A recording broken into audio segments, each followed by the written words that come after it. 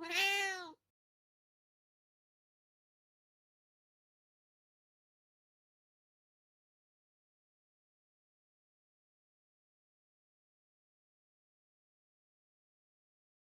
do do, theme song. Do do do, I'm broke so this is my theme song.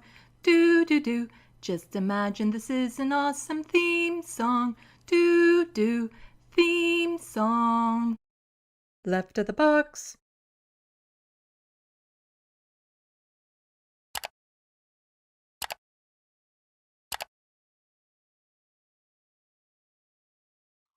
Hello, welcome to Left of the Box. Bonjour, bienvenue. I'm Sandy. Welcome, welcome, welcome everyone to this Sunday afternoon, evening. Yeah, that's what I meant to say. So it looks like we're only at a handful of people so far, and you know what? I appreciate you. You are wonderful people. You help sustain me. It's a Sunday evening, and it is the summer, so you know, it is what it is. But I do appreciate you coming out to get the lowdown on Canadian politics and what's been happening over the past week. But it's not just Canadian politics. I got a mix of like international news in there too, some bullshit from Trump and I have a lot of climate change stuff too. A lot of the world is on fire.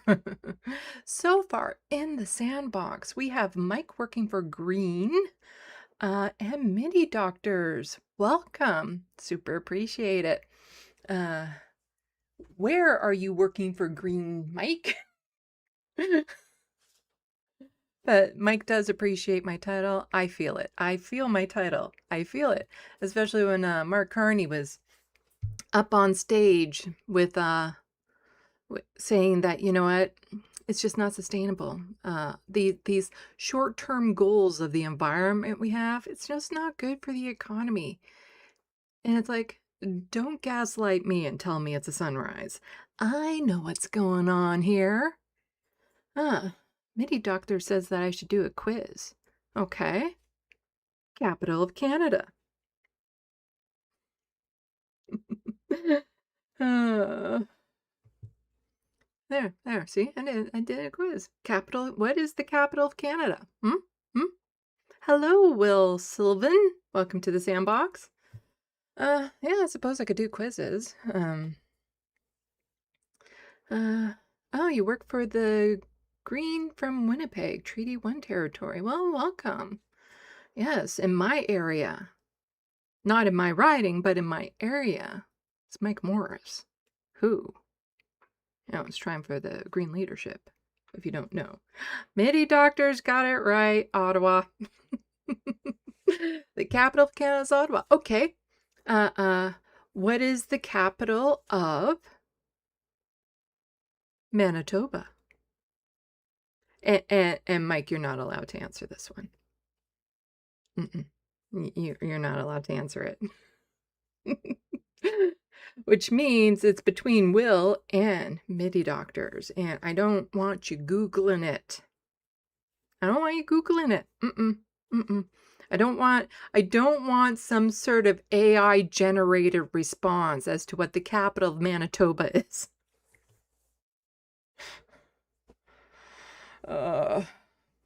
Who knows what it's going to say in the future? It's like, oh, what's the capital of, Saskatchewan? Your mama. I don't know. Many Doctors doesn't know. Let's just say there's a hint in the sandbox.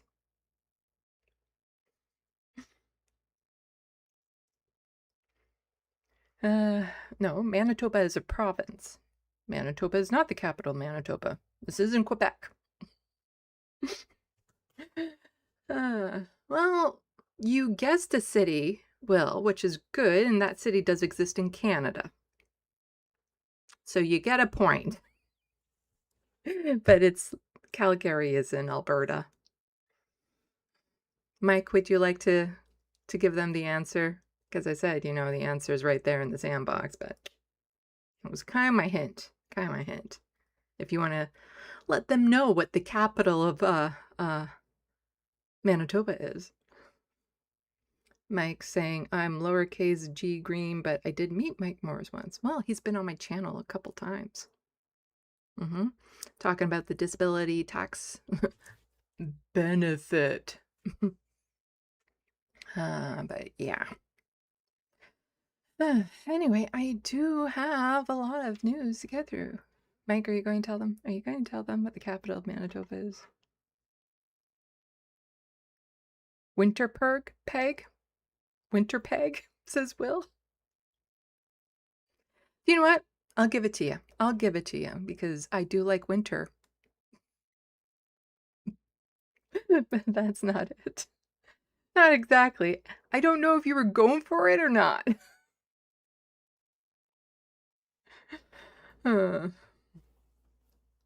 Anyway, you see, this is, I want people in the sandbox involved, so. I'm not seeing it. I'm not seeing it, Mike. But yeah, so I do, like I said, have a fair bit. Yeah, Canada is huge, MIDI doctors. That's one massive landmass here. Although, little tidbit, 80% of the population of Canada lives within 100 kilometers of the border to the United States. Mike, do people really call it murder peg? I haven't heard it, but then again, I live in a bubble. Mostly joking. I heard it gets awful cold in the winter. It does. Well, it does. But that's most of Canada other than BC. Huh. Yeah, okay. Murder peg. That sounds very rude. I like the idea of winter peg instead because I'm a winter person. I like winter. I miss winter. I fell in love with winter when I was a child, and those winters, days of seasons past, I don't know. Anyway, yeah, so I do have a lot of news to cover, which I will be getting to eventually. I tend to chit-chat, especially at the beginning, while I'm hoping for more people to kind of come into the sandbox so they don't have to get caught up with all the hard-hitting news that I have. But I will be talking a lot about climate change today because, you know, the world's on fire. All around the world. Another heat dome is going for the UK. It should be hitting any moment now. Yeah, many doctors, there is too many fires. It is blown away any records that we have. The heat and the fires across this continent, in the European continent, like it's just and the thing is, it could very well be blowing away records in other areas, but you know, our media, you know, I have to rely on what I get from our media, and it's not exactly going to cover, you know, if there's wildfires in parts of Africa, because that's our media. It's very Western centric. But I do know there's been a couple of storms, like typhoons, to hit parts of Asia. It's a mess. It's an absolute mess. Oh God, it's going to be 39 degrees in London on Thursday. Or are you talking about last Thursday? Anyway, you're getting a heat dome again, according to one of my tabs. And yeah, so talking about some climate change stuff and how the world leaders, they don't care, and that's the title for you. It's the long-term pain for short-term gain. They want more data centers. They want more gas-powered electric plants. They want more pipelines. They are destroying the fucking planet, and they don't care because, you know, profits. They'll get them sooner. Hello, hermeteorologist.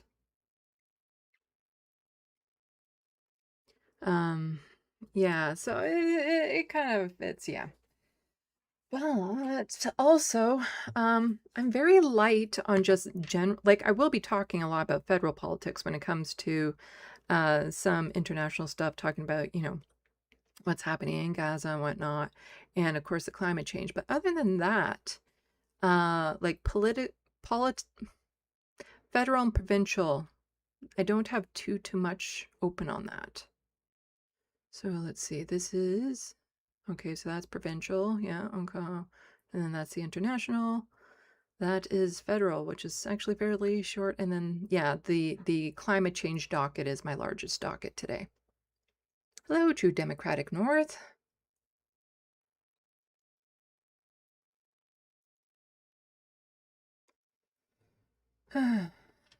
So why don't we get into it? I'm getting distracted by the SandBox. I always get distracted. Do I even have to say it anymore? You know, the ADHD, I'm constantly getting distracted because like part of me just wants to start talking about my writing because I did the mistake of pencil to paper type thing. Because I'm supposed to wait until my TYT essay, the first initial draft, is done before I go through and do the edits. But I'm like, do you know what? I need to put these things down before I forget them because they are a bit tricky. Because it's the vampirish language. In case Mike doesn't know, I wrote a book, Necroplasm. Buy it, but don't read it.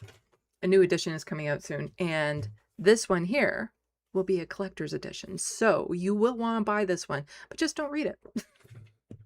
And then you buy the new one, when the new edition when it comes out. But since I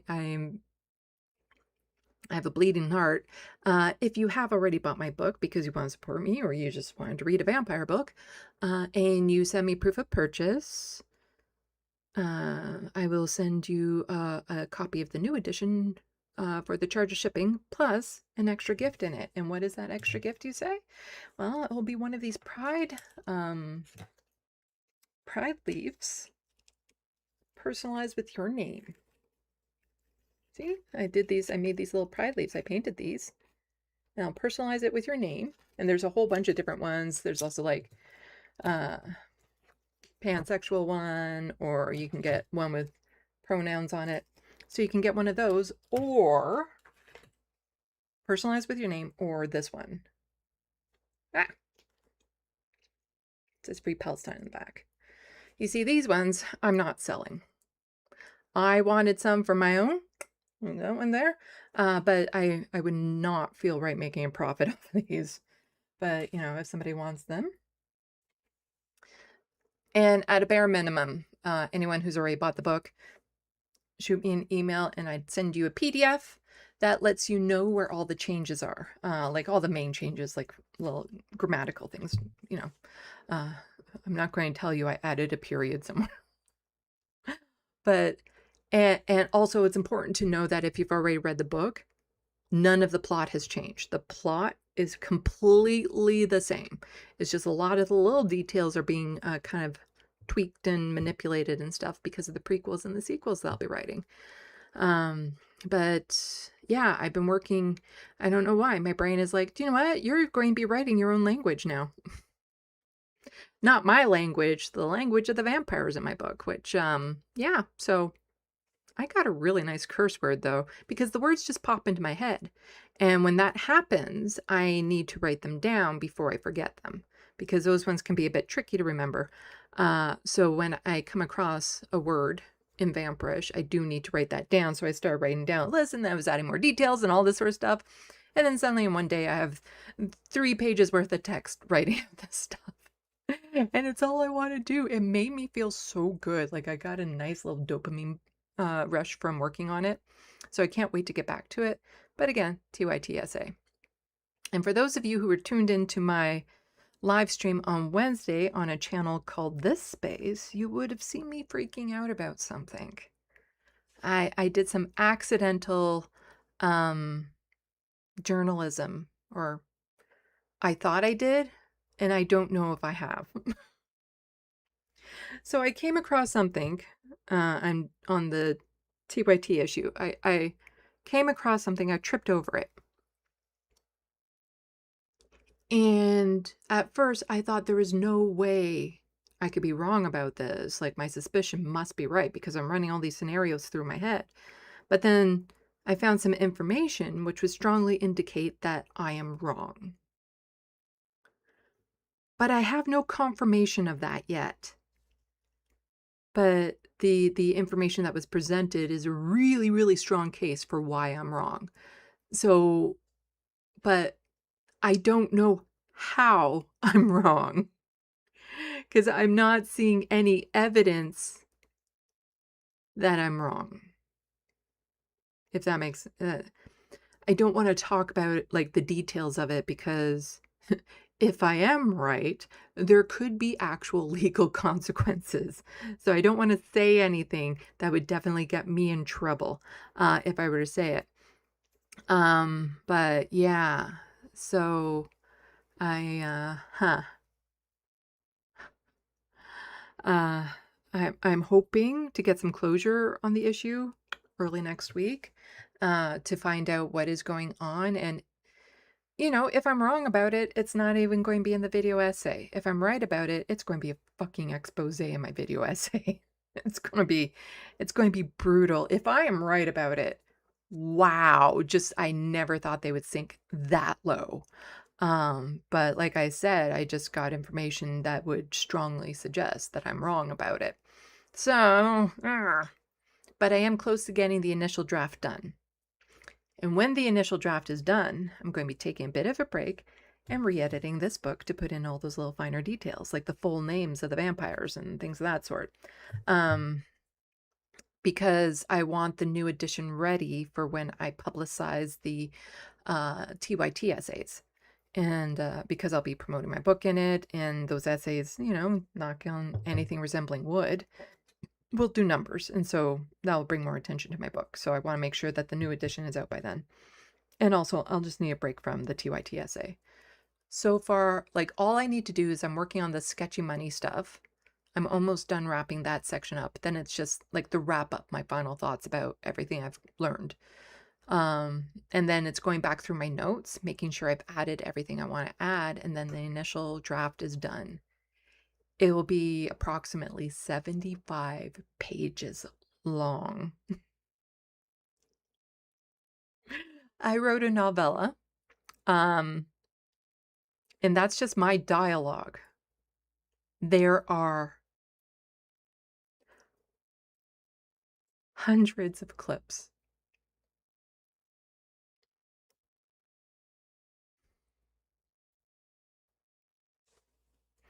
that I have pulled from. Hundreds. Yeah, you cannot be sane and pull off what I pulled off. It's just, yeah, you can't. It is what it is. So I'm hoping to get that done.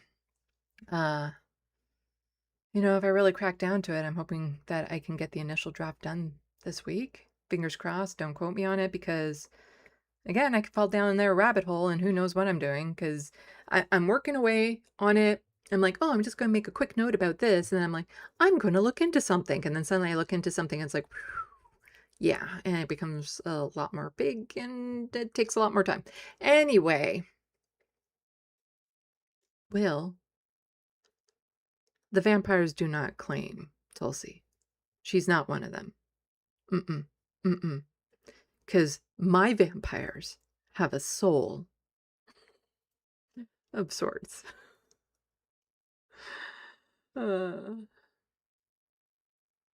But yeah, I found a really nice curse word for my book. But I feel embarrassing like trying to say it out loud because it's in a different language. Tell you what, if I get a $5 super chat, I will tell you what the first curse word in my book is. That is in vampirish. And it's like, technically speaking, I need to write 3 languages for my book. I'm writing the vampirish. I'm putting down a lot of that on paper, but I don't know if I'm going to be writing the other ones. Mike is saying, I've written a vampire-free novel, but never gotten my act together to pitch it. Yeah. It's, you know, you can just do what I had to do, which was post it on Amazon, and then it's at least out there, and you can get your own copy, so you can say, that is something I accomplished. That is something I did. Yes, I know it's bribery, MIDI doctors. That's how us YouTubers, as live streamers are supposed to work, is that we kind of bribe you into things. If you want to know the first vampirish curse word, I need a $5 super chat. Hello, Big Jerry. I keep on wanting to call you Big Jerry Farm because with my dyslexia, that's what I always see with the last little random letters at it. Many doctors, is that a real thing? Vampirish? Vampirism? Well, vampirish is the language of the vampires. Of my vampires. It's vampirish. Because you see, there's also, it's not a spoiler to say there's acolytes in the book, and the acolytes are humans who work and work with the vampires. They're not slaves per se. And they have their own language too, which is, do I bother trying with that one, or do I just stick with the vampirish because the book follows the vampires more? Anyway, hello, Grand Theft Autobot. Welcome. Did somebody else just jump in too? Yes, I'm inventing a language, MIDI doctors. Well, I'm not inventing it. It's just the vampires in my book are telling me what it is. I just have random words pop into my head and suddenly it's like, oh, so that's what that means. And it's, because this language goes back 3,900 years and it pulls from like cultures from all over the world. So it's not going to sound like an old English, you know. It's going to have elements from cultures from all over the world. And it's written out in columns, top to bottom, left to right. And there are words that have their own character. Common words have their own character. And then there's also like a phonic alphabet. But the words that have their own character tend to be drawn in little boxes in the columns and stuff. So I can see it, kind of like the Matrix lines. But I'm learning it. They're not dumping a lot of information on me at once, which I appreciate. And then it's like the whole naming convention had to come up because like, how do the vampires get their full names and all that sort of stuff? And Minuet, the main character of the book, is letting me know she trusts me enough. You must think I'm fucking insane when I start talking like that. So yes, I'm currently inventing a language, MIDI doctors, for my book. And I have the very first curse word. And it's nice. It's a mwah. I want to use it in real life.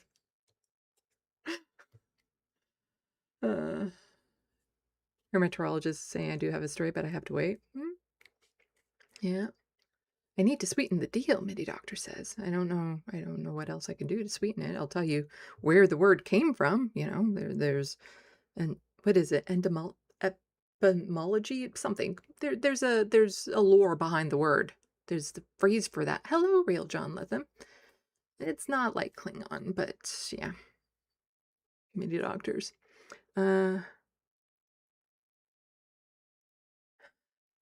Grand Theft Autobot, did Carney actually say short-term gain, long-term pain a Trump talking point?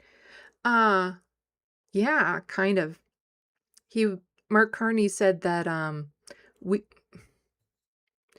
he flipped things around. He said that we can't focus on short-term goals like the environment. You know, like getting rid of CO2 and all that sort of stuff. We can't focus on those short-term goals. We have to think of the long-term economic goals, is what he was saying. So what he's saying is, you know, we need to do the long-term pain for short-term gain. And I came up with this earlier today, and I really like it. And it's, don't gaslight me and tell me it's a sunrise.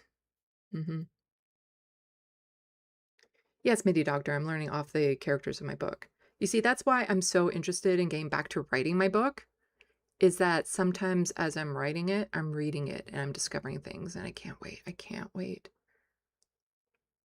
MIDI doctors thought it would be Romanian. No, it's their own language. It's their own language, and it's going to be very, I would say, unique language, that's for sure, with elements from all around the world. So I need to learn more about languages. This is a big fucking project. I need to learn more about languages from all around the world to make sure that I'm getting right inflections and things into my things. And then I have to spell it out phonically in my Word document. So, you know, I have lots of little red scribbles under everything. So I'm having to add them to my dictionary so that if I misspell one of the vampirish words in the future, it'll catch me. So my add to dictionary list is going to get very long. But I don't have characters for some of the sounds that I need in the English alphabet. So I'm trying my... Oh, I was kind of right. Etymology. I was trying to, like, yeah, there's no characters for a tongue tick sound in English. Anyway. Grand Theft Autobot. That's fine, Sandy. My cornflakes talk to me. Oh, okay.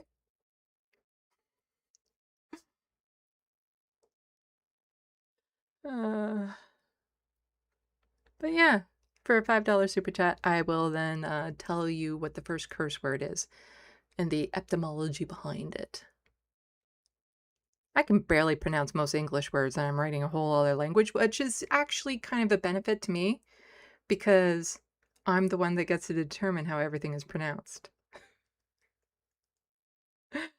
Grand Theft Autobot, then fuck Mark Carney even more. Yes, Carney does suck. Hermeteorologist.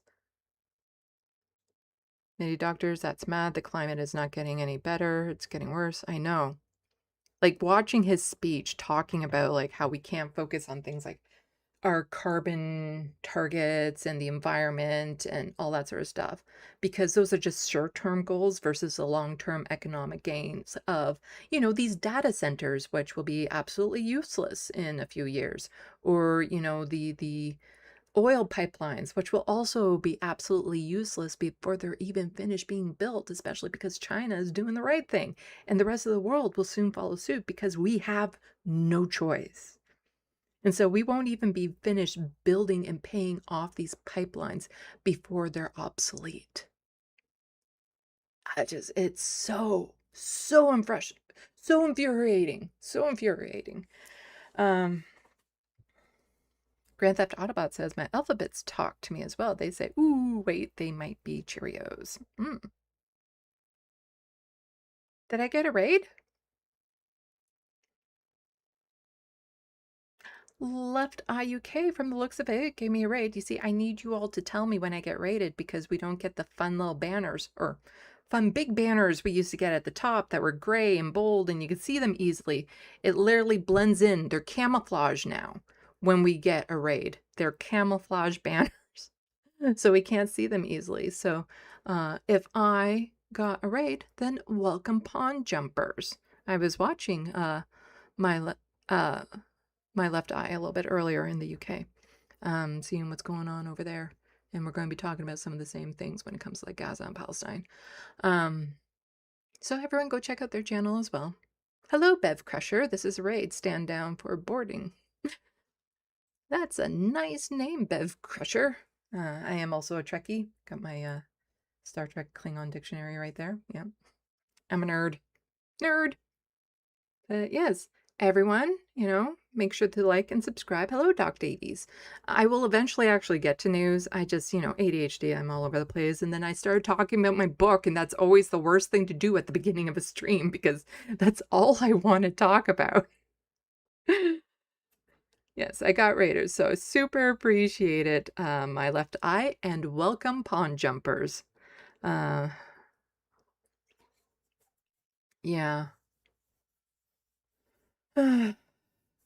Sorry, I'm getting all... want to make sure I said hi to everyone. I like to acknowledge people who participate in the SandBox because that really, really helps me out in the algorithms when people comment in the SandBox.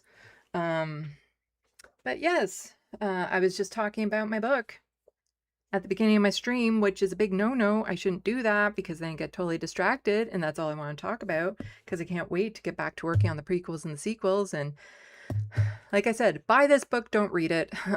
This will be a collector's edition in the near future because I'm going to be changing some fundamental things about some of the language in this, but all the plot points are the same if you've already read it.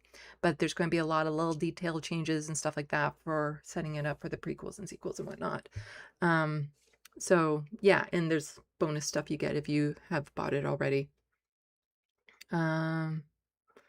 Anyway, why don't we actually like get into the news? Because I like to get all this, heavy stuff out of the way, and then we can just chit chat and unwind. So let me get to it. Hopefully it's the right screen. Yes. Okay. And then I have to go down here and then actually do make sure that it is the right, no, it's not the right screen on there, but it is now. Okay. Hello, Morbius. Yeah. So we're starting with some international news, and even though it's from Owen Jones, it's about Donald Trump. So apparently, yeah, the White House is white because it's just coated in crack, is my guess. And Owen is saying the Trump regime is clearly plotting some sort of onslaught against the left. Yeah. Yeah, there was the whole NSMP7, the terror summit about people who were, pro-Cuba, like, Amy Goodman is now on a watch list, probably a terrorist, considered a terrorist by the United States government. Leftists are being arrested. Yeah, we know this, but when they just come out and say it like this, communism is the greatest threat to our country.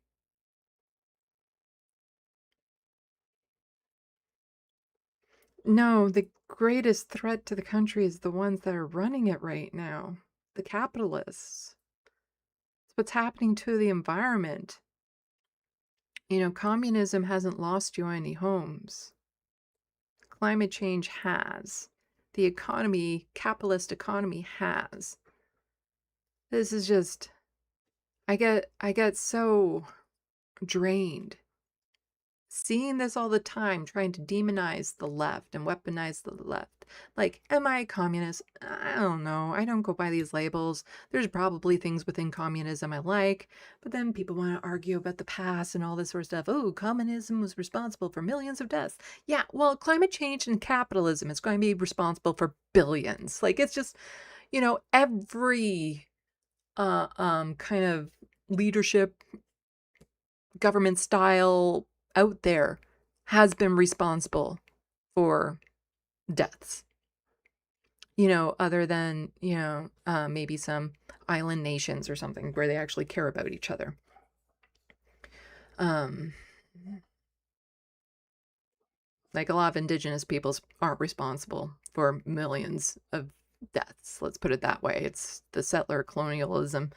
And it's not just settler colonialism. Like, Japan has a really bad history when it comes to,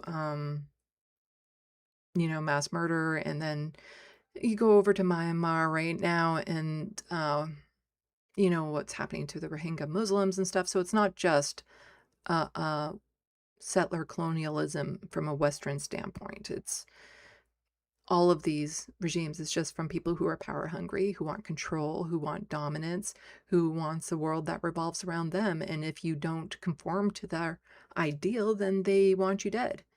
So instead of, making a world where people can live in as who they are, they want to force people to live, everyone to live into their one sense of what things should be, even though it's never beneficial for the mass majority of people.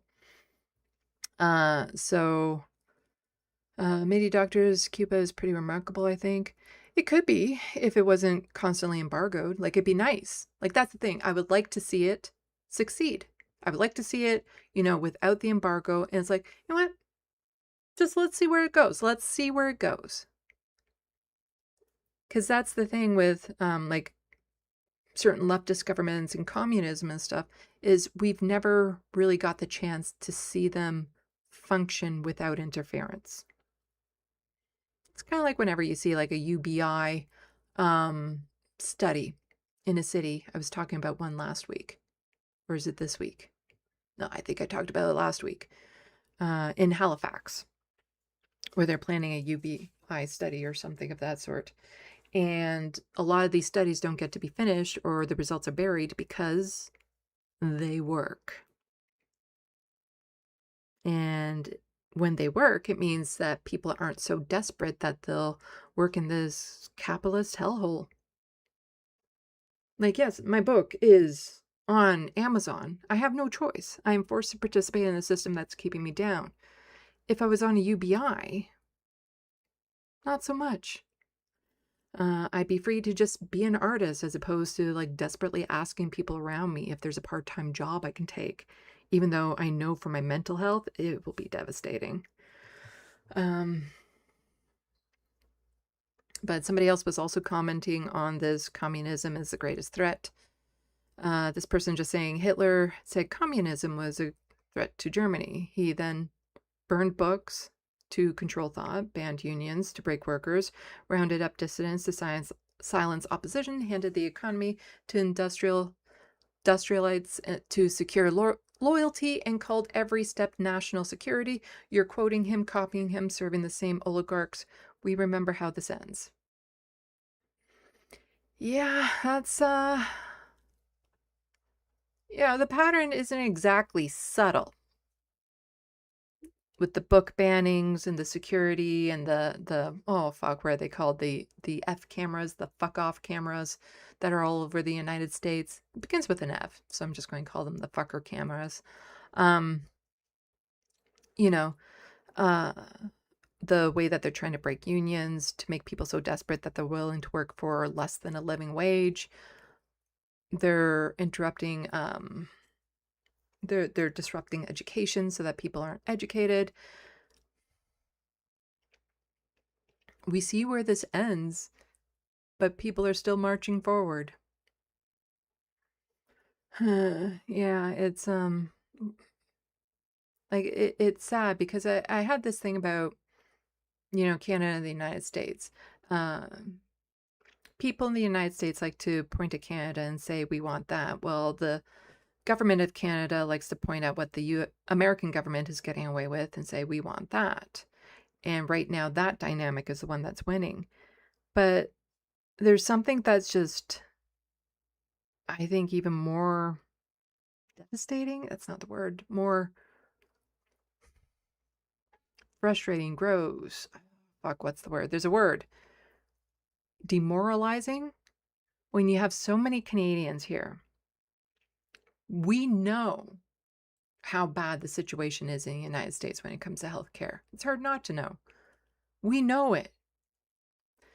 So what is worse? You know, Americans who don't have it that are fighting for it, or Canadians that have it and are like, yeah, we see that it's going away, but we're doing nothing.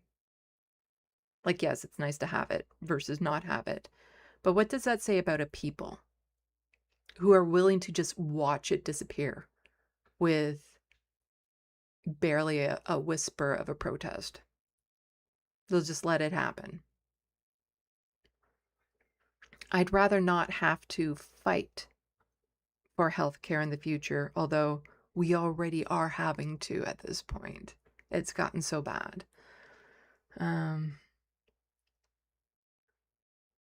Let's see.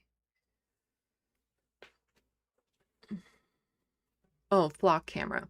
No, it's a fuck camera then. Fluck camera? Can we call it the fluck? The flucker camera? Hello, the Wild West. But, you know, again, Donald Trump, the White House there, they're not hiding it because it's not just Donald Trump. If Donald Trump went away tomorrow, we're still in the same situation, same as if Benjamin Netanyahu went away tomorrow. The situation over there isn't getting any better.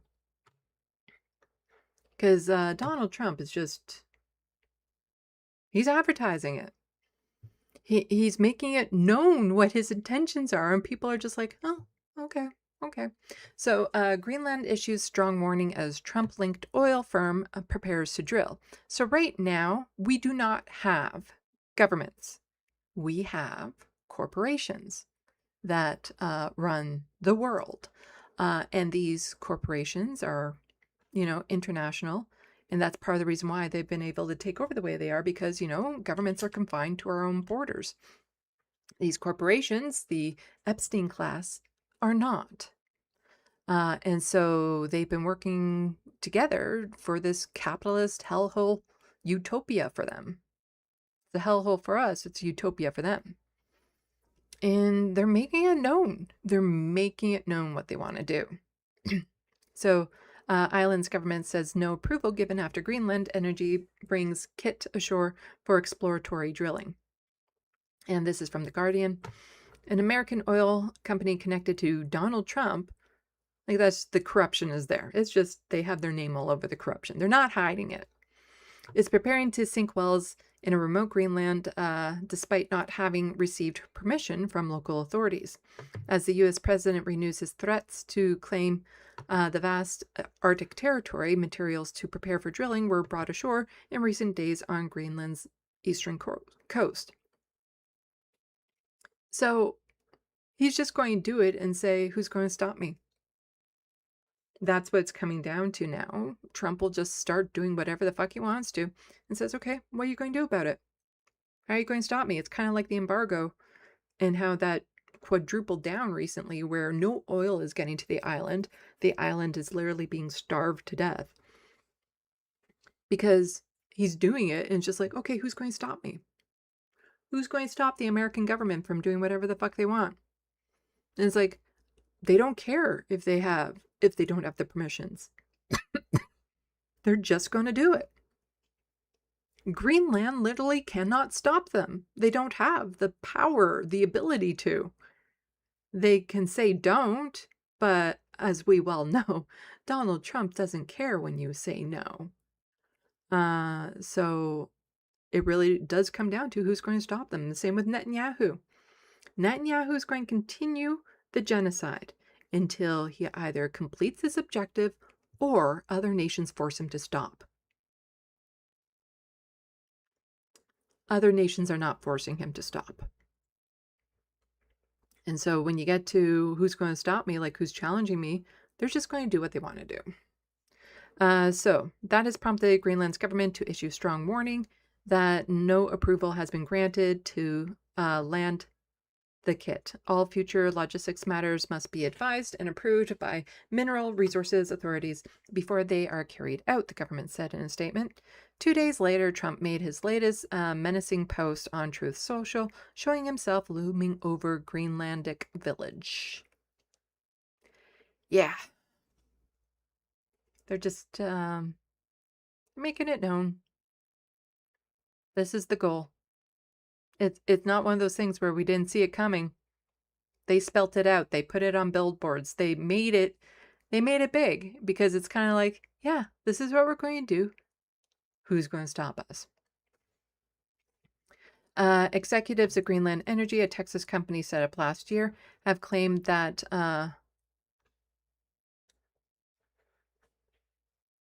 whatever they're going for there of crude may lie. Oh, 1 trillion, I think is what that means. You see, that's how often we use trillion. 1 trillion of crude oil may lie beneath the Jameson land region. They announced plans to spend $60 million drilling 2 wells to find out.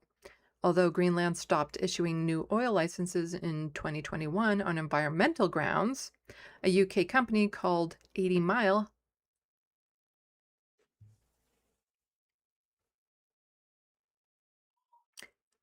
I thought you all were metric. I'm just saying. I thought the UK was metric. Very uncool. Very uncool there. Had secured exploration rights in Jameson land. Greenland Energy corporate filings say it will take a majority stake in the project in exchange for funding exploration, though it still needs government permission to proceed. So I'm going to toss the rest of this into the SandBox. So you can finish reading up on that if you so like.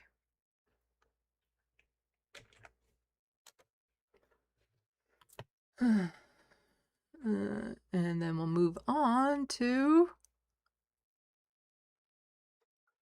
again, this is just something that I'm like, are you telling me Trump had nothing to do with this idea?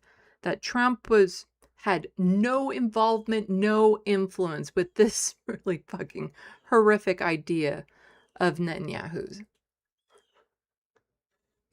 So BBC News Africa is saying Israel's planning a crocodile-filled moat around a maximum security prison holding suspected members of Hamas. The plan has sparked criticism from human rights groups while raising questions on whether one of Africa's most feared predators can be used as a security measure.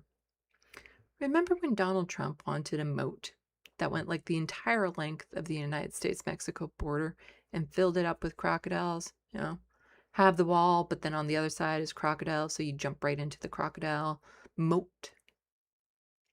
You telling me Donald Trump wasn't involved in saying, you know what you need to do? You get a moat, put it around the prison. But this is, again, we can watch the video. We'll glance through it, but it's also a way of the prison officials getting rid of evidence, getting rid of the bodies, animal cruelty for one thing as well. But the crocodiles don't care who they eat. They aren't thinking of it like, who's this person? Are they trying to escape? Are they just a politician wandering about looking at the moat? Like they don't care. And it is a way for prison officials, first of all, to just strike terror into the people they've kidnapped, because most of the people that are in Israeli prisons were kidnapped. They're being held unlawfully, charged with nothing. So it's a way to just strike terror in them, because they can dangle them over the moat, show them like, ooh, this is where you're going to go if you act up, or we're going to send you there. They'll force them to watch other people getting eaten and all this sort of stuff. It is just a way to torment and brutalize the people that they have captive. So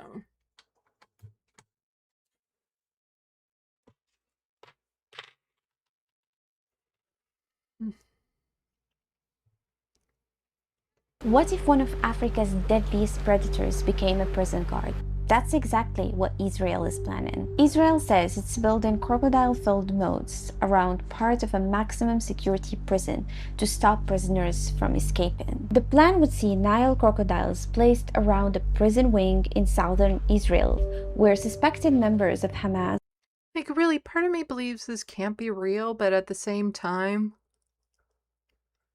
the amount of stuff that we've seen the IDF do, the things that like Ben-Gvir has boasted about with his little nooses, and you know, the party that they had when they passed the law saying that they can just execute like the mandatory sentencing for Palestinians they deem as Hamas terrorists. It's mandatory execution, and the way that they celebrated it, the way that they have cakes celebrating, you know, these things with the nooses. And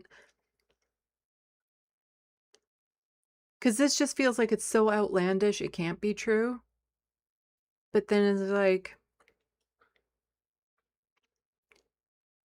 everything is on the table for brutality. There are things that the Israeli prison officials are doing to the people they have captive that, you know, when the world finds out, me, you watching this, we don't have minds depraved enough to conceive of some of the things that is happening right now. So despite how outlandish this is, and part of me is like, this must be fake, this must be AI, at the same time it's like, it's probably real. Just like, you know, Trump saying that he wanted a moat along the border wall. You know, evil minds think alike. Are being held over the 7 October attacks. To make it happen, this month the Israeli government reclassified the previously protected Nile crocodiles to managed wild animals. So now government bodies can legally keep them under specific security conditions. Though I don't think it is very feasible, to be completely honest. These are big wild animals that have existed for a very long time and they cannot be trained. So it's like you can't control what they do or do not do. They're not going to discern between a prisoner, an escapee, a politician, a person, a civilian, anyone that comes within close proximity to them and they have the means to attack, they will. The proposal is facing criticism. Human rights groups say it goes beyond prison security. Since the war in Gaza began in 2023, organizations including the Israeli rights group B'Tselem have documented allegations of abuse and mistreatment of Palestinian detainees. Israeli authorities reject allegations of systematic abuse. This idea that crocodiles should guard a prison is cartoonishly cruel. And normally it should be laughable and we should be even discussing something like this. And fortunately, in Israel's, today reality, it is not a joke. Bev Crusher is saying that it's 100% not going to happen with the crocodiles. It is rather the latest I sign hope of how that is the normalized cruelty case. has become. Our concern is not just the proposal itself, which again we call cartoonishly cruel, but the broader environment in which degrading treatment of detainees is increasingly treated as acceptable, unfortunately. The project has been reportedly approved and funded, but it's still unclear if or when the crocodiles will actually be brought in. Because sometimes announcements like this, it's not even because they are thinking we're going to do this. It is just a way to send a message to Palestinians they haven't kidnapped yet that, this might be there when you get there. This is what we're trying to do. Because when you find out what the prison guards have done with dogs, what they trained the dogs to do, I think if they could get away with it, they would have this moat filled with crocodiles. But it's one of those things of they might respect, endangered species laws far more than they respect the rights of the Palestinians. And it's wild. But even just having these announcements out there, it's a way for them to test the water of what they can get away with. And it's a mind fuck. It's psychological terrorism for the Palestinians in the area that this is the type of thing that they're trying to get done. Let's see.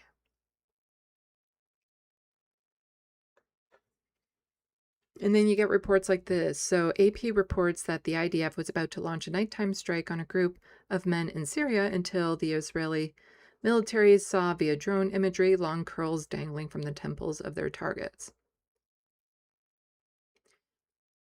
The Israeli military loves to say that they have the most advanced military in the world with the most advanced weaponry and all that sort of stuff.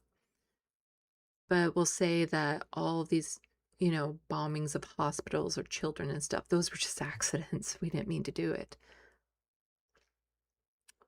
You can't have it both ways. And the idea that somebody could be sitting at a desk with a drone with cameras that are good enough to get right into a person's face, that means that they've seen children that they're about to blow up. They see the innocent people that they're about to murder. There's no ifs, ands, or about it. Some of them are targeted specifically because they are children. So yeah, the Israeli military was about to launch a nighttime strike on the group of men. Yeah. So the troops held their fire when they saw those long curls dangling from the temples. These were not Syrian militants attempting to breach Israel's border, but religious Jews who had slipped into Syria and were on their way back.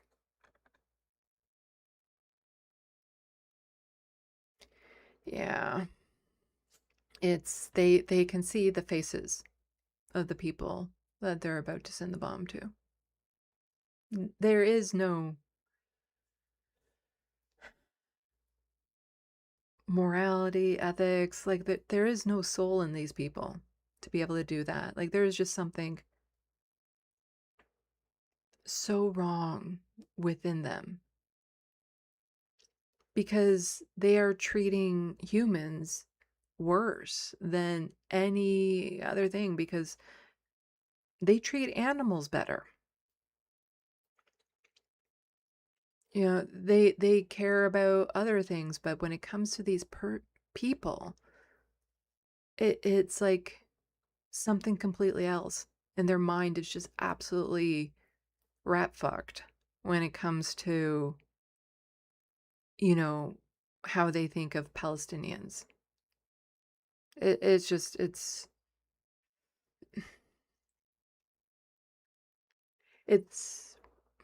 to be living through this time, knowing this type of brutality is happening and seeing the world leaders who could do something about it do nothing. We are writing the history books of the future. What chapter do you want to be in? Most of the world leaders are fine being in certain chapters about how they were the cause.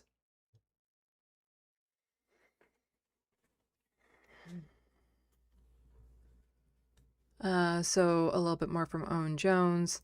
New bullying of a Palestinian child by Israeli soldiers has drawn massive outrage on social media. There's been plenty of footage like this of them targeting children, bullying children, these adult men on some power trip, just, being the schoolyard bully to a child. Because they know that without this uniform, without their status of who they are in Israel, they are fucking nobodies. They are worthless pieces of shit and they know it. And this is the only way that they can feel like they have any control or power. These are disgusting, absolutely disgusting human beings. Anyway, we don't need to finish watching it. But, here in Canada, we have Mark Carney. Mark Carney's on the right side of this issue. So, this account just tweeting out, well, I don't need to read this. It's Mark Carney says it here. How he does this public performance to the stage, which makes the rest of the world think he's, really competent and on top of things and the real good guys, because Mark Carney's very good at performance. You've spoken up for the Canadian judge under American sanctions. Well, first, Canada is a proud member of the International Criminal Court. We support it with funding. We support it with personnel. We've supported with. Lots of people are proud members of a gym. It doesn't mean that they go and participate. He can say that they're proud members of the ICC, but when it comes to Netanyahu flying through Canadian airspace, suddenly we're not really participating with that membership. Because I covered it last week and people knew. So we don't actually need to watch all this video here. But the surf's just reminding us here, Israel says it asked Canada for permission for Netanyahu to use Canadian airspace. And I covered that last week. So yeah, you can be proud all you want of having the membership and being part of the membership. Doesn't mean you're actually participating and following the rules of that membership. Like I said, lots of people have a gym membership and they use that, when they're out on a date and it's like, yeah, I have a gym membership. Whew. Make it sound like they're doing something they're not.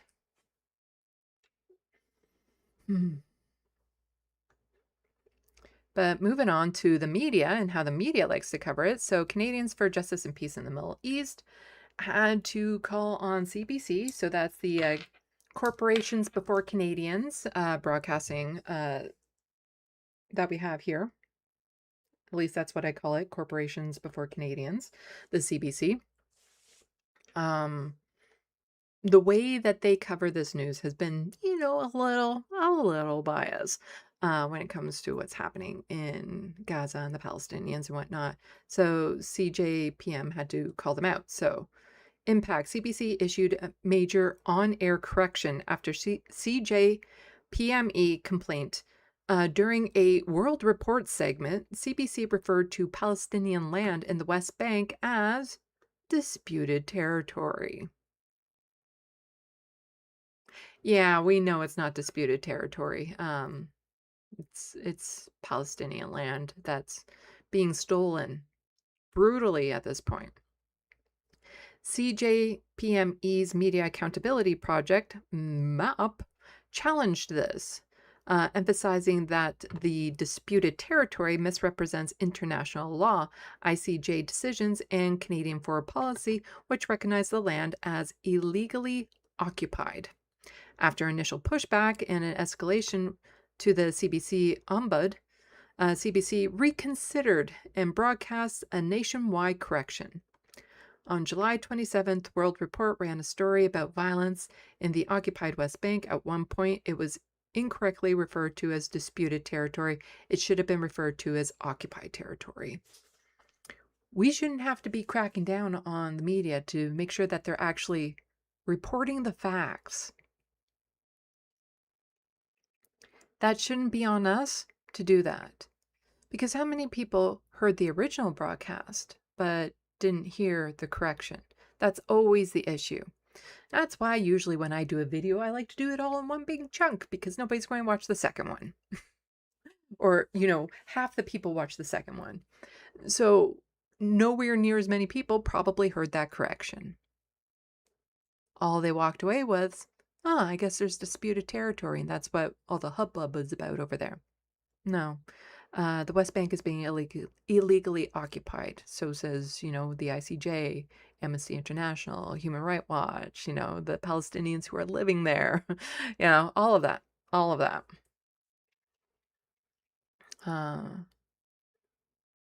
But, the people who try to do things about it are the ones that are getting cracked down on by the governments in all sorts of different ways. People who are trying to make a difference. So again, the people with the power to do something aren't, but the people with the least amount of power are trying to do something. And when that happens, the people with power, they don't like it and they start to crack down. So from Dropsite News reporting from, or covering this from Forward News, Israel is revoking entry authorizations for American Jews who volunteered to accompany Palestinian farmers and communities facing settler and military violence in the occupied West Bank, the Forward reported Friday. I saw a video earlier today from Zeteo where they were talking with, what's his name? Jeremy? Is it Jeremy? Jeremy, American Jew who goes over there to cover media, who was chased down, something. He was on a Zeteo panel, and Mehdi asked him from the audience, so Mehdi asked a question from the audience. That is it still worthwhile for American Jews to go there to stand with Palestinians in the West Bank? And he was saying yes, because, having an international presence there with cameras and stuff make it less likely that the violence inflicted on the Palestinians in that group will be lethal. So it's still worthwhile. And so Israel's like, you know what? So we're just going to make it so they can't come over here in the first place. Because we don't want to have to distinguish. We don't want to have to hold ourselves back because we have an international eye watching us. So 7 American Jews told the Forward that their ETA IL travel authorizations were revoked after participating in protective presence activities. The Center for Jewish Nonviolence said dozens of participants have lost authorization since the system took effect. It could be Jeremy Scahill. Maybe? No, that doesn't sound right. Well, Sullivan. That's... I don't even know if it's Jeremy. Is it Jeremy Scahill, who's the reporter that got chased down in the zombie apocalypse type footage? Anyway, so none of the 7 have been arrested or charged with a crime. Some received identical notices citing only a change of circumstances. Others received no notice at all. Israel entered the U.S. visa waiver program in 2023 after agreeing to treat all American citizens equally at its borders. The State Department told the Forward that Washington regularly reviews Israel's compliance with the program. Yeah. So it's not just people trying to go over there to, what do they call it? To do a protective presence. It's also people, this side of the pond in Canada who speak out against the horrors that are going there. And they don't even have to be politicians. They can just be paramedics. And so, oh, first, you pond jumpers, we're going over to your side of the pond to show again how much people who speak out that have no power are being cracked down on. And so I've been following a lot of Defend Our Juries with the prescription against Palestine action and how people peacefully sitting with placards are being arrested because all it says is, I oppose genocide, I support Palestine action. And anyone who says that now can be arrested and charged with terrorism. I am now an international terrorist. I can't go to the UK. Why? Because I support Palestine action. It's obscene, the amount of people that they've been arresting in the UK. And so apparently now, children. They'll just arrest children for opposing a genocide.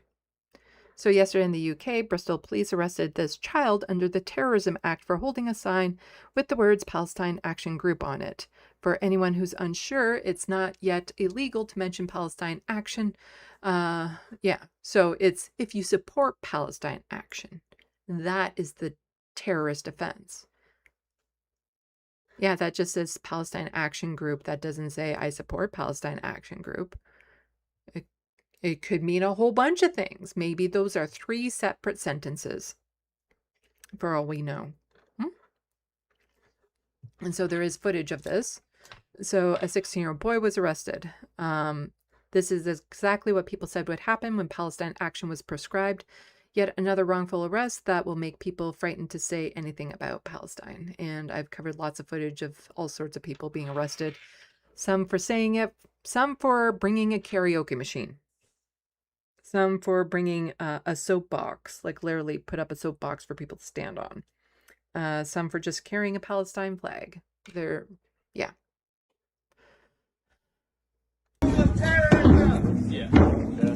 All right. You're under arrest on suspicion of displaying an article in support of a prescribed terrorist organisation. Palestine Action Group. It's not Palestine Action Group. It's not the terrorism group. Did you go to school? Come on. I'm 60 years old and I'm being arrested. Yeah. They're just arresting a child. So back to this side of the pond, as I was saying before, it's not to the point where we're getting arrested yet. Sort of, maybe sometimes. Depends on what you do. If you decide to damage property of an indigo, then yes, you can get arrested. And hopefully most of those people will be eventually completely off the hook. A lot of them have been so far. But that doesn't mean that there isn't repercussions for speaking out against what's happening. So I covered this last year. They're firing paramedics in Ontario for showing solidarity with paramedics in Gaza. And this at a time when we have a serious shortage. Stephen Del Duca is an Israeli asset. He should have to resign as a foreign agent. So Stephen Del Duca, despite his name, is not a Sith Lord. He used to be the leader of the Ontario Liberals, and he's now mayor of some city, wherever. He was also hosting a auction for stolen land in a synagogue. He himself was. So Zionist through and through. But for people who don't remember, I covered this story at the time. So she was just speaking out against some of the horrors that were happening in Gaza. You know, not saying a lie, saying, let's see. Yeah, she was criticizing Israel's bombing of, children. But some Zionists, took issue with that, and they had her fired, and she's hoping to be reinstated. Well, it's not just her. It's not just her. So here we have a Toronto Star article. Why? Because the person who wrote it gifted it to us. Which is nice because Toronto Star is usually behind a paywall, which is super frustrating because it's like, oh, that would be a good article for me to touch on my live stream. But I can't because it's behind a paywall. You see, people living with poverty have a harder time just making it on the internet with politics and stuff like that because we don't have access to the same tools to people who, pay for subscriptions. Anyway, so a tight-knit Toronto hospital unit care for the dying, then a war 1,000 miles away went and tore them apart. Internal records show how distress spreads through Mount Sinai's palliative unit. Sinai says it's committed to inclusive and respectful workplace. So I've covered her tweets, Capvita. I don't know how to say her name. Whenever I'm reading her tweets, I don't know how to say it. Elgu. But I have covered a lot of her comments on here before. Wasn't the most experienced public speaker, but she felt she had a clarity as she looked down at her notes one last time. She had the day off work and had joined a rally in protest of Israel's bombing of hospitals in Gaza that had killed patients and staff alike. As a doctor, she felt obligated to speak out about the destruction of a healthcare system. It is our ethic duty to speak out against the genocide being committed against Palestinian people, she told the crowd assembled that day in March 2024. It's interesting, when I think of all the Canadian journalists here who kowtow to the language imposed on them when it comes to covering the genocide happening, despite the fact that many of their colleagues, Palestinian colleagues, have been slaughtered. So, because it hits differently when it's coming for your own group. And so some of the paramedics and doctors here are speaking out. And when they do, they face repercussions. So at the time, Algu had been a palliative care doctor at Mount Sinai Hospital for almost 10 years. Throughout her career, she had made an effort to advocate on behalf of the marginalized. She led an anti-racism initiatives and for her department's health equity committee and was among a small team that successfully applied for government funding for palliative care program for Indigenous patients. It's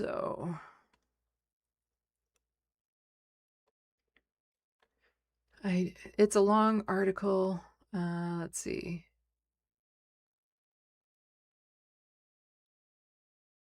So I'm just going to skip over parts of it. So to colleagues who supported her, Algu was a principled physician silenced for speaking out because, she lost her job, or she was forced to resign because of the environment that was created there. A workplace investigator brought in after Algu made a discrimination complaint found she was disruptive, unprofessional, and had disproportionately negative impact on the workplace culture. A separate workplace assessment concluded that divisions within the unit deepened. Department leaders failed to communicate clear expectations, boundaries while trying to be fair and supportive. Some physicians in the unit said they felt anti-Semitism amid the discourse. At a time when Jewish healthcare workers elsewhere were reporting rising prejudice and dismissal of the trauma from the Hamas attacks in clinical, academic, and social media settings.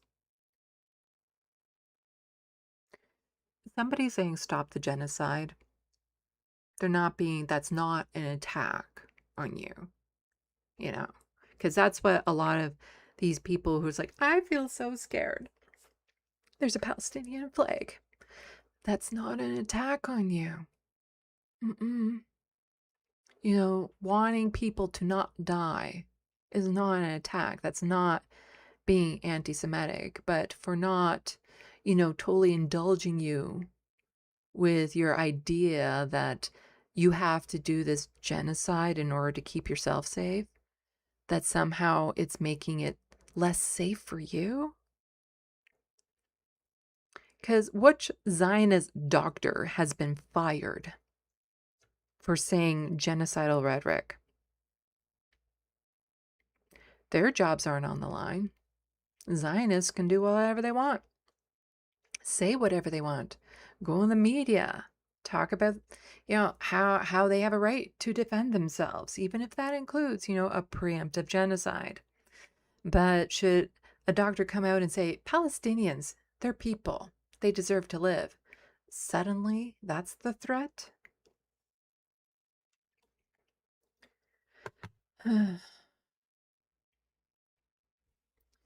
And throughout all of this, yes, hatred has been on the rise, and there has been actual anti-Semitism on the rise, which is horrible.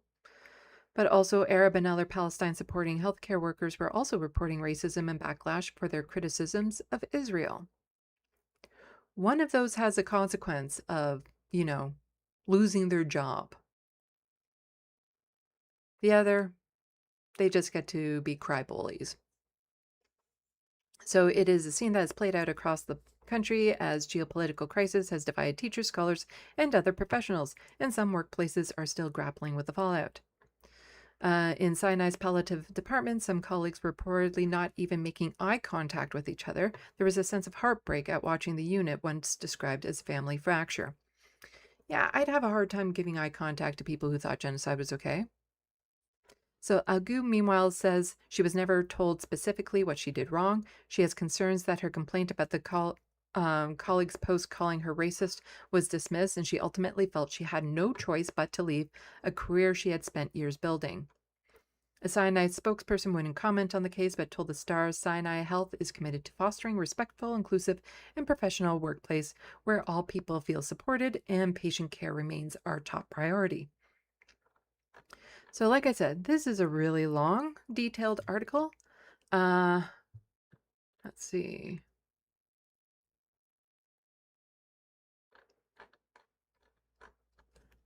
Because this is a shared article, it's gone into the SandBox. It's really long. Here we go. You also... Oh, that's annoying. That is super annoying. The link is too long.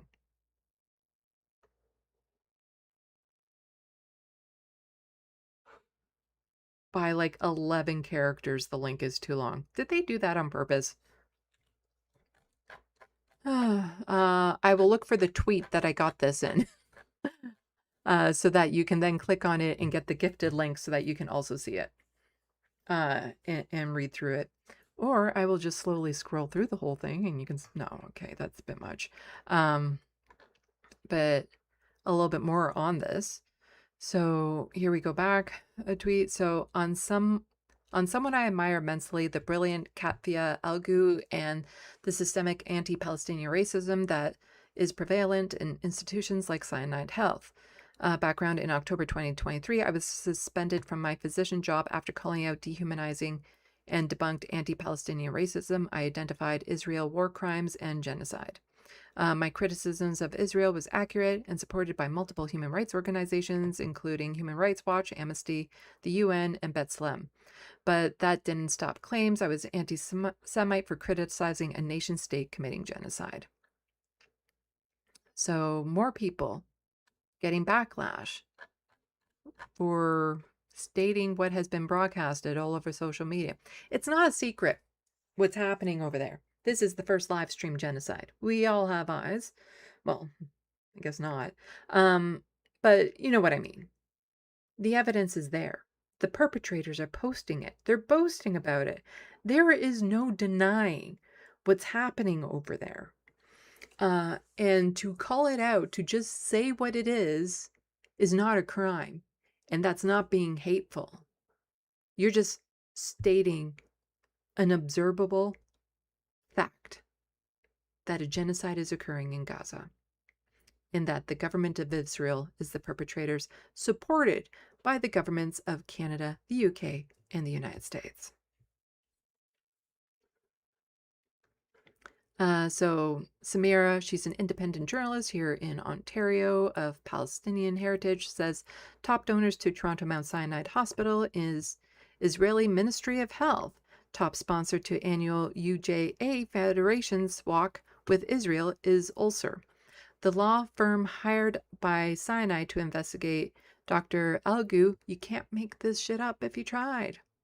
Yeah, so top donor to the hospital where she was forced to resign because of the conditions that were wrought after she was speaking on behalf of Palestinians. Can't say I'm surprised. It's the same whenever you hear the people, it's like, oh, they targeted a Jewish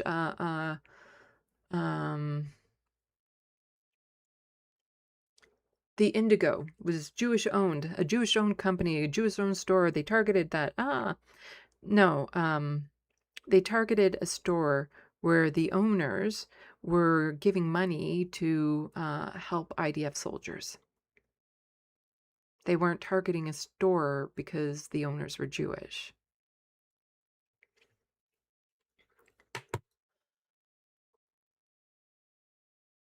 Like, so these are actual things that are happening here in Canada, where we can see people who are outspoken about what's happening to the Palestinians be forced to leave their jobs or have lost their jobs directly. This has happened to reporters and journalists as well, have faced backlash on social media and all that sort of stuff. These are actual things that have happened. Yet Zionists, I can't say I've heard of a Zionist losing their job for being grotesquely pro-genocide. That doesn't stop those Zionists from being crybabies. Because Nora Loretto is replying to, or quote tweeting this, which I'll get to in just a second, saying if you ask trans people about discrimination they experience on campus, you would get 100% of the people responding saying they experienced discrimination. Enough with the weird exceptionalism. So Michael Geist, you'll sometimes see leftists cover his work because he's very good on internet security. That is his main focus. He should probably stick to it. Instead, he is also Zionist. And so it's one of those things like, yes, I know he's good on the whole internet security stuff, but I have a hard time using any of his work as, stuff that I can use to bolster my perspective on things when I know how biased he is in this one area. Because if you are trying to justify genocide in any way whatsoever, how can I trust the rest of your work isn't biased in some way? So even though he's been really good and he's often quoted, when it comes to online harms and all that sort of stuff, I just can't with him because here he is saying, if 95% of any other group reports campus discrimination with 70% suffering mental health issues, universities would treat it as a crisis requiring immediate action. That is life on campus for Jewish students, and now no one can say they didn't know. According to surveys of people, it's like, I felt scared because I saw a Palestinian flag. That's what it is. They're not under any actual threat. The most threat that they're under is their own little delusions that they've made up as to the threat that they're under. The own, mental health harm they're inflicting on themselves, because if they just stopped for a moment, maybe talked to some Palestinians, they'd realize, oh, I'm not under threat.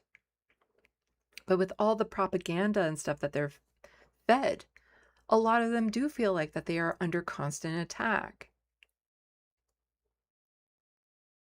But their feelings don't trump reality. Their feelings shouldn't be put above the importance of the lives being lost in Gaza.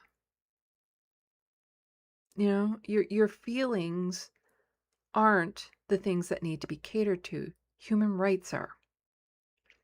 And if your feelings about this situation are so bad that you don't feel safe on university, quit the fucking university.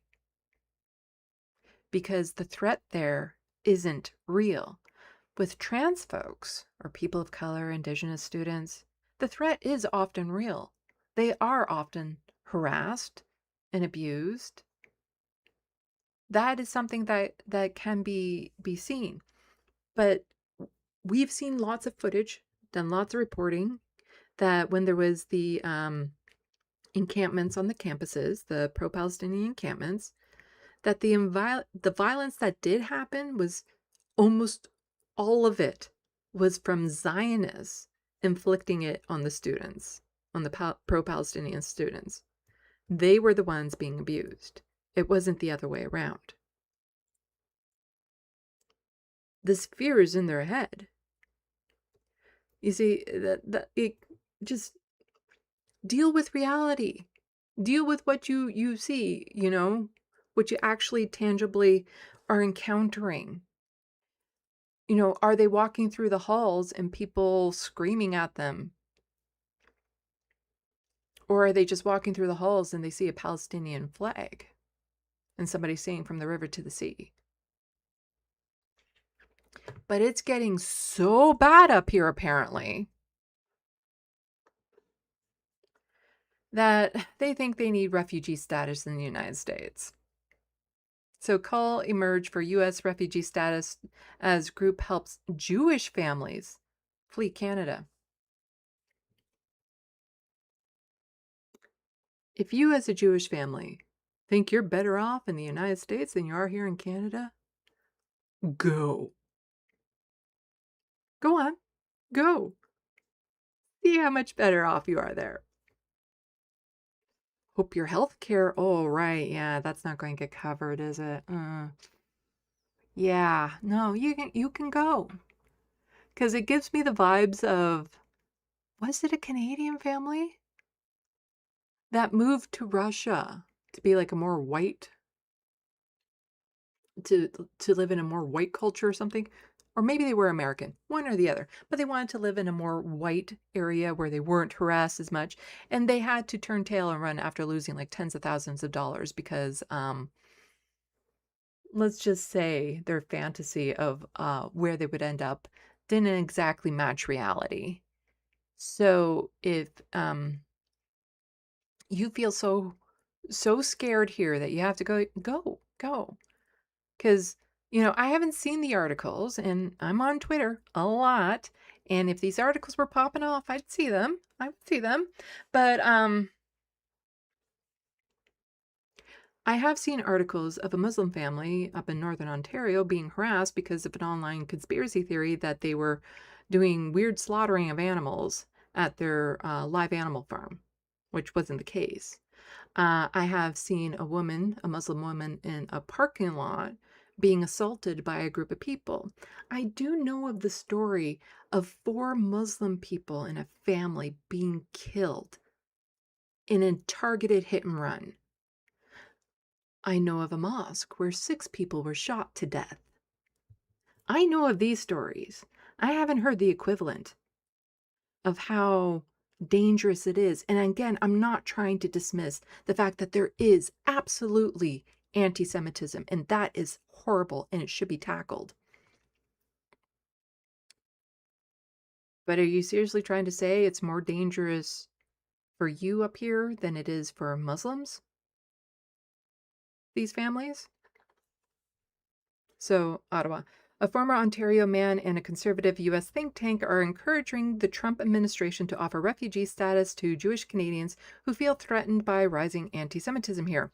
So this is kind of like the white Afrikaners who got the refugee status. It would not surprise me in the least if this actually happened. With the urgency around challenges and the inaction we see in Canada, Mark Carney has bent over backwards for this. He's done like special committee meetings on how to tackle anti-Semitism. And that's usually by, making it so you can't say things like from the river to the sea, or, trying to say that any attack on Zionism is attack on Jewish people, which is not the case. Zionism is not Jewish people. But yeah, Mark Carney has bent over backwards, catering to the Zionists. Anyway, with urgencies, so an asylum pathway makes sense, says Joe Roberts, the executive director of Jewish Tulsa, a group that has helped welcome Jews like himself to the Oklahoma City. Roberts says thousands of Canadian Jews are seeking to escape constant fear over the firebombing of Jewish schools, temples, and businesses. I've talked a little bit about this. So it turns out that the Jewish schools that were shot at, it was done so like in the middle of the night when no one was there. And it turns out it was the same people because they were hired. They weren't doing it out of ideology. They were doing it out of money. And they don't know who yet is responsible for a lot of it. It's not to say all of them were. But I can't remember any fire bombings that have happened. Oh, there was one that happened to a mosque not too long ago that I covered. So, it's a pan-Canadian problem, he said. The discourse has changed fundamentally. Roberts grew up in Ohio and moved to Canada, moved with his Canadian wife to Ontario for job opportunities in 2016. He said he left the U.S. in part because he feared Democratic backsliding under President Donald Trump. They settled in Cobourg, Ontario, an hour. Okay, who cares? So he said he saw anti-Semitic graffiti popping up in his local park, far from the tense protests in Toronto. Robert said he felt nervous about putting his child in kindergarten in a country where acts of anti-Semitic hate seem commonplace. Usually the anti-Semitic graffiti that we do see in Canada coming from Nazis, neo-Nazi type groups, which again, it is a problem. And the rise of like Nazi groups in Canada, there's Sons of something or other. There is a dramatic rise in white male hate groups in Canada. And that is a problem because they hate Jewish people and they hate Muslims. They hate everyone except for their own little group. And they are violent. And they're training for violence. Anyway,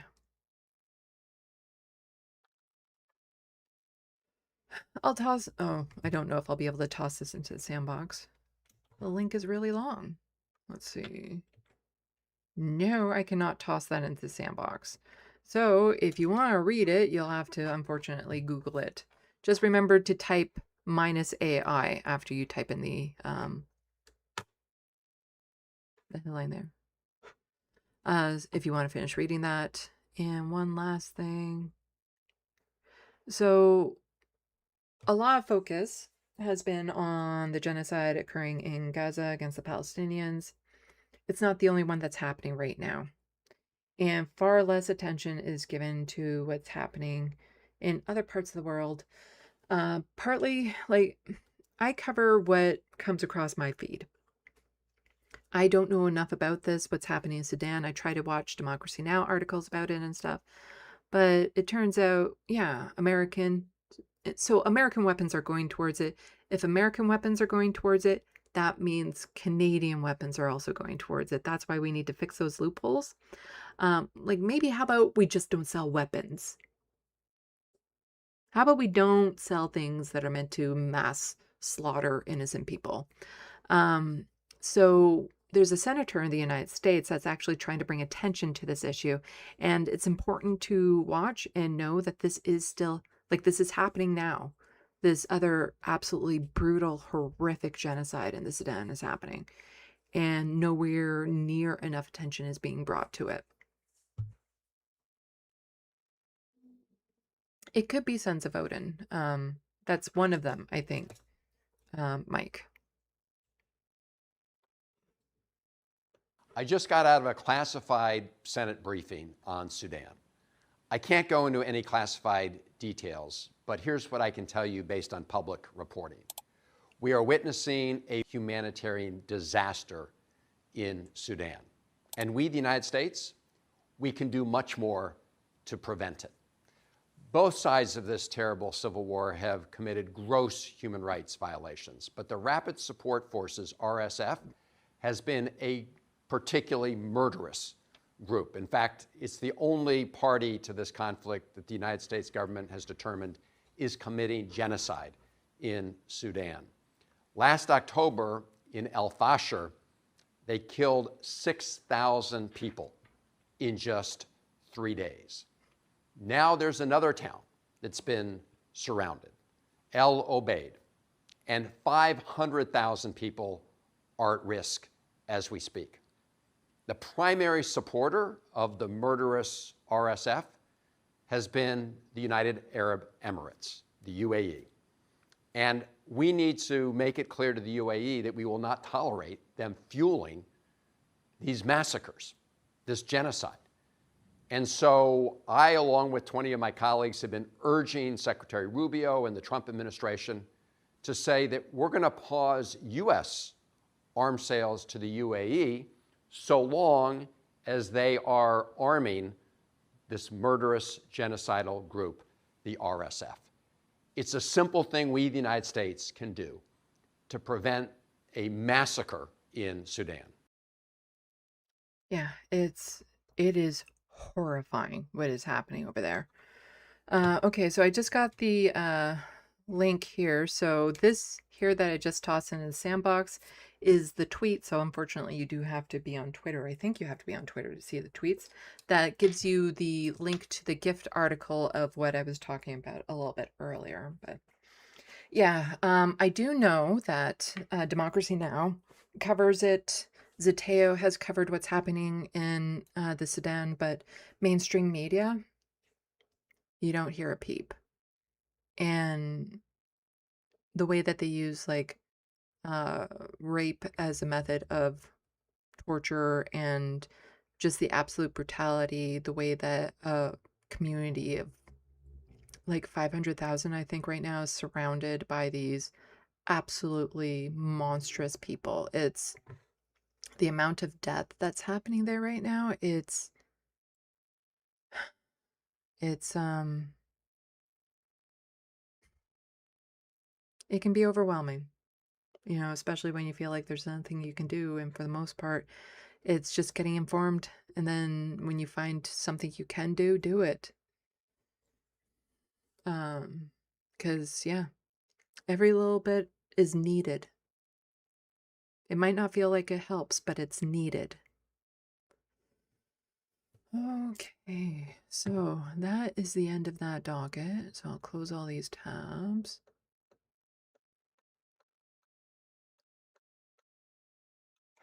And then I will set up the next one. It's provincial. Okay, so we'll do some federal news next. But before we do that, we're gonna check the SandBox. Let's see. So I think I said hi to Morbius. If not, hi. Let's see.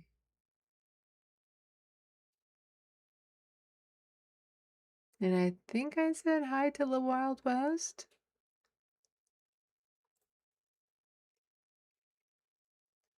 Let's see. Okay, there we were talking about the flock cameras or Fluck. They are the fuck cameras.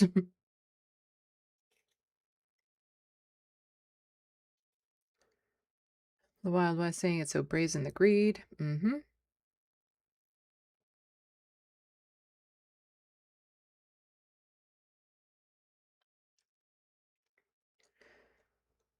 I did say hi to Big Jerry because I mentioned that I keep on wanting to say Big Jerry Farm because for some reason those letter combination, number combination just makes me think farm.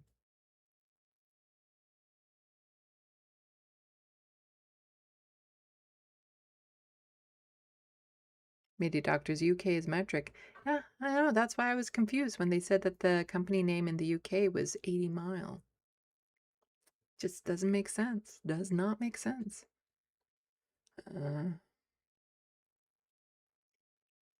Okay, talking a bit about the crocodiles. Wild West, it's psychological warfare.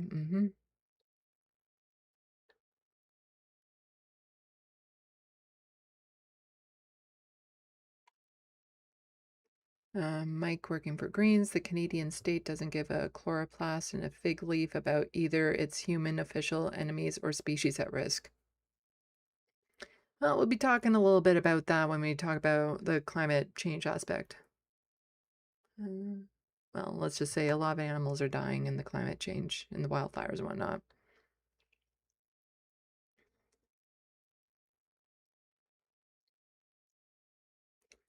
Let's see. Bev Crusher, is this the governor of the Bank of Canada? He used to be the CEO. Mark Carney used to be the CEO of the Bank of England. Oh, that's, yeah, Bank of England, not Bank of Canada. Yeah, he used to be the CEO of the Bank of England. And he's taken over a lot of Keir Starmer's policies. Unfortunately, he's better at doing it. Mark Carney has charmed the world. It's only been recently, but I actually feel like we'd be better off if Pierre Poilievre had won a minority government. And I never thought I would say those words, but when it comes down to it, Pierre Poilievre wouldn't have been able to charm the world. He wouldn't have been able to do that Davos speech, although I would love to see someone do an impression of that. Although you'd have to hold off throwing in words like woke ideology and stuff like that. You wouldn't have liberals crossing the floor to get into Pierre Poilievre's party. So a lot of the absolutely brutally harmful things that Mark Carney has done wouldn't have been achieved under Pierre Poilievre. He wouldn't have been able to do it. And we will be talking a little bit more about that sort of dynamic in a little bit, but like for the first time I actually think, because normally it's like anyone but conservatives, but it's like we didn't have that option because it was conservative or conservative. And Mark Carney is proven to be an actual right-wing conservative. Like, not just like, he's a little right of center. No, he's a right-wing conservative through and through. And every liberal that is staying with him has no fucking shame. The gall of these people to not step out of caucus, to not, they'll say things like there'll be anonymous letters and stuff posted, but they will not publicly state anything along the lines of Mark Carney is not liberal. They deserve no peace in their life. What is happening to this country under him? Probably going to go down as the worst prime minister in my lifetime, by far. Because he's already surpassed a lot of what Stephen Harper wanted.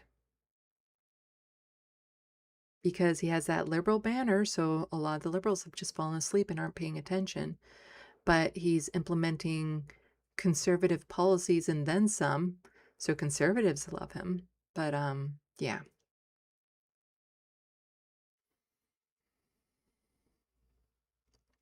So frustrating. Okay, it is bugging me. I'm going to go here, and then I'm going to go to my watch history.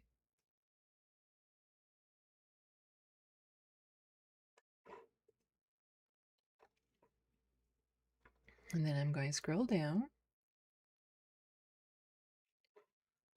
Need to mute this for a second because it will start to play right away. Oh, Jasper Nathaniel. That's who. I knew it began with a J. The reporter I was talking about is Jasper Nathaniel.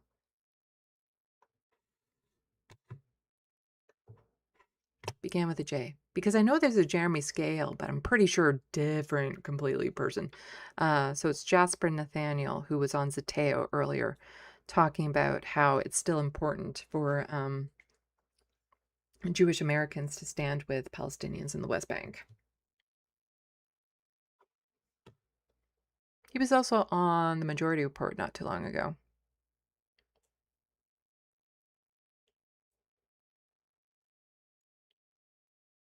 Oh, Will Sullivan also got it. Jasper Nathaniel's the guy I was thinking of. Maybe Jeremy Diamond. No, it's Jasper Nathaniel. It began with a J.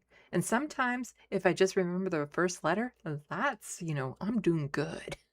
Normally, I can't remember that. Hello, B-Cat. Welcome to the SandBox.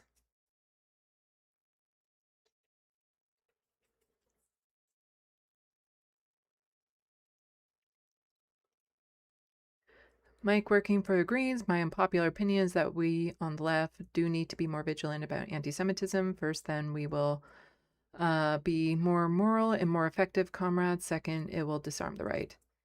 Oh, absolutely, we need to be taking anti-Semitism like serious. And, I do. And I have seen a lot of the increases happening on social media, where a lot of people are conflating Jewish people with the actions of Israel.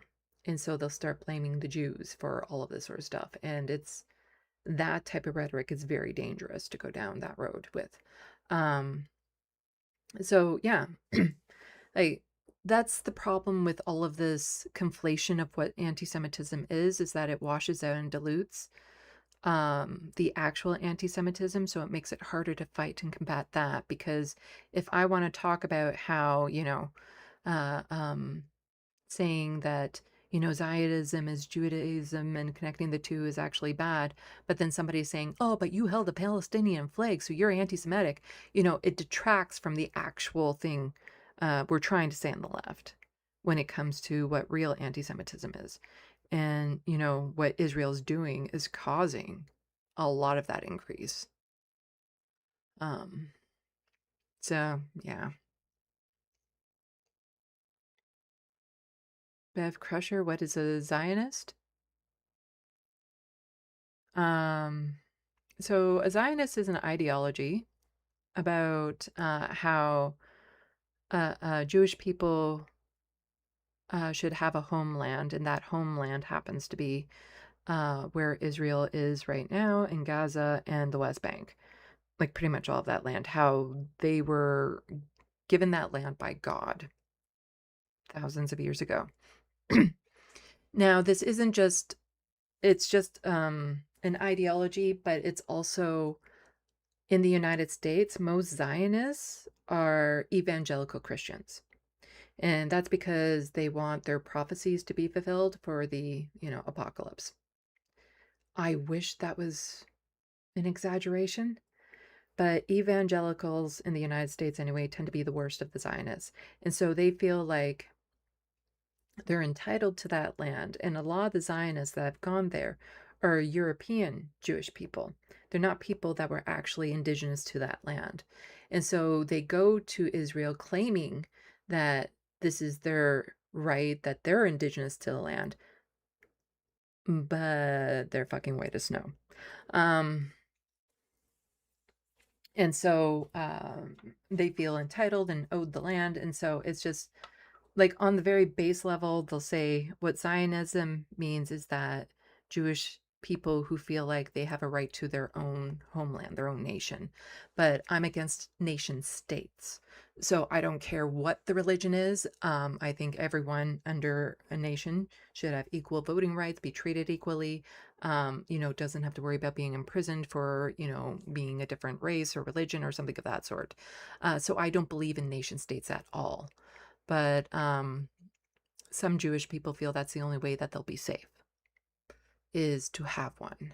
Although right now, that nation state of Israel that they want is what is causing them the most danger in the world. Israel's action is increasing the likelihood of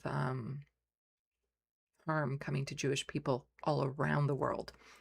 So you don't have to be Zionist, or you don't have to be Jewish to be a Zionist, and not all Zionists are Jewish. So that's why it's very important that when we talk about this, that I'm talking about the actions of the Zionists when it comes to the genocide in Gaza. It's not Jewish people who are doing the genocide. It is Zionists who are doing the genocide. And that is a chosen ideology. It's not something that you're born with. That is something that it's an ideology like Nazism. And they hate it when you conflate the two, but really it's very, very similar in their ideology. That's my breakdown of it in a nutshell. So yeah, it's very important that you separate Jewish people from Zionism, and you don't put what Zionists do as a responsibility for all Jewish people to account for. Let's see. Oh, and you should be warned, because I haven't seen you in the SandBox before, because I would remember that name. I'm autistic, so I take things pretty literally at times in the SandBox. So if that's a joke, I don't know, but I tend to answer things authentically as I can. Hello, Bobby. Welcome to the SandBox. BCat. All my leftist homies are very vigilant about anti-Semitism, but it's important to understand the distinction between anti-Semitism and anti-Zionism. That's what I said in a much more concise way. Hello, Buku. Welcome to the SandBox. And there's Rusty. Hello.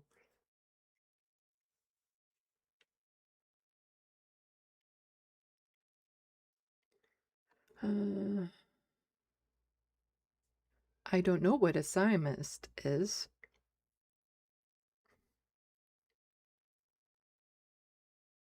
Boku says that I made a good point at some point. I don't know what it is because I'm scrolling back. But yeah.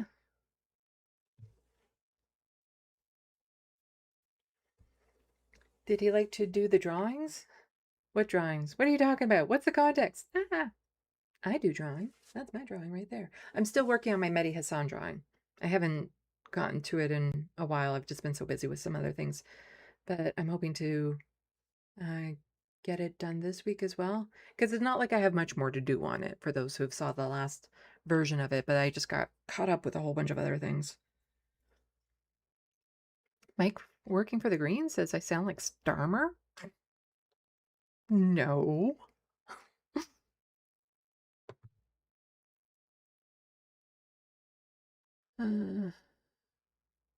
Bev Crusher, you still have our monarch as the head of state, but on our currency, they don't wear the crowns because they know we don't really, we just bear, well, we'd rather do without, but I've talked about this before on other live streams. It's just, it would take too much work. And then whatever party presented it, the other party would use that as a political football, back and forth, and what do we move to? And it's very complex and would take a lot of work, but the vast majority, Canadians don't respect the monarchy. And that is why on our coins and currency, they don't wear crown. Because they kind of know that. The king and the former queen. So, yes, Mike, I do know one of the groups is the son of Odin. I don't know. There was an incident recently in Alberta with one of these hate groups, and it was son of, but I don't think it was son of Odin's. I think it was in there son of sons, something like ridiculous like that. Because there's a bunch of these white hate groups that are popping up all across the country. Hello, True Democratic North.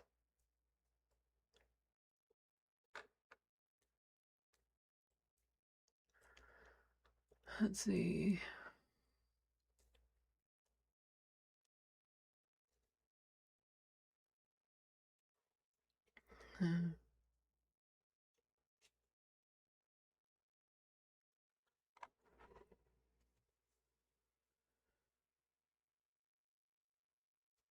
Boku, as a Jewish person, am I allowed to have a dog named Adolf? It's a name. You know, there's people who have that name.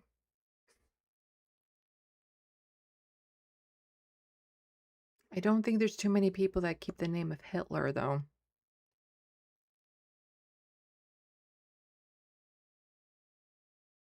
Mike saying the Manitoba NDP act like the federal Liberals. Yeah. I've had issues with Wab Canoe. He's not the worst of the premiers, but I've had my issues with him. And Will is pointing out that I do have an art channel. It's called Sandy Lovis. I know, really had to think hard on that one for me, where I talk about art writing and all things creative. And so when I released the new edition of my book, oh no, here I go, talking about my book. When I release the new edition of my book, it's going to have the full character names of the empires. So what I'm going to do is have a YouTube video on how to pronounce all the names of the book. Because I do not know how to write out phonetically some of these names. Because we don't have those characters in my English anyway. So there will be a YouTube video on how to pronounce their names. because yes, I'm going to be figuring out the entire vampirish language as they tell me, and why not? And for those of you who are joining late, I said that the first curse word of vampirish has come to my head. So I can tell you the etymology and what it is, and I think it's a curse word that really just kind of rolls off your tongue. For a $5 super chat, I'll disclose that at the end of all this horrible news.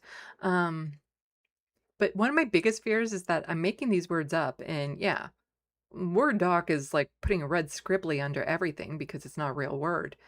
But in some languages it might be, and I'm worried that I'm going to trip over something where I have a word that's like extremely offensive in their language, like totally unintentionally though. So if I say this curse word, if somebody pays to hear this vampirish curse word and it turns out to be something horrible in their language, let me know and I'll change it. But that is definitely not the intention.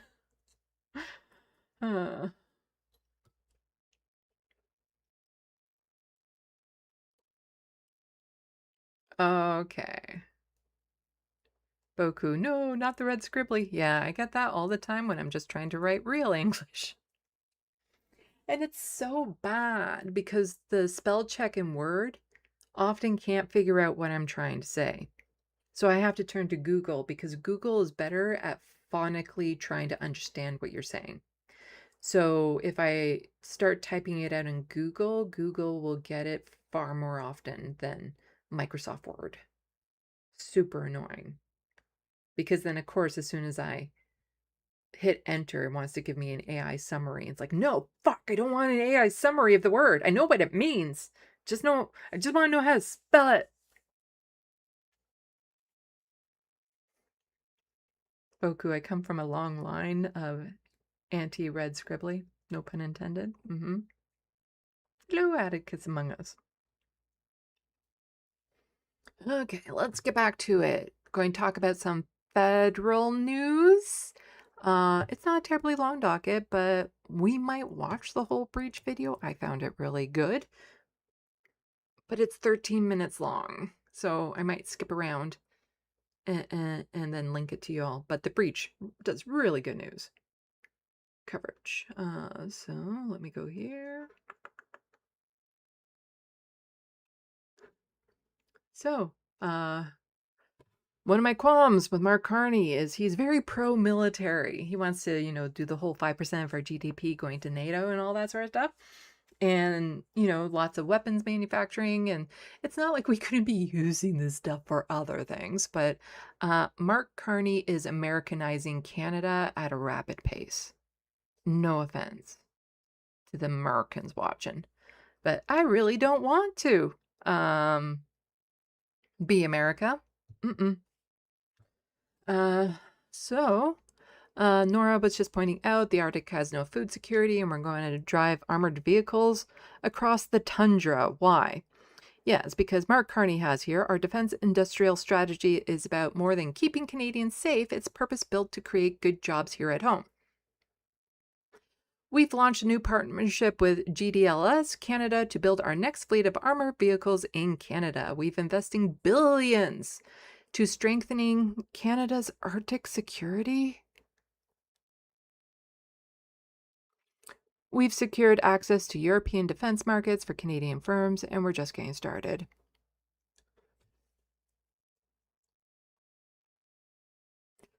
Who the fuck is going to attack us from the Arctic? Like, I get Russia. We kind of share tips, so to speak. And I get if they were to launch a missile attack to the United States, it would go over us because it's just easier. But the idea that maybe Russia would try to invade Canada through the fucking Arctic? No. Our biggest threat is the United States, not the fucking Arctic. And so you want to strengthen the Canada's Arctic security, but as Nora was saying, they don't even have a proper food program up there. food, especially in the winter, goes to astronomical high prices because the only way they get it is if it's flown in. Because a lot of these places are inaccessible by road, and some of them are inaccessible in the winter, like almost completely. So food prices, food security. Let's do food security in the Arctic. We don't need billions spent on armored vehicles for the fucking Arctic. But The Breach did a really good video about this on YouTube. So, how Canada's elite are selling Mark Carney's militarization agenda. So, like I said, this is 13 minutes long, so I'll increase the speed. And we're probably going to skip to a couple parts here, but I recommend watching the whole thing. I found it very, very interesting and fascinating. And I'll link to it as soon as we're done watching the parts that I want to see. Yeah, okay, so we'll go here. So we'll start here. Who likes round numbers. Very significant number. And now, if...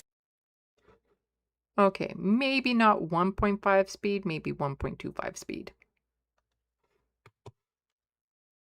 Spending to 5% of each country's GDP. But it's just a random amount from a president who likes round numbers. Very significant number. And now, it's... Yeah, so that's the 5% of the GDP going towards the military here in Canada.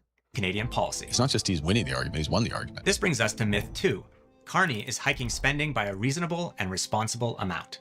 Boosters of increased militarism have used an old trick to ensure Canadians don't appreciate the scale of what's happening. They bored them to tears with math. Canada spends about 1.4% of its GDP on defense. Back in 2014, under the previous Tory government, the feds agreed to spend 2% of GDP. We are on a clear path to reach 2%. Let's inch our way to 2.5. Considerably north of 3%. Donald Trump's demand that the threshold be raised to 5%. 1.5%, 2%, 5%, 2%. These percentiles deliberately disguise the mind-boggling amounts of military spending we're undertaking. Canada has gone from spending just over $10 billion a year in 1980 to more than $70 billion this year. And under Carney's current plans, it will reach $150 billion annually by 2035.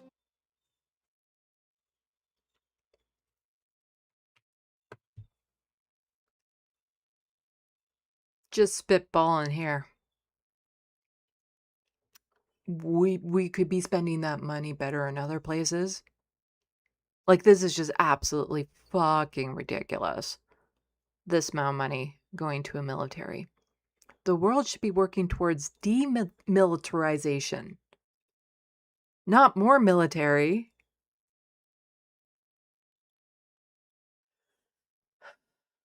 That's 5 times what the government spends on EI, 12 times what it spends on clean energy, 15 times what it spends on childcare. This is...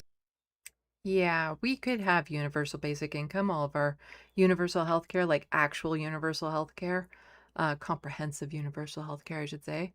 You know, all of the housing that we want, socialized housing, that's all doable.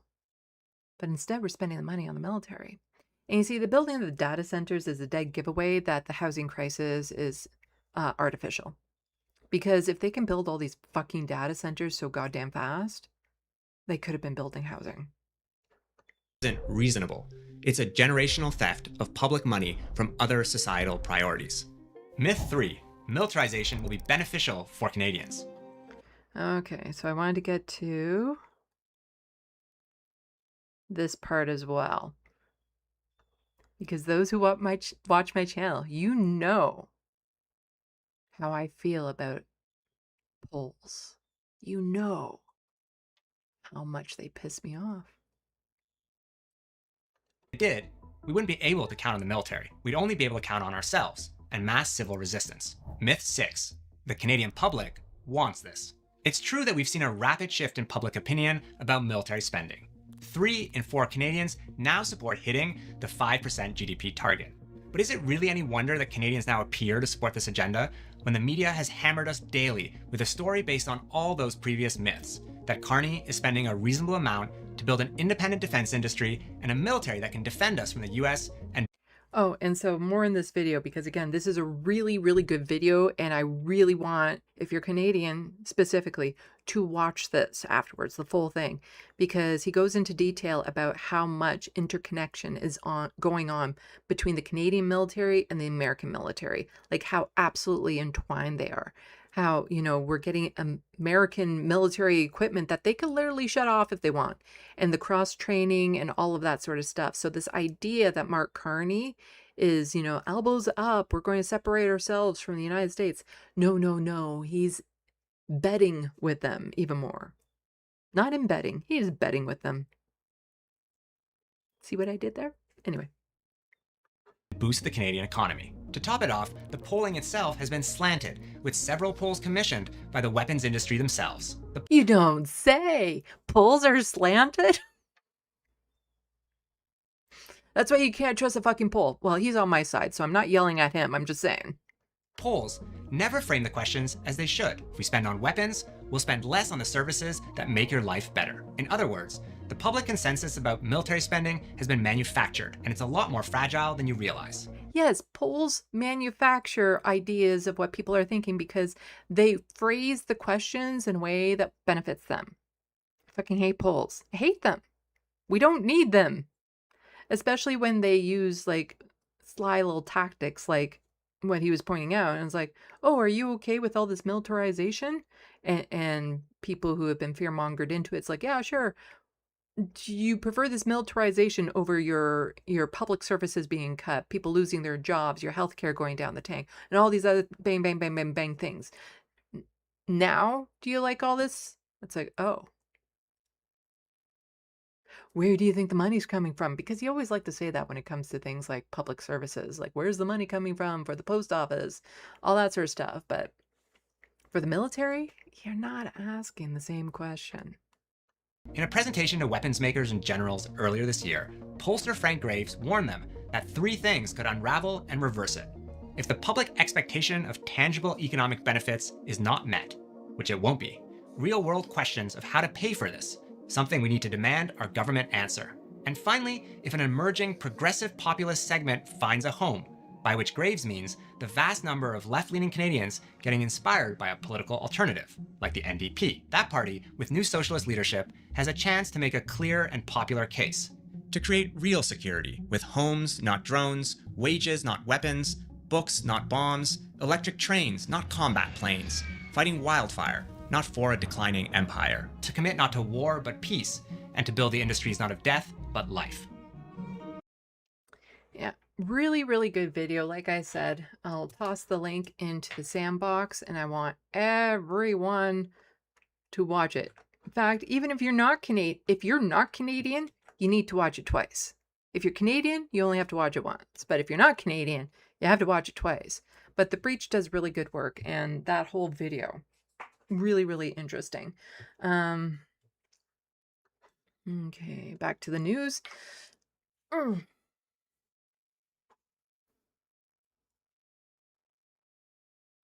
That's the same. Okay. And hello, Paige. Welcome to the SandBox. Anyway, speaking of polls, Carney has no obvious challenger among conservatives. New poll says, I could have fucking told you that. You see, they do this whole fucking poll about it, but it's like, yeah, no, I know. There's no challenger because the conservatives are getting what they want out of Mark Carney. There doesn't need to be a challenger. Because what's the challenger going to do? Say, I'm just a worse version of Mark Carney? Because, again, Mark Carney is charismatic. He sells it. He comes across as strong and competent. And he's getting it done. Whereas, like, Pierre Poilievre and other douche canoes like him can't. So, of course, there's no obvious challenger. Because Mark Carney is their man. So, yeah. Didn't need a fucking poll. You could have just asked me. It's my job. I do politics analysis here. You could have just asked me and I could have told you this. That a lot of conservatives, when they actually find out what Mark Carney is doing, they're like, yeah, I didn't think, I used to think liberals were all bad, but he's kind of good. So now I'm one of the ones that gets to say that, I can vote no matter what the party is type thing. It's like, no, Mark Carney is a right-wing conservative. So were we going? I think we were going to watch some of this video. Let's find out. And this survey has a dose of both good and bad news for current conservative leaders. That's so weird. I think they're blocking me. You can't see the image. I can see the image. That's really annoying. They're just making it a black screen for you. They do that sometimes. Well, I saw that with the 60 Minutes thing, where they have this way that they can actually, you can hear the audio, but if you try to put it over on like this, then they just black out the screen. So I guess we'll just read part of the article here then.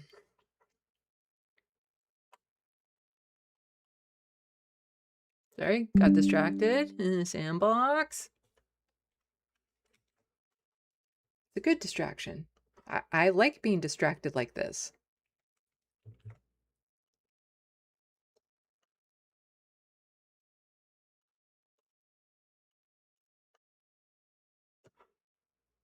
There we go. And then, boom. Thank you so much, 56 Nick Rich, for the $2 super chat. Kitty Treats Can't Stay replay. I appreciate it. And I appreciate the super chat. You're always so generous. It really does help out a lot.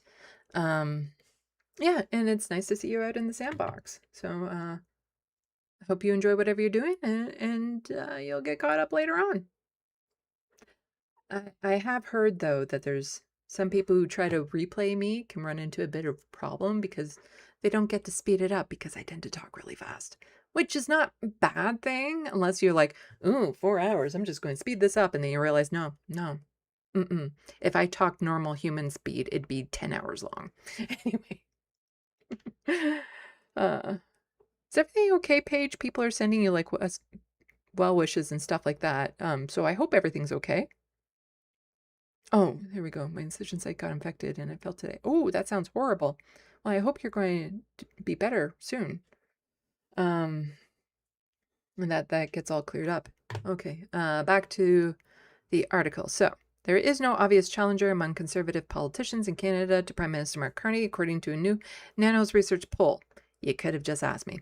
So, according to the poll, 16% said former Prime Minister Stephen Harper, while current official opposition leader Pierre Poilievre received 15% of the vote. Ontario Premier Doug Ford, meanwhile, sits at 11%. Yeah, so Pierre Poilievre is actually polling under the last conservative, officially conservative Prime Minister. But 33% of Canadians surveyed said no one can defeat Carney. Yeah. Notable conservatives like Peter MacKay and all these people, blah, blah, blah, each received 5% or less. Oh, and here's a picture of the poll here that was in the video that we can't watch.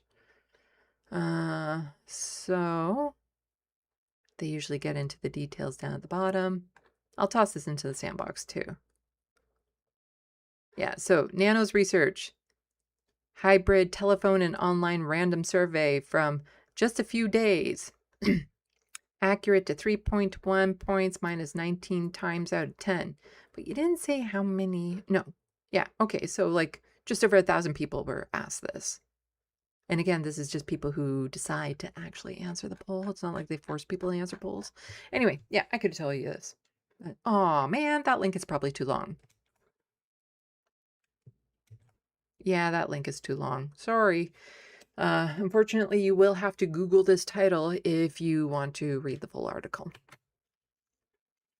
So, moving on. So, earlier, I reported on it when it happened. Mark Carney decided, you know what, refugees, they need to start anteing up. And so Sarah here is just pointing out, as seen here, Carney can undo many austerity-based bigoted decisions he made easily. Coercive, and she talks a lot about coercive maid expansions and legislated destitution, CBD, that's the Canadian Disability Benefit, cutting public services, etc. The reality is he chooses not to. Canada is deeply entrenched in systemic ableism by design. So here we go to the article, which I think we can actually see. One of the rare free articles we get from the Star that wasn't gifted. Yeah, so he had initially cut off certain health coverage for refugees, saying that they need to do copay and all that sort of stuff. And it's like, how? Like, they're refugees. They're fleeing a pretty brutal situation if they're coming to this country. Refugees don't necessarily get to choose what country they go to. They're just kind of sent. So a lot of them don't speak the language, haven't even practiced speaking the language because they were never intending to speak the language. So how the fuck are they going to get a job when they have no housing, no security, and don't speak the language? So how are they supposed to ante up? You know, not to mention that the sooner you give them the health care and their needs are looked after and they can focus on things like learning English or getting that job, they can start being contributing members to society sooner. You want to give comprehensive health care to refugees who are planning to stay here. Just like you want to give comprehensive health care to everyone. And if everyone had universal comprehensive health care, nobody would give a fuck that the refugees were also getting it. But it's because Canadian citizens are being denied more and more health care. It's getting harder to get the health care we need. It's becoming expensive to get the health care we need. It's because of all that. Then they say, how dare these refugees come in here and use the system? But if we were all looked after, this wouldn't be an issue. So here we have Carney government restores some health coverage it had cut for refugees. So I think we'll just get down to the numbers. Yeah, so beginning in May, most people eligible for the program were required to pay 30% of costs for health services, assistive devices, and medical supplies that had previously been covered, along with a $4 for prescription medication and refills.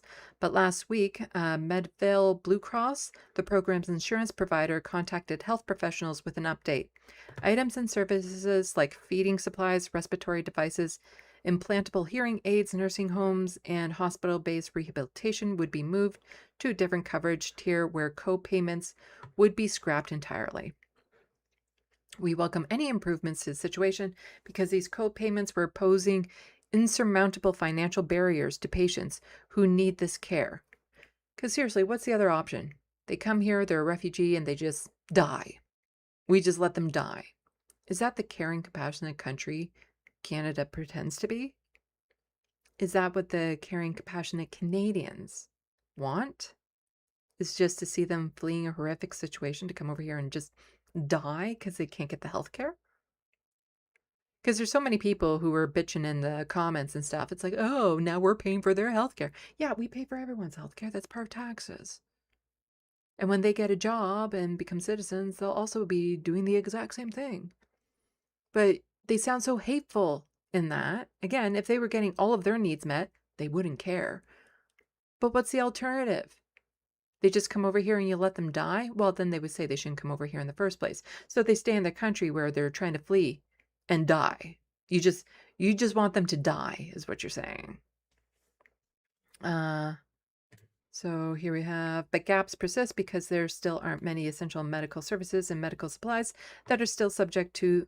So there are still many of these things that are subject to the 30% co-payment that are out of reach for individuals. So it's not that everything was rolled back. It's just some things were rolled back, and people are making it sound like they're getting, you know, gold-plated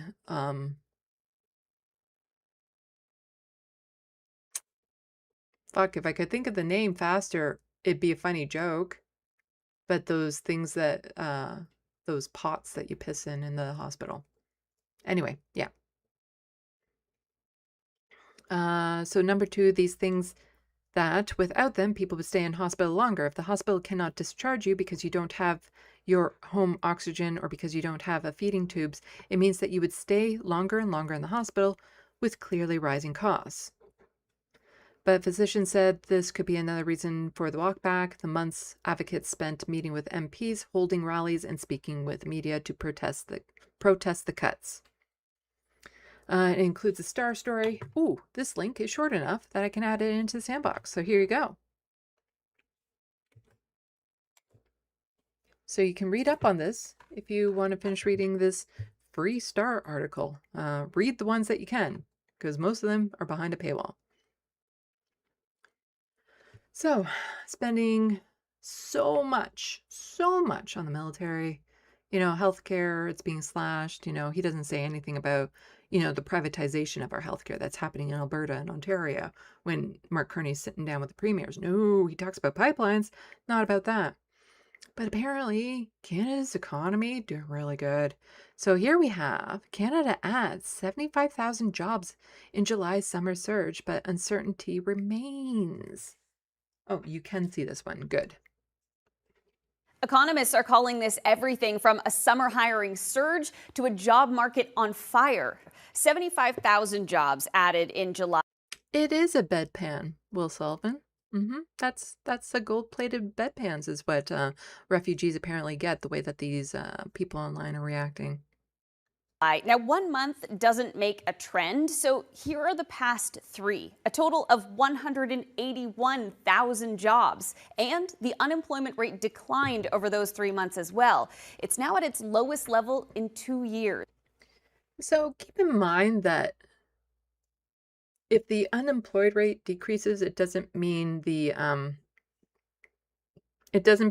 mean people are actually making enough to get by. Because a lot of these people are underemployed, as in what they're making doesn't even keep up with like rent and bills and all that sort of stuff. And so they have to get multiple jobs. And a lot of the jobs don't have the benefits that they used to have and all that sort of stuff. I'm currently looking for a part-time job because things are getting pretty bad for me. But I can't apply online anywhere because I don't have a college diploma. So my resume would be screened before human eyes see it. And so they make it sound like, ooh, all these jobs is a good thing. Oh, just wait. The situation is far more dire than people think. That momentum, along with the job gains happening across industries, is really getting attention. We're seeing a certain resilience, we're seeing a certain optimism returning to the labor market. Returning because it was a weak start to the year. There were a number of headwinds that needed to be navigated. Whenever that is the case, employers will stall. There were concerns Canada was in a recession, but not anymore. The Canadian economy has rebounded in the second quarter and is carrying positive momentum into the third quarter. When douche canoes like him talk about the Canadian economy doing well, they mean for the 1%. They're just taking an average. It's the 1% that's doing well. It doesn't mean that, the bottom 40% are doing well. It just means the top is doing well, whereas the bottom is often doing worse. I've gone over this before. It's part of the reason why I hate things like reports like this. It might as well be a poll. And that's good news for job seekers and for businesses. And it is good news. More people who want a job are landing one, and more people are looking. Take the job fair for the Canadian National Exhibition last month. Well, we had thousands of people come to our job fair, and we had more than 50,000 applications for 5,000 positions. What the fuck? How is that good? It's good for the employers. If you get 50,000 applications for 5,000 jobs, that means there's a shit ton of people who need a job so much they're applying to the CNE that don't get it. This is not a feel-good story about the economy and jobs numbers here. This is just showing how desperate the situation is. Because ain't no one want to work at the CNE. For those who don't know, it's the Canadian National Exhibition. It runs for about a week in Toronto, and it's like, you got a fair and weird food you can eat, like everything deep fried that you want to try, and they sell things in a market. That's what the CNE is. It's to celebrate the end of summer before you go back to school. So it's just a glorified fair. 50,000 people applied. Those are some desperate 50,000 people. And they also have to be close enough. So this is a very localized thing too, because they have to be close enough to get to that job and everything. And yeah, this is not a sign of a good economy from my perspective. You know, these jobs will maybe just help them keep rent a month or two longer. This isn't a sustainable job. It's not like it's not like it's going to last. It's very, very seasonal. Like, this is just ridiculous. Obviously, people need jobs, but far more people need jobs than there are jobs. So the demand is massive. Many of those job seekers were young people. And for students, the summer job market has improved. Last July, their unemployment rate was 17.5%. This July, it was about 15%. So better, but still above the pre-pandemic average of. Oh, and keep in mind that those students that need the summer job to pay for tuition are now royally fucked in Ontario because of what Doug Ford did to the student loan program. Ain't no summer job going to be able to pay off your tuition for the year. Doesn't matter if you don't spend a penny of it. Not that we have any pennies here, but it doesn't matter. You can no longer pay off tuition from a summer job. Not even close because of Doug Ford. 12.6%. It's still a challenging job market for people across generations. So improvements, but still competition. So a couple of good months for hiring, but there are still challenges. And no, it's a couple good months of hiring for the companies. It's not a couple good months for normal people looking for jobs. That doesn't sound like a couple good months. It would be like 50,000 people were looking for a job. Oh, 50,000 people got a job. That would be good. That would be good. But here's more. The Serfs was just quote tweeting this out saying 1 in 4 Canadians can't afford food. So again, they like to cherry pick things from our economy and be like, Canada is doing so good. We're the envy of the world. Things are so great. So here this person is saying, in some good news for Canada, according to analysis by the founding editor of Bloomberg News, Canada is punching above its weight. It's attracting foreign capital at a pace rarely seen. Overseas investors poured $256 billion into Canadian stocks and bonds in the 12 months ending in May, making it one of the strongest inflows since records began in 1990. Yeah, and how many jobs, how many salaries did that pay for? How did that help a Canadian? Foreign companies also spent more than $44 billion acquiring Canadian assets in the second quarter, the largest wave of inbound investments since 2007. Canada also has the most significant decline in core inflation rates compared to the US and EU. Yeah, what I just said reapplied. How does any of this actually help the living standards of Canadians, especially the living standards of Canadians in the bottom 60%? Anything? Because, you know, you have things like this, and so even if somebody makes a little bit more money, it doesn't keep up with things like, you know, rent. So young people, just pull yourself up by the bootstraps. Rent versus income. I don't know if this graph is 100% right. It says source is housing and urban development. I don't know if it's Canadian or American, but damn it, I feel it. And also, I know what I paid for rent once upon a time versus what market rent is now. So again, it's kind of like a fucking poll. I don't need it to know that this has just become, oh, it's US rent prices. But it's very similar up here in Canada. In fact, it's actually, from what I hear, worse in Canada when it comes to housing and rent and stuff. But yeah, no, I didn't need a poll to know this or a graph. I feel it. I live it. Anyway. Oh, there is no music on this. Good.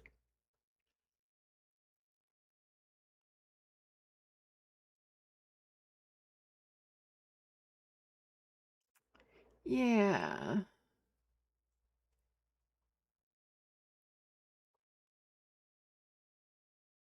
Okay. Okay. Yeah. Oh, I feel it. I'm feeling it. Huh. Yeah, that seems about right. Uh-huh.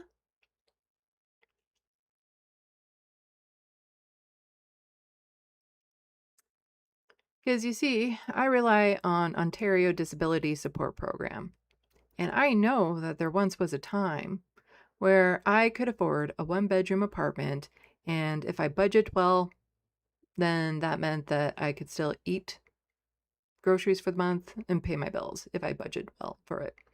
That is not the case now. If all I do is rely on disability, I live in a deficit. It's not because, and by that I mean after rent, bills, insurance, I got nothing. So I live in a deficit. So, the tiny amount of money I get from this YouTube channel for my books, my art. Okay, I'm not getting any money for my art. But that's the only thing that is keeping my head above water, and it's not doing much. I need, oh, hello, I saw that. I just saw that out of the corner of my eye. Hello, No Justice. Welcome, Pond Jumpers. I know it's probably getting late. You're where you are, but I thank you. I appreciate you coming over. Everyone go check out No Justice. Hopefully someday we can do a collab. Just saying, it'd be really nice. Please give my channel a subscribe and like and all that sort of stuff for Canadian politics, sarcasm and sass. I do also touch on UK and American politics because, the UK is a bit of a shitstorm right now, and the United States is a bit of a hellscape, and here in Canada, we're smack in between that, so we have a hellish shitstorm to deal with. So, yeah. So I gotta pay attention to my neighbors. Spelt with you. So you Pond Jumpers know what I'm talking about. But yeah, super appreciate it. Welcome. And everyone go check out her channel as well. I would contact you, Helena, to do it as a collab, but I don't know how. I don't have a direct line to you, but my email is open and advertised. But yeah, it's just talking about how Canada here, they like to talk about how great the economy is without mentioning how bad the economy actually is for people. Because when they say the economy is great, they mean it's great for the upper, like 1, maybe 10%. Whereas for the bottom 40 to 60%, it's actually worse. It's worse. Yeah, I was also just talking about how Mark Carney is Americanizing Canada with the military spending and all that sort of bullshit. So feel free to go back in my stream and check that out. I also covered things going on with Palestinians right now and the horrible, horrible situation over there. And how Donald Trump decided to send out, no, the White House sent it out a tweet saying communism is evil, basically. Yeah. Welcome.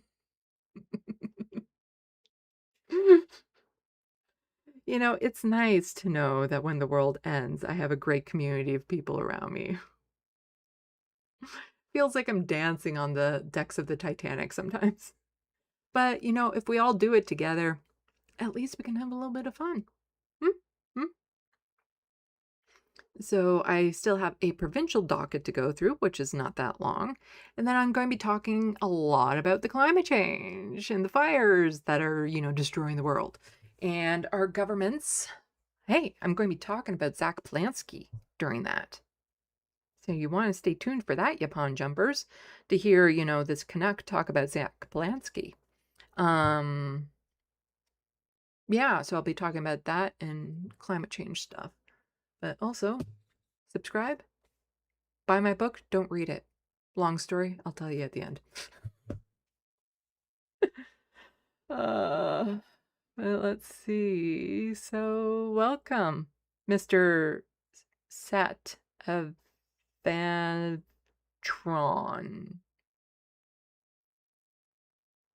I nailed it. See, that's why I'm making up my own language. So all my pronunciation is right for my vampires. Anyway, let's get a moving on to other stuff. I'll close these tabs here.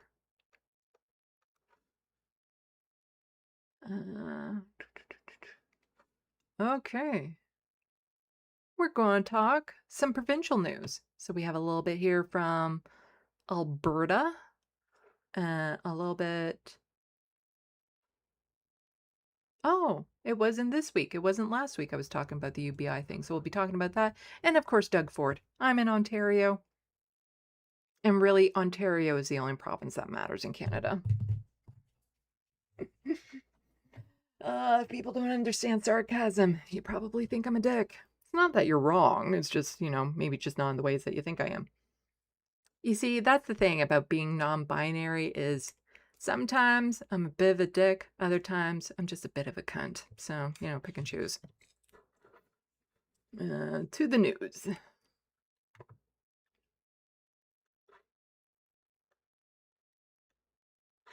Here we go. Would it shock anyone to know that there's issues around the whole, Alberta's wanting to separate from Canada and how there could be like foreign interference involved? And by foreign interference, I mean Americans, the United States. It's the United States. So yeah, the United States is going to be the primary factors. And when I say the United States, I mean the right-wing aspect of the United States, which is the government of the United States, pretty much. Yeah, they're doing some interference. All the fear mongering about like, ooh, the influence of Russia and China. It's the United States, and what's the worst that could happen when we buy a whole bunch of military equipment from them when they can literally just shut off the button? This world. Anyway. So I don't need to read this quote because he does a good job of just quoting the clip when he posts them. How concerning is this for Canadian authorities, you'd say? Great concern. Great concern because we've already identified several foreign states that are trying to meddle with our Canadian internal politics. They have different objectives. For some of them, like Russia and China, it's a question of creating disturbance within the border. It's a question of trying to divide the society and to distract Canada and Canadian federal government from supporting, for example, Ukraine against Russia, or to pay attention to the imperialist intentions of China in the sub-region of Southeast Asia.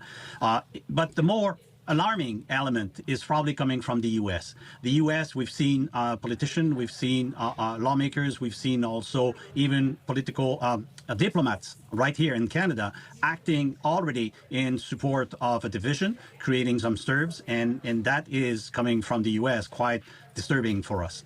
Mm-hmm. So for those of you who don't know, CSIS is the Canadian spy group. And so when you have a former CSIS member saying, former CSIS senior intelligence officer saying, yeah, this is a problem, probably because it's a problem because he was senior intelligence office of the spy agency in Canada. So probably knows stuff that we don't. And saying the United States is a threat, you know what? Let's just say he doesn't have to convince me of that. There's enough publicly known information out there that, yeah. So this is just a little bit more from that interview, talking about Trump in particular. Why do you think foreign actors would want to interfere in this upcoming referendum? Well, in this particular case with the U.S., as we've seen with Mr. Trump calling us the 51st state, insulting our prime minister by calling him the governor of Canada, and even mentioning openly about the secession group or movement in Alberta, and presenting himself favorable.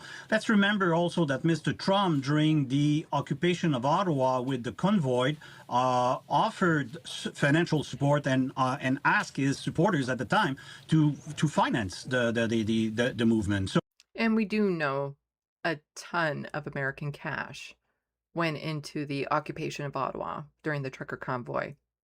So we saw that, and unfortunately, we've seen, like I said, politicians from the Republican Party in particular. We've seen some American diplomats here getting involved quietly, but surely, with some of these separatist leaders. Like, for me, this is just so freaking frustrating. The amount of energy and media and resources and finances and all this sort of stuff that's going into this separation referendum in Alberta. When I've said it before and I'll say it again, it does not fucking matter what they vote. They cannot separate. That is not an option. It doesn't matter if they're having their little temper tantrum and they're like, we want to separate. They cannot, because Alberta does not have the land. No. The treaties were made with the Crown, not with the province of Alberta. So that's First Nation land there. So you can't, and what are you going to do? Just say, okay, we separate, and what, the federal government is just going to be like, no. The amount of logistics and everything that goes into it. So what? You're going to change the passports, the currency. Oh, does Alberta have its own military? If not, oh, that kind of sucks for them. Not to mention, it also comes into, they have to then negotiate with the provinces around them and the states as, international foreign relationships, all that sort of, like, they can't. This is not a doable ask, yet there's going to be so much media attention, especially from the right wing going into this, as it's happening, that's going to be completely just fucking annoying. It's like, yeah, let's all have a referendum as to, we all get to have our own island, or we all get to live in mansions. We'll just, everyone, okay, we all voted that we all want to live in our own mansion. So, and here we have the Surf's quote tweeting out Danielle Smith saying, it's a lottery system for healthcare. It's free if cancer is detected, but you pay out of pocket if not. And what are they talking about? Oh, Danielle Smith bragging about her two-tiered healthcare system that Mark Carney doesn't give a fuck about. Now, the reason why I say that about Mark Carney is that he's the federal government, and it's his job to make sure that provinces are staying in line with the Canada Healthcare Act. Alberta is not. Mark Carney's talked to her a bunch of times about pipelines, never about her privatizing healthcare. Because Mark Carney also wants to privatize our healthcare. Anyway. Albertans are counting on our government to deliver timely access to care and to the tools that they need to take charge of their own health. And that's exactly why we're here today. One of the most effective ways that we know of to deliver better health outcomes is through early detection of serious illnesses such as cancer.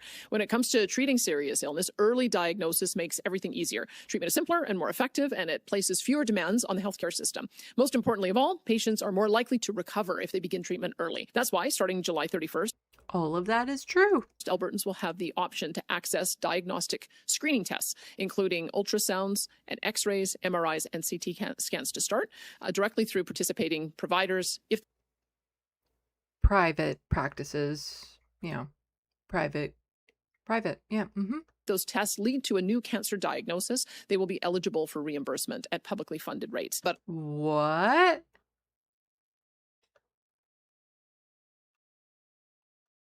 First, Albertans will have the option to access diagnostic screening tests, including ultrasounds and X-rays, MRIs, and CT scans to start, directly through participating providers. If those tests lead to a new cancer diagnosis, they will be eligible for reimbursement at public. If they lead to cancer diagnoses. So this would be a rare situation where you go through all the tests and you actually hope you have it. You notice how she slipped in that if you have the diagnosis. If not, you're paying out of pocket. If you have it, then yeah, the public system will pick it up. But if you don't, you're paying for it. So how many people who need the test won't do it because they don't want to gamble with their health care like that?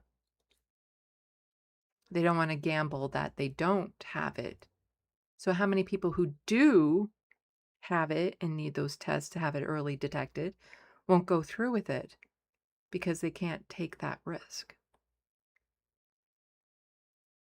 What a horrible, funded horrible rates. person. But I do want to be clear about one thing. This new approach complements and strengthens Alberta's public health Okay, care. no, it doesn't. We don't need to listen to her anymore. But a little bit more from Alberta. So Nate Pike here, he's part of the Breakdown Alberta, which if you're in Alberta, they do a fantastic job breaking down Albertan politics. And yeah, because here we have Danielle Smith saying, in Alberta, we believe in free speech, full stop. Oh, fuck, we don't need to listen to like over 2.5 minutes of her. But, you know, here, we'll just go by what she says here. In Alberta, we believe in free speech, full stop. And Nate Pike, again, part of the Breakdown, says, laughs in, your office allegedly tried to have me fired twice for hosting a podcast on politics. That was the thing. That was the thing. I remember covering it at the time. That was a whole little scandal. Also, did you know that certain books aren't allowed in libraries in Alberta? That's a lot of free speech right there when you start book bannings. So you go after someone, allegedly, for having a podcast that says accurate but unkind things about you. And you have a whole bunch of book bans. And you want to be the champions of free speech? So I can't say again that I was surprised when this news article came out of Alberta, because they tend to be, you know, people say, oh, they're kind of like the United States Florida or the United States Texas, or they're of that culture. Let's put it that way. I wouldn't say that they're Florida per se, because, you know, they don't have alligators that would eat you. They just have moose that would eat you. So I can't say it's the exact same, plus the temperature and all that sort of stuff is a little bit different. Don't exactly have a coastline anywhere. So it's not a comparable one-to-one. But it's of that culture. So yeah, it doesn't surprise me that there are schools there that say, no, we get to beat your children. So student given strap at Northern Alberta Mennonite School leads to assault charge. A woman in northern Alberta is charged with assault after reports a child was disciplined with a belt at a private school. Fort Vermilion RCMP started investigating in May after a concerned parent noticed bruising and red marks across their child's thigh. An investigation found the practice of physically disciplining students with a strap was being used in 3 Mennonite schools in the area of Lacrete. The method of discipline is part of the school's collective constitution, which has been given to and signed by parents.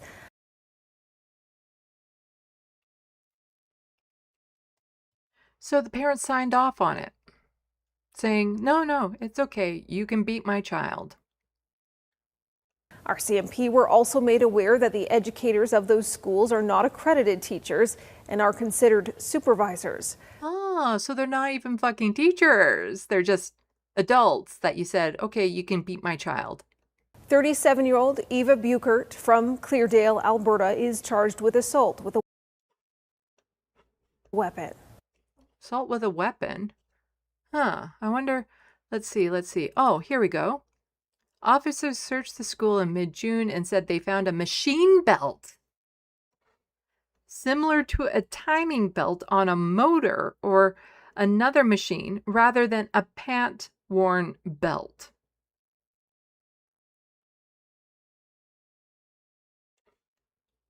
So when they said they got the belt or the strap, they were talking like weapons grade. And also, it doesn't matter if you sign off on the Constitution saying that, oh, you can beat my child. It's still illegal. It's still illegal. It says it here somewhere. So RCMP also discovered that educators at the men's school are not accredited teachers and thus legally considered adults supervising children. We want the public to understand that these forms of corporal punishment are criminal offenses and will be treated as such.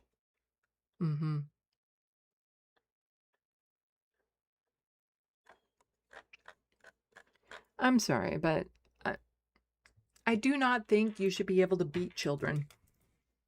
Wild take, I know.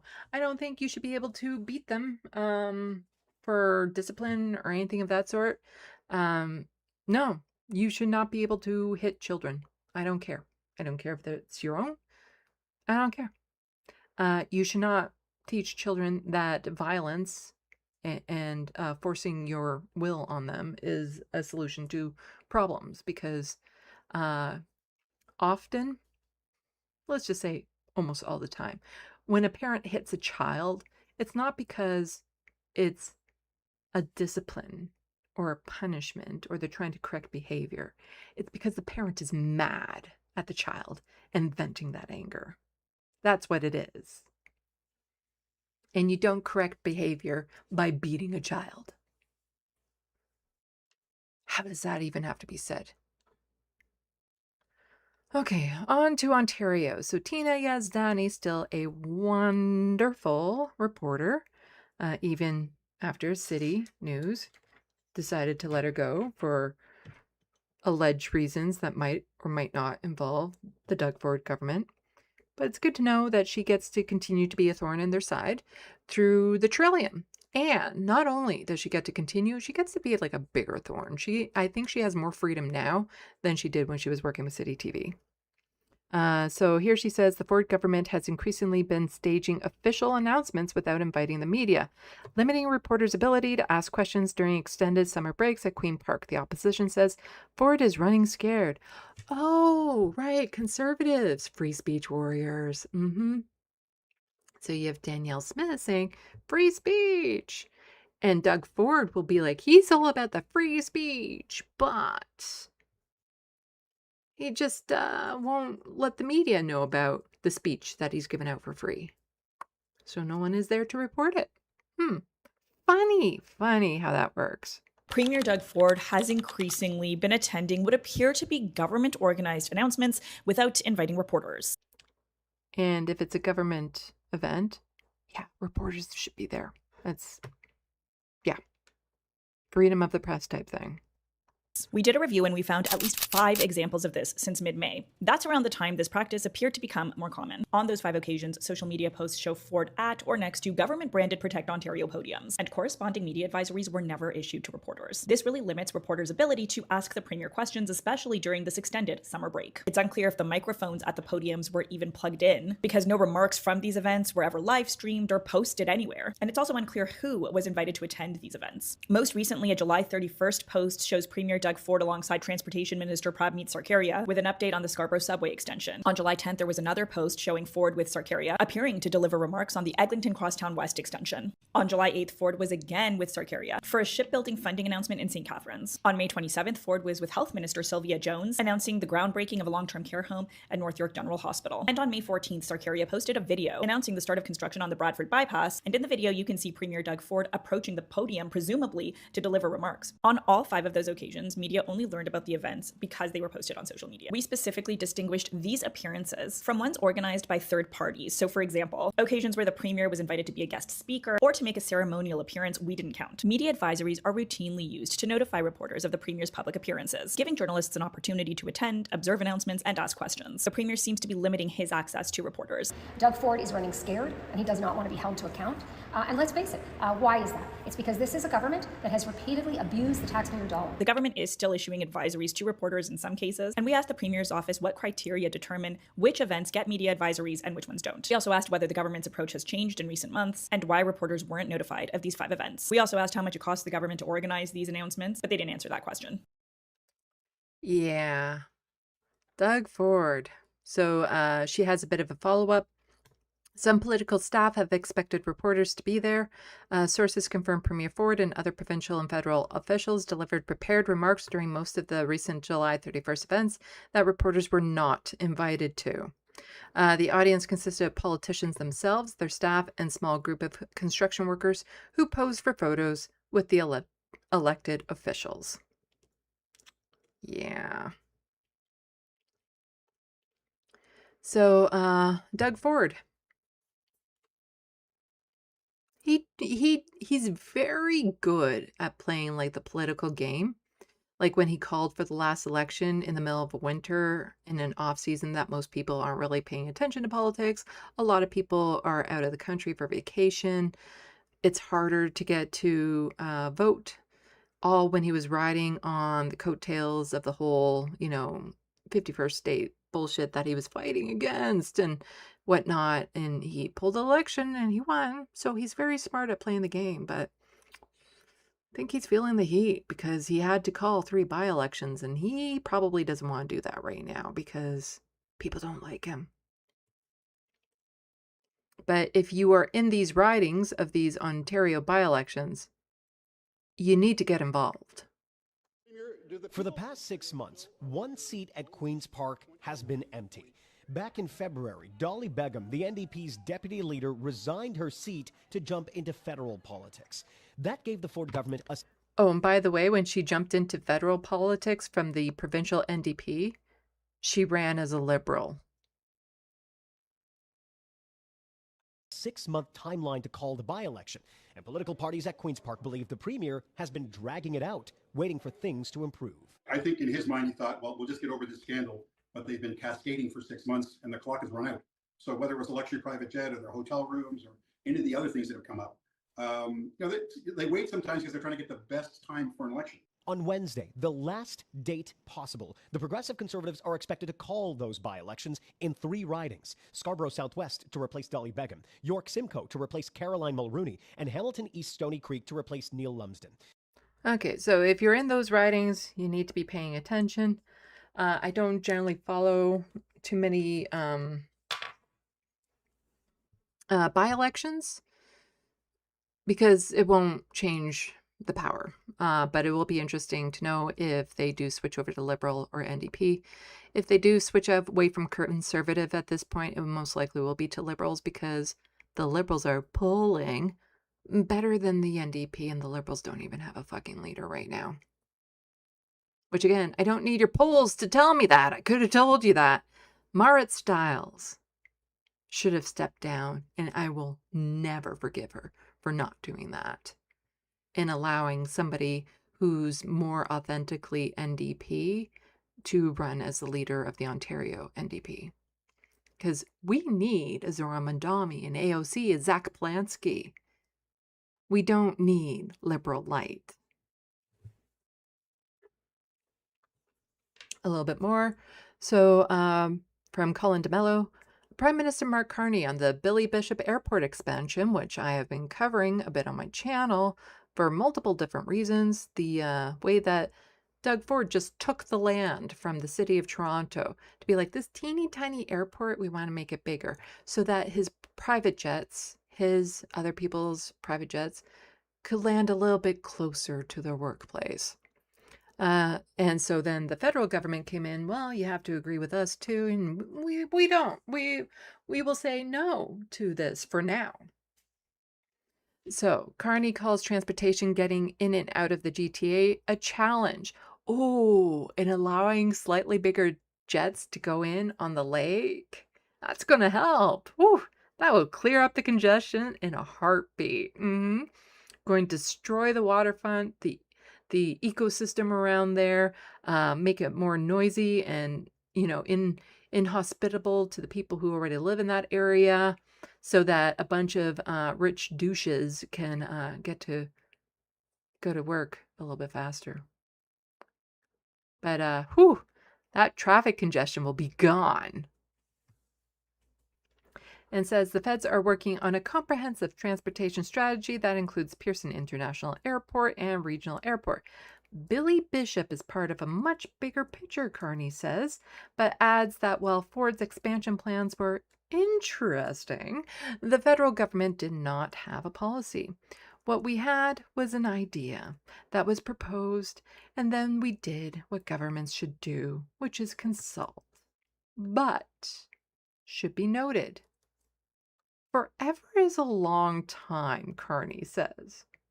So, the City of Toronto, Mayor Olivia Chow, and the 87,000 people who sent in a petition, who signed a petition against it, all sighed a bit of relief when Mark Carney was like, oh, we're not going to do it.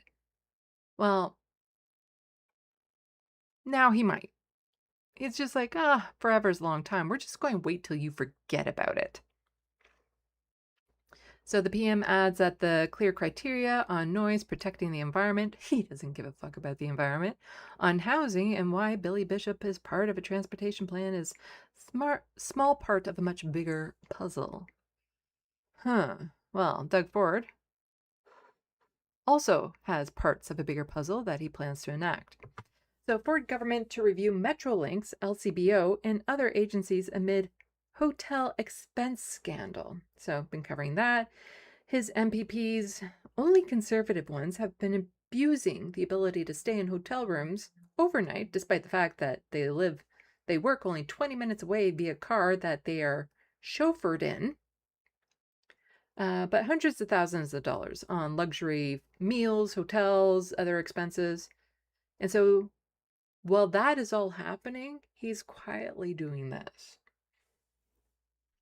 Oh, these are public things, by the way. Public services, by the way. So as the Ford government continues to weather a hotel expenses scandal, the progressive conservatives are launching a review of some of the province's largest agencies, looking for reductions in cost and size. I have a few suggestions for him. A move the government claims bears no connection to the controversy, none whatsoever.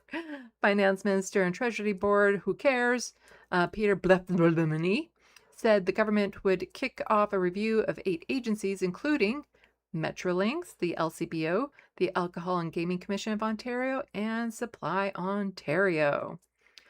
The review, the government said, would look at administrative costs, leader to staff ratios, and strategic plans that could potentially lead to cuts in staff and the amount of money taxpayers spend on agencies' work. You know, if you didn't do all that bullshit around the Science Centre, and you didn't do all that bullshit around Ontario Place, and you didn't do all that bullshit with your private jet, and you didn't do all that bullshit when you were privatizing the LCBO, and you didn't do all that bullshit with the announcement of that, tunnel under a highway, and you didn't do all that bullshit with the Billy Bishop Airport, and you didn't do all that bullshit with, cutting hospital staff, and you didn't do all that bullshit with, replacing elected school board members with officials who only work part-time but get paid gargantuan amount more than what those elected officials were getting paid, and you didn't make almost all of your ministers, all of your caucus members ministers, giving them a pay boost. If you didn't do all of that, I don't think you need to be looking at this. I think we would have the money for it. I think we would have the money for this.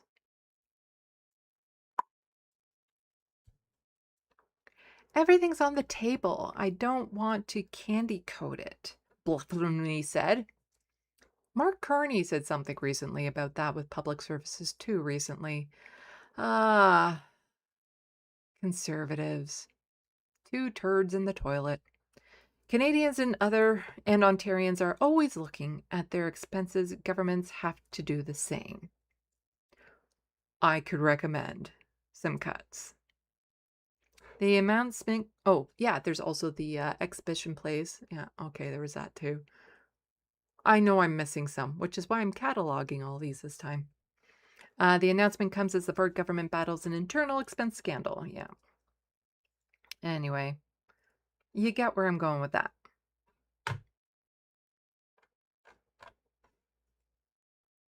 But here, another way that Ford is you know, not necessarily paying people to do work.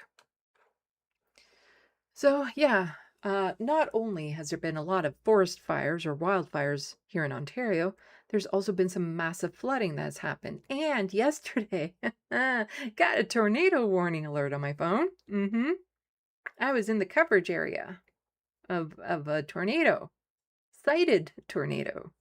But one thing to keep in mind, especially in where I am in Ontario, the coverage of your phone, you're talking like hundreds and hundreds of kilometers. So there was a tornado. It wasn't in my area.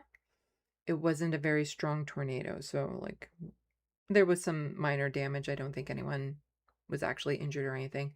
Some massive storms came through the area yesterday. So yeah, lots of climate stuff happening here. And so Doug Ford went on a tour of some of this. Ontario Premier Ford is in Niagara to see devastating damage in the wake of 3 historic rainstorms. Ford met with mayors of those cities, who has personally been impacted by the floods. Yeah, so So Simcoe says he told the premier that help came too late and Ontario needs a better plan to help flooded communities. That is true. Local politicians have been calling on Ford to bring additional resources for residents impacted by flooding. Well, maybe if a lot of the mayors of these cities didn't back Doug Ford up because they're also fucking conservatives. You know, just saying. So here we go. Ford says provincial officials are on the ground in St. Catharines to support recovery efforts and are in close contact with Lincoln and other communities. He says Ontario Corps partners have been called to help residents clean up properties. Oh, what's this Ontario Corps? Oh, says it in the next sentence. Ontario Corps is a province-wide network of trained volunteers and emergency professionals launched by the Government of Ontario in 2024. So, you're telling me that instead, during these multiple climate emergency and crises that we're currently undergoing, instead of actually putting money towards hiring people, training them, making sure that they're ready to go on standby, you're relying on volunteers.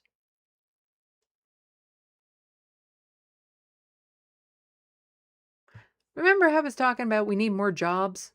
This could have been some jobs for people. Nope. Instead of making these into paid positions for people, you're just using volunteers to do a job that paid people should be getting. Yeah. Okay. Oh, and this Sam Oosterhoff, horrible piece of shit that guy is. Conservative MP Sam Oosterhoff, really, really bad piece of shit. Like if you saw evangelical conservative, like if you just picture that and then you see his picture, you're like, oh yeah, no, I got it. He's against reproductive rights, and I don't know for sure, but I'm pretty certain he hates queer people, in my opinion. But not in my opinion is he is against reproductive rights. That's more of a he's spoken about that. Real big piece of shit. Anyway, moving on. I talked a little bit about Tim Hortons last week, in that it needs to be boycotted here in Canada. Why? Because they're having a Harry Potter line of donuts.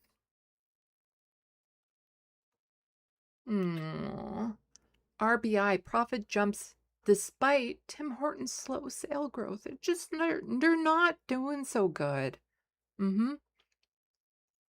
So the cafe chain's owner, Restaurant Brands International, said that Tim Hortons sales remained flat in the second quarter when its marketing failed to land how executives hoped. Our calendar didn't drive the growth we come to expect from Tim Hortons and was unable to lap up last year's platform launched. Tim spent much of the quarter pushing sandwiches that taste like cardboard, akin to grilled cheese. So basically, grilled cheese on cardboard. The company recently bought back, blah, blah, blah, blah. We had higher hopes, said the promotion team, to the FIFA World Cup, but lacking the tournament's official branding. When we realized that was not delivering the results we were planning for, we quickly adjusted and changed our priorities. What did they change their priorities into? Transphobia. In the coming months, Tim's will launch a Harry Potter partnership with donuts for each Hogwarts house and a quencher inspired by the franchise's Forbidden Forest. Ew. And served in a temperature-activated, color-changing cup that reveals Pantronus.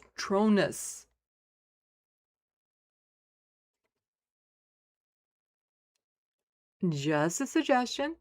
You'd probably do better without the oncoming boycott.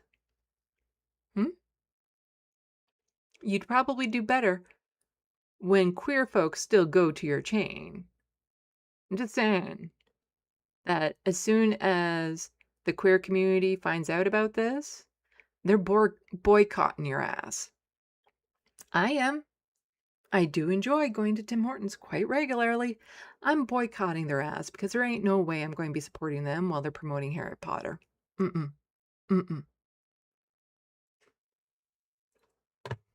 Okay, and a little bit of good news. Halifax passed a motion 13-3 in support of a basic income because they know it'll save money from healthcare, housing, and streamlining government. They become more self-sufficient and most of the money came back. There's a lot of savings to be had. There are economists working on this, working quite hard on this. And there are a lot of savings to be had in reducing the amount of administration that we currently have with all the programs. So there is a fair bit of money to be found in streamlining. They believe there would be also savings in the fact that people would be supported at certain times in their life so they might not fall into homelessness. They might need just a little bit of a bridge. Young people, if they're eating better and have a healthier situation as they're developing and growing into young adulthood, they might then there would be more savings on the healthcare system because they wouldn't be going to emergency rooms and that sort of thing to the extent that they are now. So there are ways that this does make sense. Of course, it would be taxed back from the people making more. So most of the money would be coming back. There From the people who are making more? Ooh, I like the sound of that. Has been an experiment for a few years in Ireland where there was, I don't know if people saw this, there was a basic income provided to artists. It was distributed randomly to artists. And what they found was they became more self-sufficient and most of the money came back. So there are these experiments going on around the world right now. People are trying to find new ways of doing things because there's so much change, technological change and other changes that we're facing. So I think what this is trying to do is just to say, we are encouraging the federal government to look at all options for supporting Canadians through these times that are becoming less and less predictable and more precarious for a lot of people. Basic income is needed in the future, especially with the way the jobs are getting eliminated and all that sort of stuff, especially when you have 50,000 people applying for 5,000 jobs. Basic income is a requirement for a functional society in the future.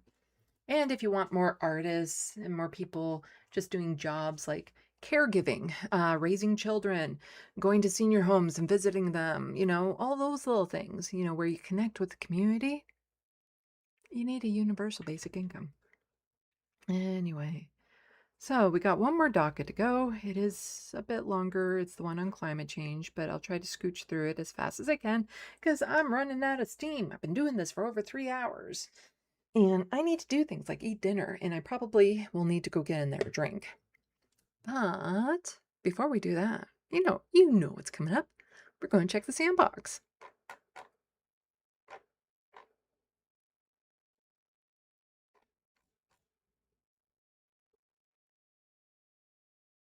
Let's see.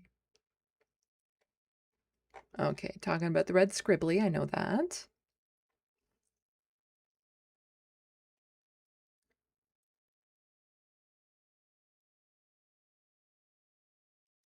Let's see.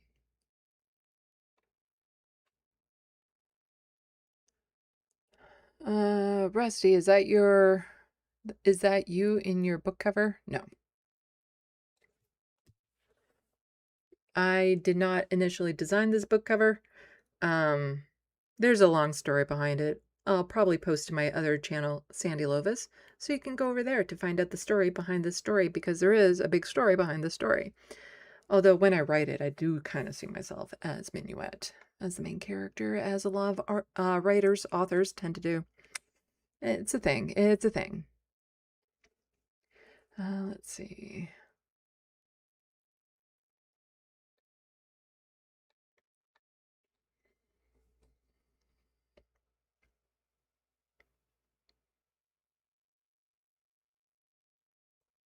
Mike working for Greens. The recession is very much a recession for neurodivergent folks like you and me. Yep. The Wild West. I used to be at Carney when we had an exhibition in our city. Memories. Be an interesting job.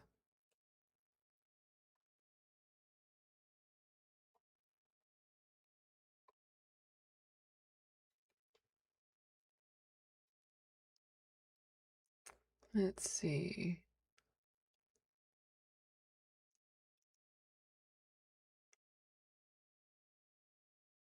Hello, Boomster Block.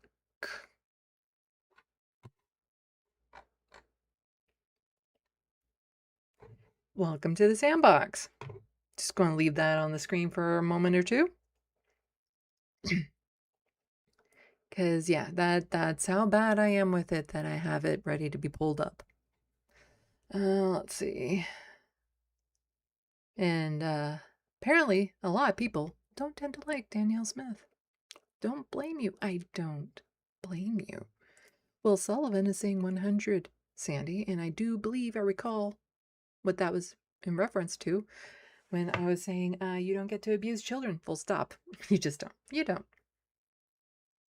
Though Atticus Among Us says my sister throws flip-flops, and that seems to have worked. Ah.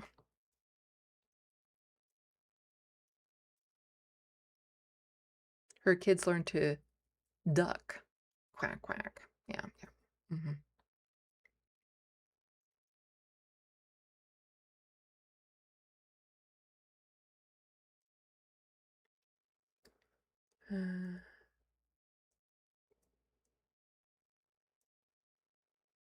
Let's see. Oh, I guess I didn't have to go back so far. Okay, people talking about ducks. Mm-hmm.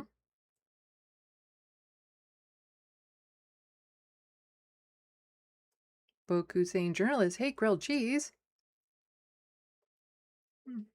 Oh, I had grilled cheese last night.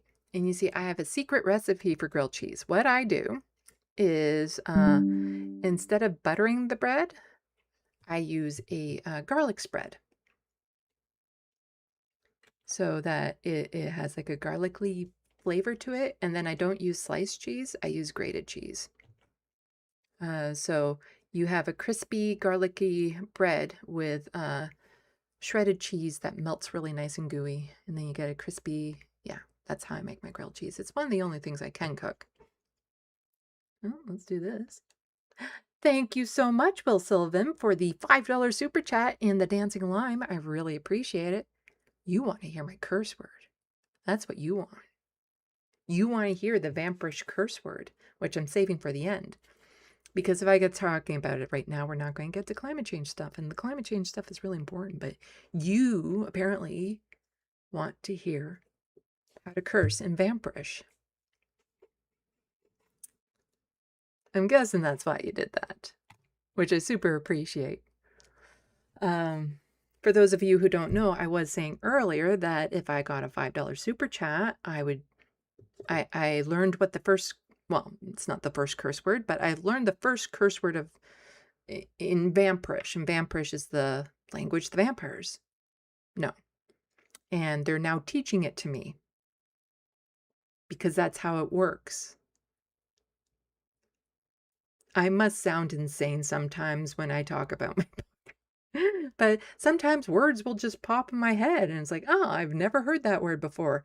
And then sometimes I have I have the word. I know the word, but I don't know the meaning yet. And other times I'll know what the meaning is, but I don't have the word yet. And then it'll just pop in my head. I'm like, oh, there you go. Okay. So even though I don't need a full-fledged language for the vampires, technically, for the books. I'm probably going to get one. I've always wanted to learn a new language. Does inventing one count?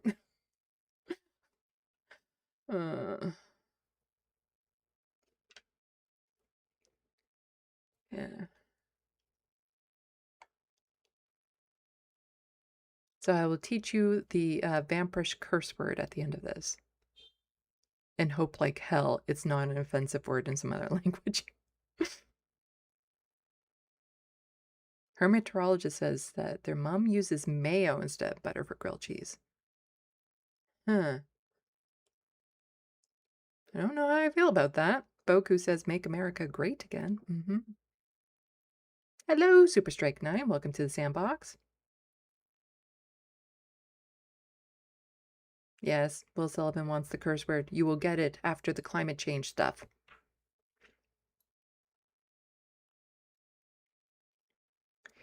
Yes, Rusty, I checked out Lena's channel. And so we'll see. We'll see. Depends on how fast we get back to each other with ADHD. Well, I don't know if she does, but, you know, ADHD and trying to reply to emails, not necessarily a good combination.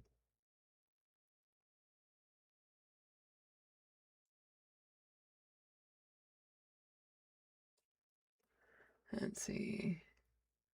Okay, so why don't we get through the climate change stuff? It's going to start with something that doesn't necessarily seem like climate change stuff, but then it leads into climate change stuff because that's just how it works. That's how it works. Okay. Right, I was not actually going to cover that story. There we go. There we go.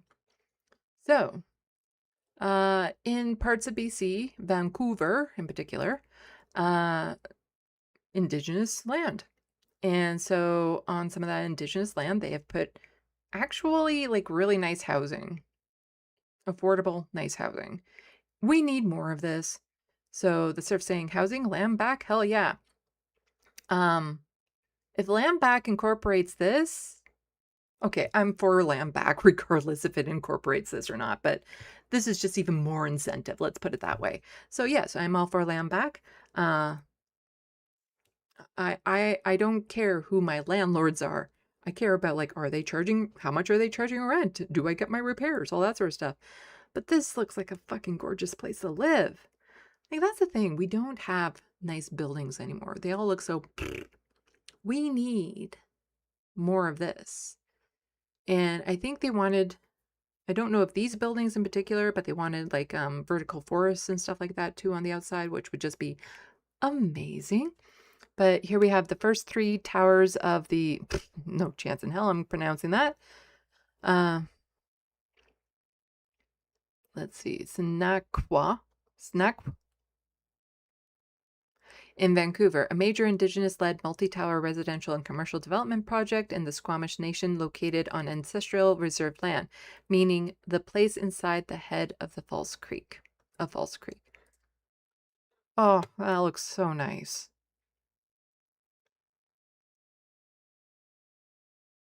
I like unique. Big windows. Oh, that looks nice.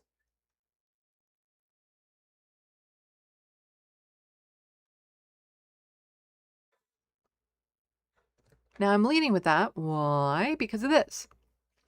So amount of people who lost their homes is still 0. So again, from the serfs. So there's been this thing that's been happening in BC where they're like, oh no, Indigenous people technically own your land. You're going to lose your homes. They're going to take your leases and things of that sort. And the conservatives, right wingers and all the like there have been scaremongering like crazy about it because there was a decision that said, yeah, this is Indigenous land and people's homes are on it. So this conservative douche canoe is just saying the Cowich decision was a turning point. DRIPA is the framework the NDP put in place to finish the job. British Columbia is not an experiment for a special interest group to carve it up. It is our home. It belongs to all British Columbians. The BC Conservatives intend to keep it that way. Oh, right. We're not actually going to listen to him. So yeah, they keep on fear-mongering over, oh no, you're going to lose your houses. But as the serfs point out, none of them have lost their houses. If they really cared if they really, really cared about homes being lost, these conservatives, they would give a shit about climate change. So breaking news, BC declares state of emergency as wildfire rages. Devastation. Chief says 230 homes destroyed by BC wildfires. No First Nations has taken anyone's homes away. Wildfire. Over 200 recently. And that's just recently. There's been far, far, far more. Entire cities and communities have been wiped out by these. She said they were lucky to even get out of there. Nobody had time to grab anything but their pets. Yeah, I asked her and she's like, I didn't have time. I'm just going to grab my drink while you're watching this. Oh my God, Tanner, I'm scared. This is the hellish scene residents on the northwest shores of Okanagan Lake had to escape from on Saturday as the Bradley Creek wildfire, fueled by winds that reached more than 100 kilometers per hour at times, flew out of control. Our friend's place is the only place right here that's not on fire yet. Some residents escaped out onto the lake, watching as an as of yet unknown number of structures were lost, including the childhood home of Brittany Hubbard. The wind just picked up out of nowhere. Hubbard's mom and stepdad were nearly caught in the fire. She says it descended on them so quickly, an emergency alert hadn't even been issued yet. She said they were lucky to even get out of there. Nobody had time to grab anything but their pets. Yeah, I asked her and she's like, I didn't have time to even grab my medication, right? Like it just happened so fast. The cold front that brought these intense winds, as well as thousands of lightning strikes, has passed, and the wildfire no longer appears to pose a threat to nearby Vernon. But the outlook is still dire, with hot, dry, and gusty conditions forecasted for weeks to come. With that in mind, the province has called in reinforcements. More than 100 wildland firefighters from Mexico arrived Monday, with another 200 arriving later in the week. Last year was a record-breaking year in our ability to be able to help support our partners within Canada and around the world. But in our time of need, when we need people to stand with us, I am so grateful. I am so honored on behalf of all British Columbians to be able to be here to welcome these incredible heroes behind us. Minister of Forests Ravi Parmar says these men and women will be deployed to the Big Bar complex, where the massive Pear Lake wildfire has destroyed properties around Clinton. What I want is somebody who knows how to do this, because I don't, but somebody who knows how to do this. Because we keep on hearing about how much land is being destroyed by these wildfires. Sorry, I just swallowed some fluid wrong. We keep on hearing about all the millions of acres and stuff. It's hard to visualize this. So what I want is somebody who's really good with maps to actually do this thing where they take all of the land destroyed this year so far by wildfires and group it all together, so that you can place it over the map to be like, oh, that is the size of Ontario, or that is the size of England, or that is the size of blank, so that we can actually visualize how much land has been burned. So if you know anyone who can pull off that map, they'd probably get a lot of likes on it on Twitter. It's clear the help is needed. The only question is, why it wasn't called for sooner? This didn't just happen overnight. We've been having conversations for the last number of days, I would say for the last number of weeks. Based off of our predictive analysis team, we see some challenges ahead, and so we have proactively brought those resources in. Thousands of properties in the Okanagan and across BC remain under evacuation order, with more assistance still en route from Australia and other provinces. Jack Rabb, City News, Abbotsford. So you have Australia, Mexico, and other provinces. Good to know the United States is there with us. And so this here is drone footage shows entire neighborhoods reduced to ashes after massive Spokane County wildfire. Around 65,000 people have been evacuated. So another area, all these houses gone. Like you have this, this terrifies me. The thought of like losing my home like this, and my heart just breaks for these people. Because like I have artwork here that can't be replaced. I have so many memories and things that I've gathered over my life. And then how many of these people have insurance that can actually recover just the basics? Because when you lose everything like that, it's your clothing, it's your furniture, it's, you have to replace everything, utensils, paper towels, like all of that, all the stuff that you need to live is gone. And all the things that made your home a home are gone. It terrifies me, this type of thing. But, fossil fuel companies, they're benefiting. So Surf saying we subsidize fossil fuel companies an estimated $7 trillion according to the IMF in 2023.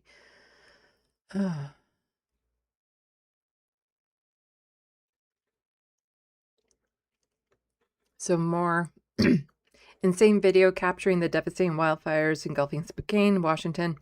We cannot keep living like this. If humanity wants to continue to exist on this planet, we have to make decisions that our communities over the endless greed of big oil companies. And there's tons of footage out there. If you go on YouTube, if you go on Twitter, just absolutely horrific footage. Like trying to drive through this. Like it's scary. It's like a war zone. Wait, we'll be getting to that comment later on.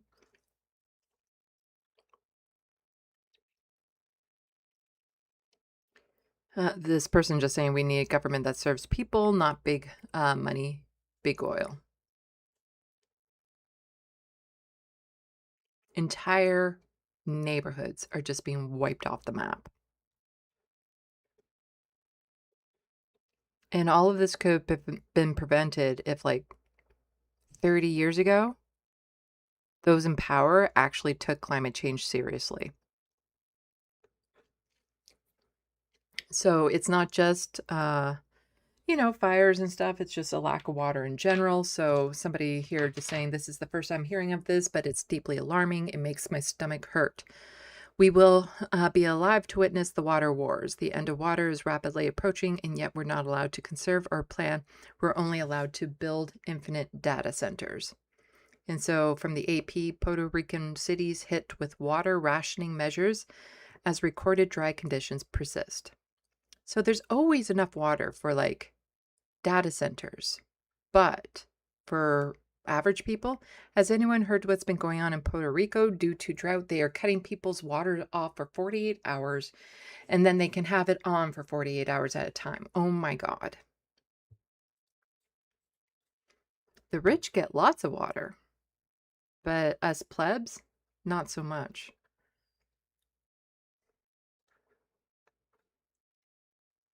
Because, yeah, what's happening out there is the data centers, they're still saying that they need to be built. Why? Because of that long-term economic gain that Mark Carney keeps on promising? No. This is short-term economic gain for the 1%, but long-term pain for the entire fucking planet. So apparently the Daily Hive in Vancouver says Canada needs a lot more AI data centers, according to billionaire CEO. And as David here is saying, my dog says she needs more treats. Yeah, that's yeah.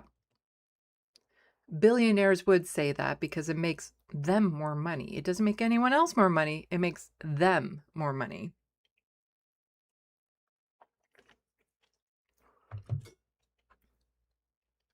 But hey, if it's not a data center that these billionaires need money on or need water for and stuff, what else? So you have, poor Puerto Rico here.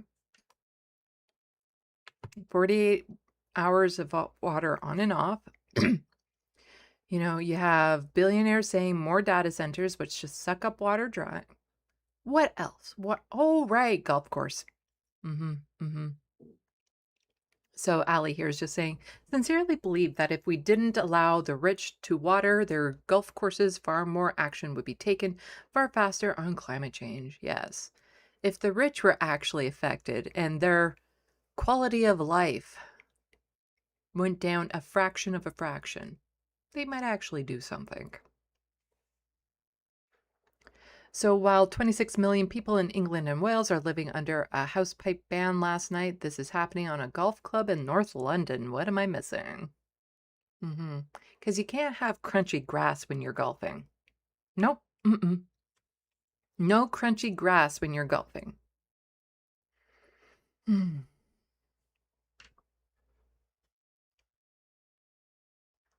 But the amount the rich, so this gets into the whole, back when they were saying, oh, we gotta get rid of plastic straws, we gotta do this, are you recycling? Make sure that you turn off your lights, that you individually aren't doing things to make the environment worse. Have you tried, walking to work instead of taking a car, and all this sort of bullshit? There is nothing that I can do, that everyone watching this video can do, that everyone who has ever watched anything on my channel can do collectively to change what's happening to the environment. This is the responsibility of the people who got us into this situation in the first place, which are the billionaires, the millionaires, the military. Because when you talk about the carbon footprint and stuff like that, like in Canada and other countries, do you know what they conveniently leave out of that? Is how much of a carbon footprint the military has. Yeah, that's not included in the numbers. So things like fighter jets, do you have any idea how much they pollute? Well, it's a lot. It's a lot. And that's not included in our numbers for, reasons. Corporations have to be doing this work. It has to be the corporations. It has to be the government. It has to be the billionaires doing all this sort of luxury bullshit here. Because one billionaire that changes their ways would be the equivalent to cities doing something better for the environment.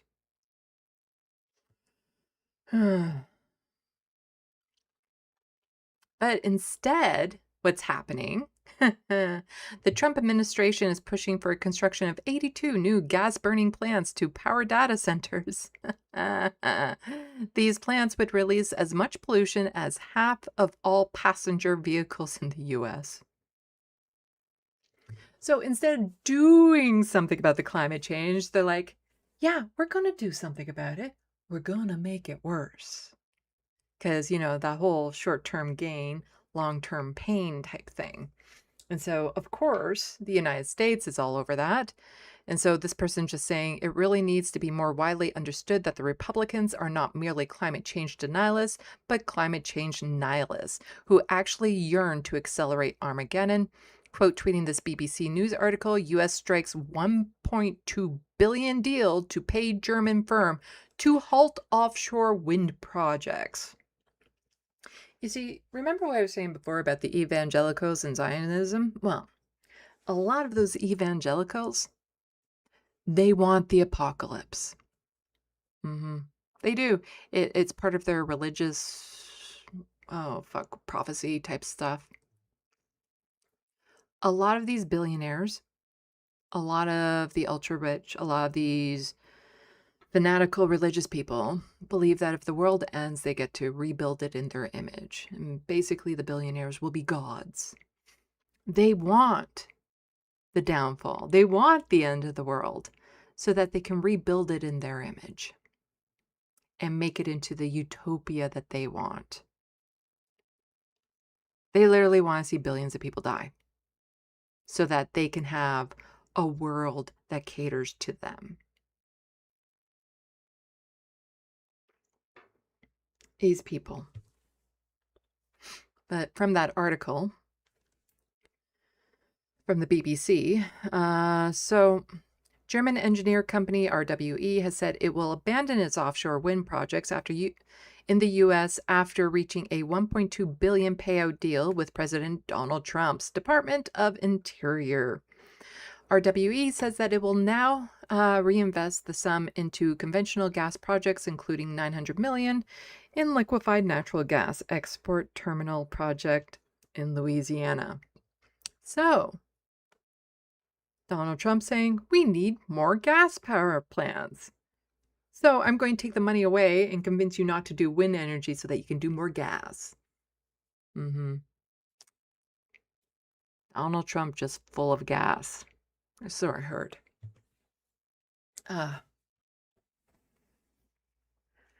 After consideration, it was determined that there is no path forward to permit these projects in the U.S. for the foreseeable future, the company said in a statement. Trump has derided wind power for years because it messes up his hair, often uses his rally speeches to rail against ugly turbines. Glasshouse. RWE says it has agreed to relinquish its leases off of the California Louisa. Okay, I'm just going to toss the rest of the link into the SandBox. You get the point. You get where I'm going with it. See, you get where I'm going. You got it.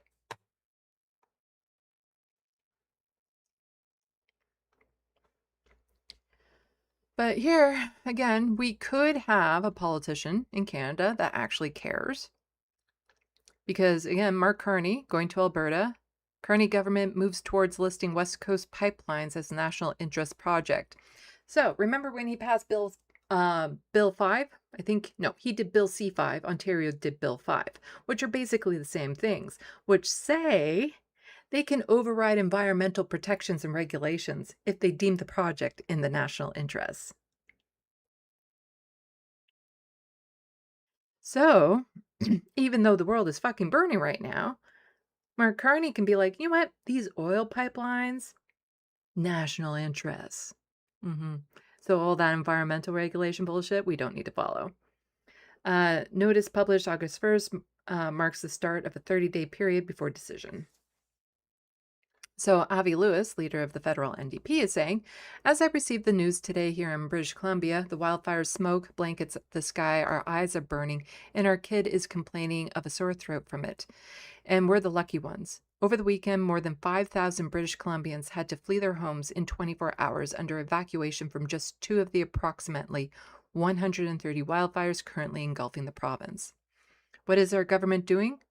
The project defies common sense. This is corporate welfare on a surreal scale, giving a gift to industry making $90 billion in excess profits this year, and which will still refuses to pay for its own infrastructure. It makes money a mockery of the duty to consult. It makes a mockery of the duty to consult First Nations guaranteed under our Constitution. You can't approve a project and then engage in consultation. That is just a pipeline to the courts.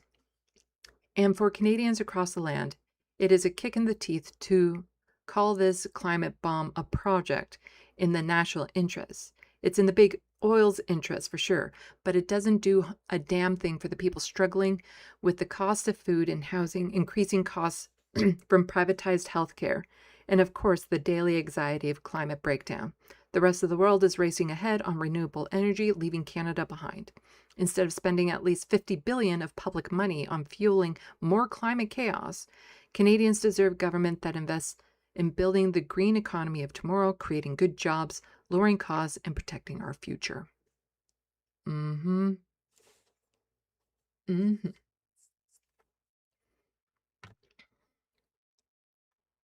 So, yes, here we have Ottawa moves to list Alberta-backed West Coast pipeline as national interest project. Oh, right, it's this douche canoe again. I believe he was a douche canoe. We'll find out. A new report says an oil pipeline to no, this is just a regular reporter. Never mind. He looked a lot like a douche canoe from earlier. the BC coast may boost the Canadian economy, though not as much as some people may think. The report is from TD Economics. It says the success of a new West Coast pipeline will rely on more exports to Asia, warning that demand could flatten because of the growing adoption of electric vehicles and clean energy in that region. Yeah, so like I said before, a lot of these oil pipelines, by the time they're built, they'll be obsolete. They won't be needed anymore. The world will have moved away from it. In fact, there will be anti-pipeline movements, like actual anti-pipeline movements globally. This is just giving money to billionaires. That's all this is. just handing over that money to billionaires. So jumping across the pond, kind of like with other major issues of the world, when you point out the obvious and you're a leader and you go against the grain of what the capitalist system wants and the corporation and the billionaires, if you state the obvious, but it's an obvious that they don't like, ooh, they get mad. That 1% gets really mad. So here from the UK, Zach Polanski calls for Andy Burnham to make fossil fuel companies pay for the cost of wildfires. Yeah, why don't we actually make them pay instead of paying them? No more subsidies to these oil companies and other companies that are massive, massive big polluters. And how about they actually pay for the crime of climate change? ESSO did studies decades ago. They knew this was happening. They knew what was going on, and they continued forward. These oil companies know how destructive they are, but they continue because of profit. They should pay. And everyone who lost a house, they should pay for that house and everything they need to move back in and get on with their life. That's what these companies need to do. There needs to be, what's the word? Restitution for the destruction they've done. As a bare minimum. As a bare fucking minimum.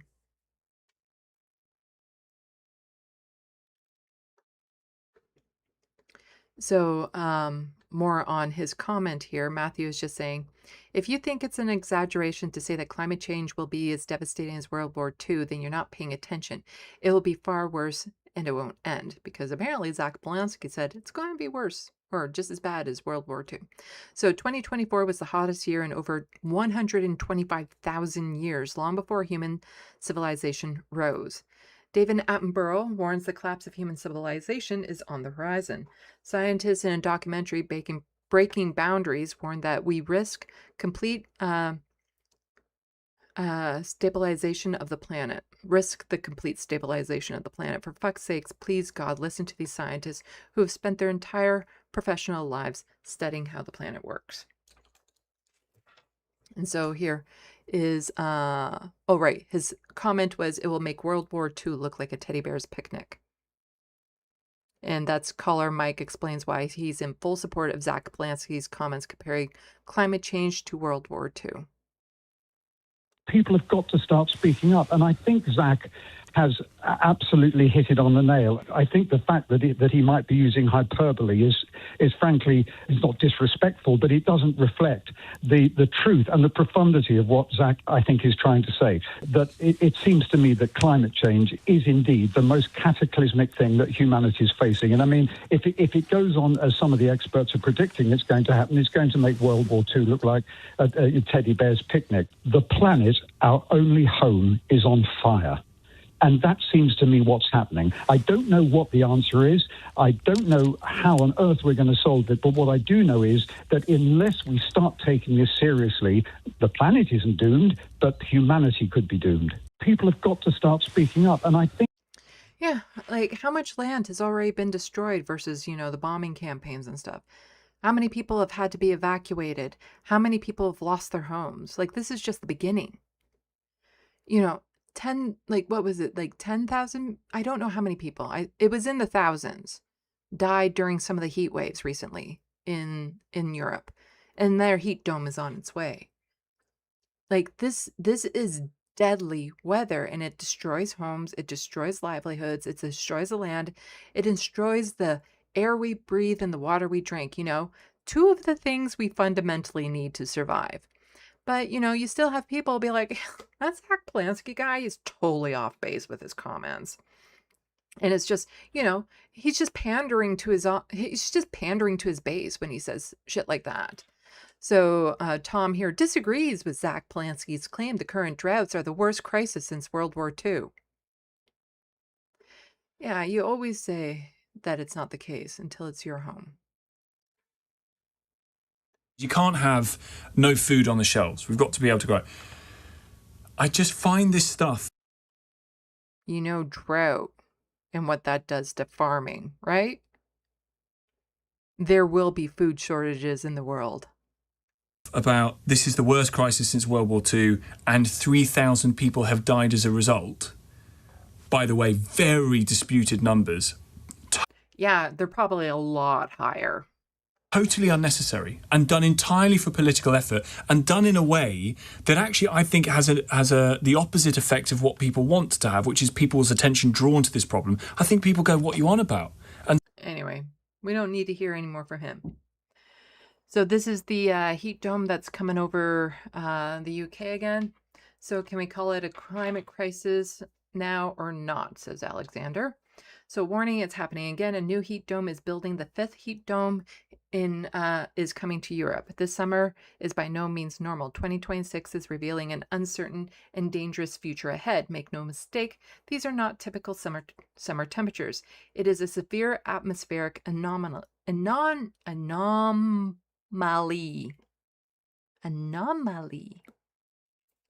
This is why I'm making my own language, so I can pronounce everything. This wave won't be limited to Western Europe. Central Europe and parts of Northern Europe will also run dangerously above seasonal norms. Timeline, August 9th, starts with the UK and Western Europe. 11th to 13th, peak intensity.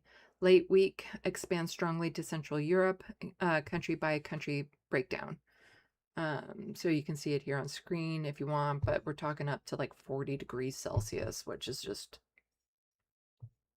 unbearable. You're going to hit the wet bulb temperatures too that you need to be super careful about.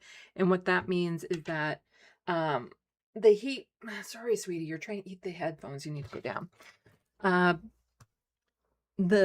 It's extremely hot, but then also the humidity is so strong or so high that when you sweat, it doesn't evaporate. So your natural cooling process doesn't work, which means people just end up dropping dead. And that can change because it is a combination of heat and humidity. So it doesn't necessarily have to be 40 degrees. It could be 35 degrees. But if it's 100% humidity and you're out doing things and you can't, and when you sweat, nothing happens. It's, yeah. And this is just a footage of the 5th heat dome, which is just, it's scary stuff. And we're also talking about cities that weren't built for the heat. So a lot of the infrastructure was made to retain the heat. Air conditioning is a luxury. Also, energy costs in Europe is a lot higher than other places. So you don't get AC the same way that you would around here. Yeah, there's not too many places that people can escape to when it's this hot. And it's the most vulnerable, people with disabilities who can't move around as much, unhoused people, people who are already sick, elderly people. They're the ones that tend to pass away in these conditions first. So scientists say Earth is on track to become uninhabitable. Warming is increasing at an exponential rate and far faster than predicted. And that's partly because there was no way for us to know all the variables. This world is very complex. Just like with the rise in the ocean levels, they were thinking, well, if this ice melts, then it'll raise the ocean level by this much. But then they realized, actually, it's going to be a lot more because the ocean is also heating up. And what happens when you heat up water above 4 degrees Celsius? It expands. So there's more ice melting and going into the water, plus that water is expanding because of heat, which means the levels will rise higher than they predicted. So a scientific assessment published in the journal One Earth warns that key components of the planet's climate system may be significantly closer to destabilization than previously thought. Crucial tipping elements, including Greenland and West Arctic ice sheets, Arctic permafrost, and Amazon rainforests, act as planetary pillars. Once pushed beyond a critical threshold, these systems can undergo irreversible changes, triggering a dangerous domino effect where one system collapse accelerates another. For instance, melting Arctic ice exposes darker ocean surfaces that absorb more heat, which can weaken ocean currents, dry out the Amazon, and ultimately release massive stores of carbon back into the atmosphere. It took millions of years to build the forests the way that they are right now. You know, tectonic shifts and all this sort of stuff. We're destroying it in a blink of an eye. The cascading feedback loop threatens to push Earth towards a hothouse trajectory, a state in which the planet continues to heat up even if humanity completely halts its greenhouse gas emissions. While researchers cannot yet pinpoint exactly when these individual systems will tip, they stress that waiting for definitive proof is a dangerous gamble, as reversal will be impossible once the threshold is crossed. To avert this catastrophic change reaction, scientists advocate for immediate cuts to fossil fuel consumption, stronger protections for carbon storing ecosystems, and rapid deployment of global monitoring networks to track these planetary tipping points.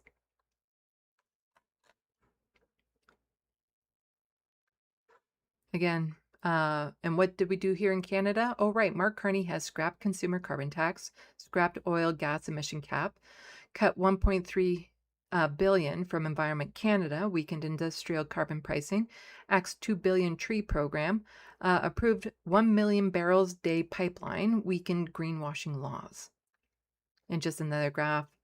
Here, we are causing global warming 100 times faster than past natural changes. We are taking Earth's climate beyond natural limits with CO2 and temps levels not seen for 3 million years. No time to wait.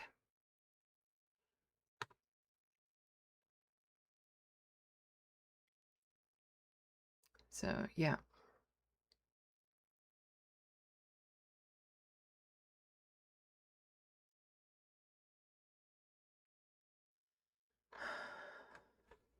And the thing is that, you know, Mark Carney, the way he's acting, you would think he doesn't know any of this. He doesn't know anything about science. Like, this has just gone all over his head, and he doesn't understand the complexity of climate change, you know? This isn't something he's familiar. Oh, wait a second. That's not the tweet I wanted. This is the tweet. Our impact on Earth's climate is undeniable. In this simple but powerful data visualization, Professor Ed Hawkins illustrates annual average global temperature since 1850. On climate change, our task is large, the window of opportunity is short, and the risks are existential. He's right. Look at the date. This is from April 19th. 2021, well before he was, you know, running to be Prime Minister of Canada. He knew. He knew.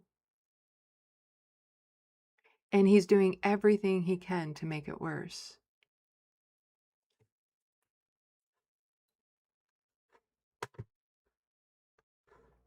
But he'll say, you know, words of consolation to the people who've lost their homes.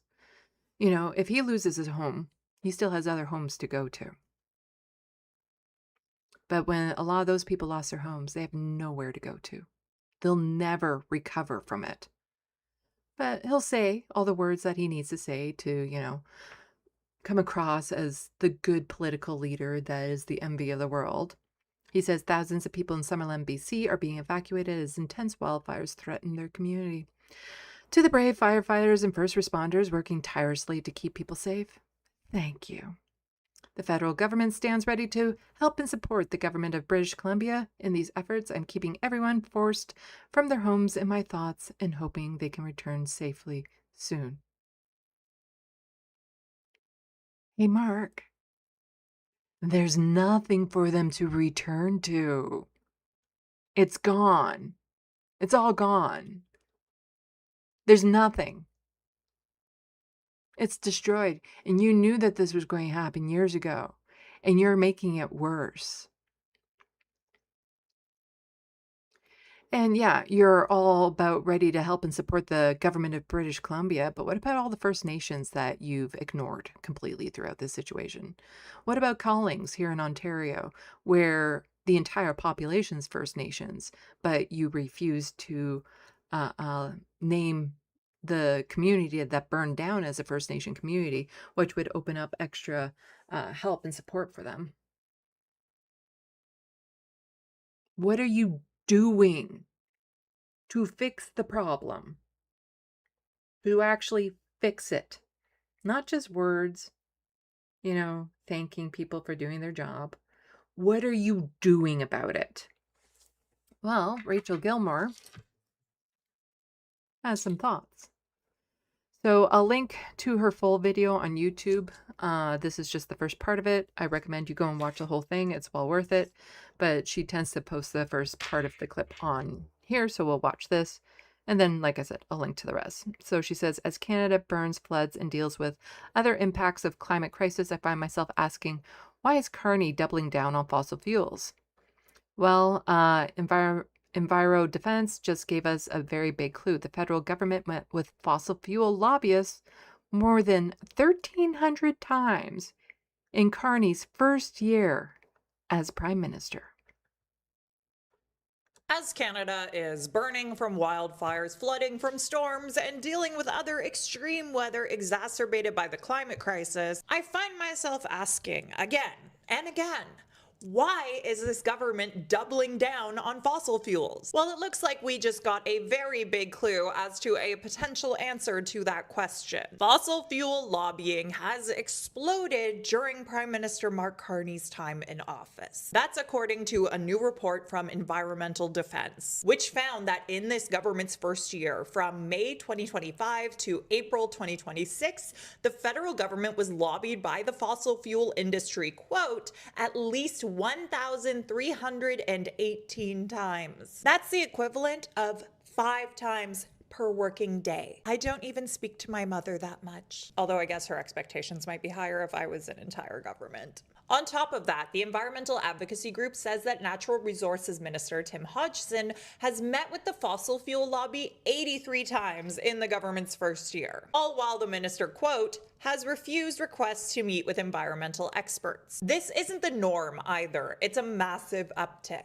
Hodgson's predecessor, Jonathan Wilkinson, had his highest level of exposure to fossil fuel lobbyists in 2023 with 34 meetings. So that is a number that Hodgson has more than doubled in his first year in office. Carney, meanwhile, has personally met with fossil fuel lobbyists at least 14 times during his first year as Prime Minister and over 20 times since being elected Liberal Party leader. For context here, former Prime Minister Justin Trudeau took just 2 fossil fuel industry lobby meetings between 2023 and the end of January 2025. For Julia Levin, the Associate Director of National Climate at Environmental Defense, this incessant lobbying can't be separated from the choices Carney's government has made on the climate file. In a press release the group shared with me, Levin said, quote, since becoming Prime Minister, Mark Carney has taken a wrecking ball to the country's climate progress. And it's no wonder, given that fossil fuel lobbyists have been given unprecedented access to his government. PM Carney has given oil lobbyists nearly everything on their wish list, including free rein to pollute without limits, dismantled environmental protections, and taxpayer money for economically and environmentally risky projects like LNG,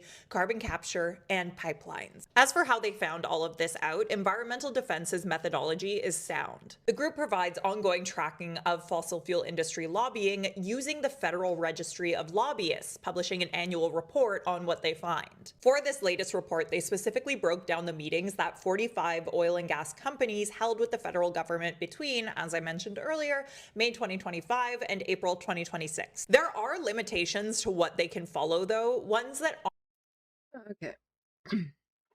So, like I said, Today in Canadian news.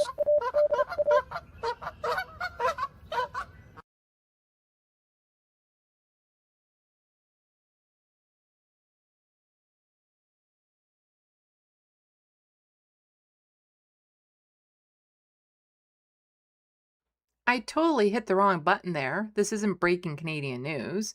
I was saying I'm going to link her video into the SandBox. And I recommend you go watch it because it's really worth it. That was my breaking news logo that I do like, though. I haven't used it all that much, but this isn't exactly breaking news. Well, it kind of is. Anyway, go watch her YouTube video. Go subscribe to her channel. She does amazing work. And now I can close a whole bunch of these, so my computer isn't so mad at all the tabs I have open. Okay, close, close, close, close, close. I've already cataloged these ones that I needed to. There we go. Okay.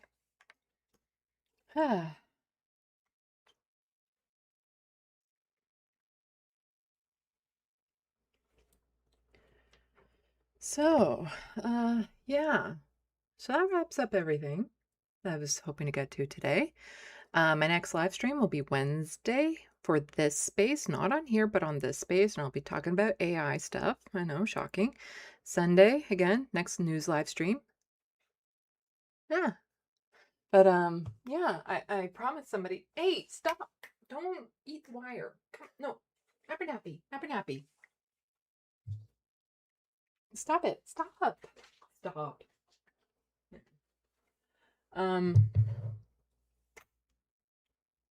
Totally lost my train of thought. Did you want to come up here? Come on. Come on up here. Come up here. Come up here. You're acting hangry, but I fed you. I gave you your afternoon snack. No, you gotta come up here. Abernathy, come on. Abernathy. No. You either come on my lap or you get out of here. Up. He's not doing it.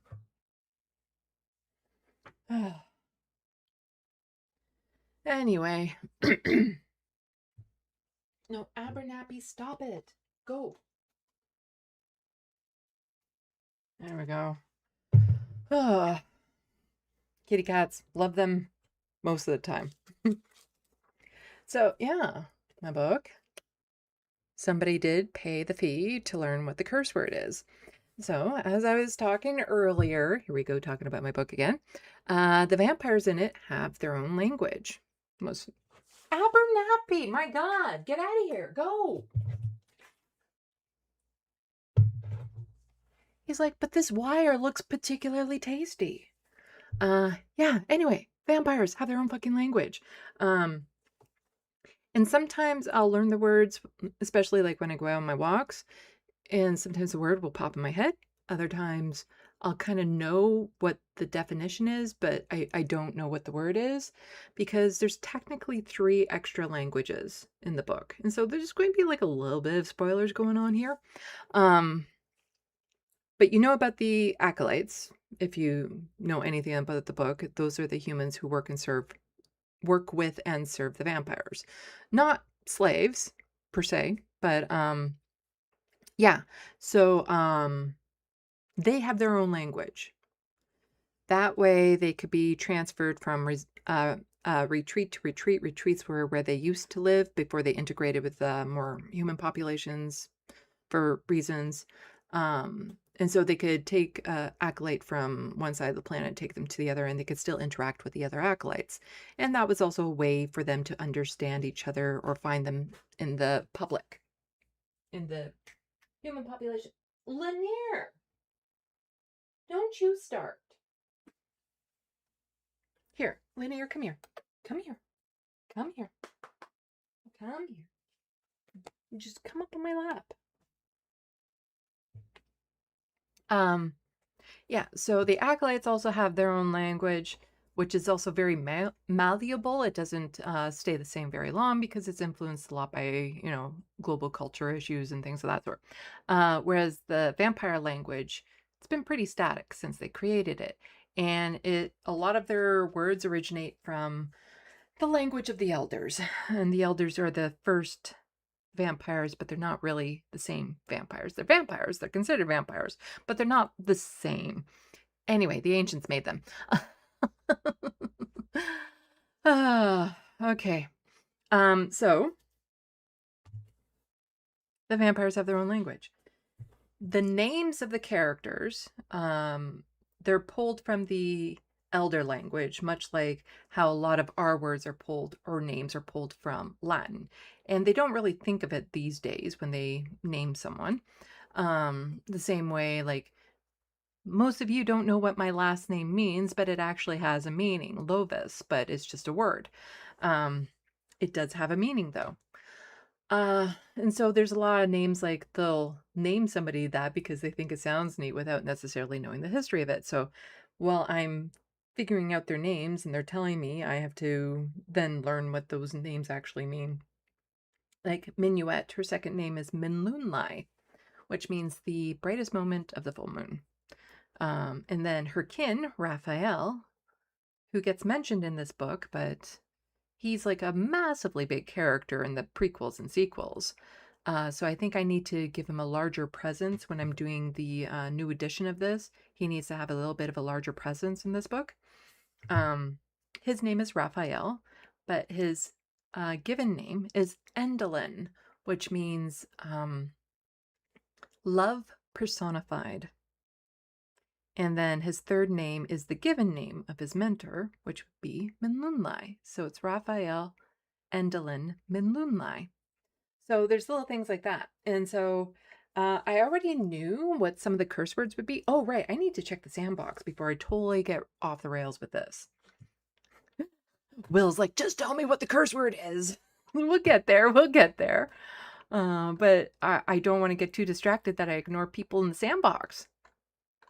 Let's see. Oh, looks like Soul Life decided to join us. Welcome. And I said hi to Super Strike 9, right? Right. Hello, John the Brazen. Welcome to the SandBox. Saying, I just had the awful experience of having an ad interrupt the stream with an interview of Elon Musk speaking to a journalist. Ugh. That does sound horrible. Let's see.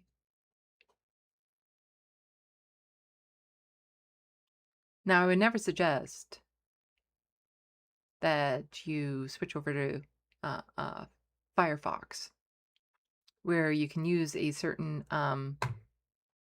add-on that, you know, has a bit of an origin that you might be able to, you know, put blocks together. I would never suggest that because it is a brilliant way of never seeing ads on YouTube.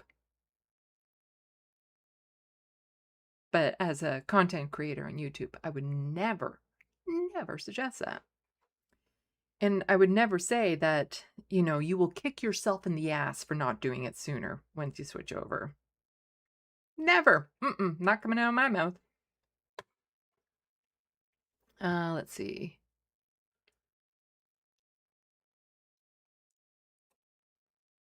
Rusty, I ain't using AI to make that map. Somebody can think it out.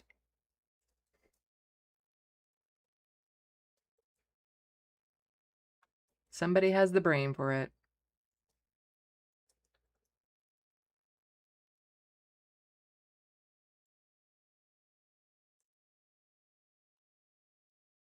Boku, can you talk us the inside baseball letter acty? There's nothing to talk about. You saw his last video.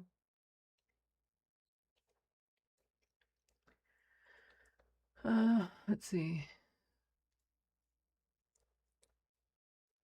Super Strike 9, socialism can't happen fast enough. Oh, that is true. Boku also saying the multiple golf courses near my old house uses sand on hard packed dirt for their course instead of grass. Well, that's an option. The Wild West saying we could build a guillotine. Yes, technically we can build one. There's no issue with building one. It's an art project to just build one. Not going to use it. We're just building it. It's an art project. Or we're studying physics. Right? Hermeteorologist saying about the size of Switzerland has burned in Canada this year, just under the size of the Netherlands or Denmark. Yeah, I do know it's probably enough to have like entire countries wiped off the map. Let's see.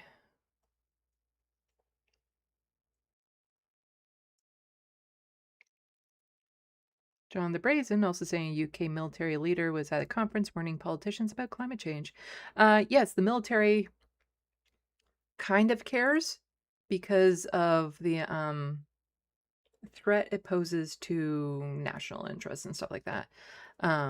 Because, infrastructure damage, but also more refugees will be created, wars will be more likely, like the water war thing. It's not an exaggeration. Countries will be attacked, like Canada, for water. Although Canada won't necessarily be attacked, it will just be bought off. But, for national interests, climate change is not good, and the military cares on that level.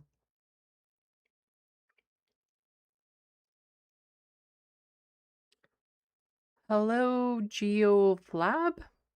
Welcome to the SandBox. Hope you guys know that 1940 Germany was socialist. No, they weren't. But, we have the progressive conservatives here running Ontario. It doesn't mean they're progressive.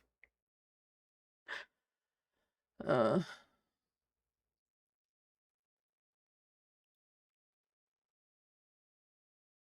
see.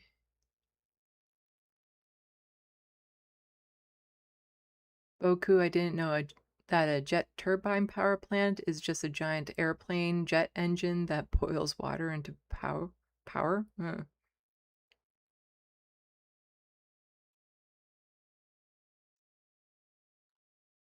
Let's see.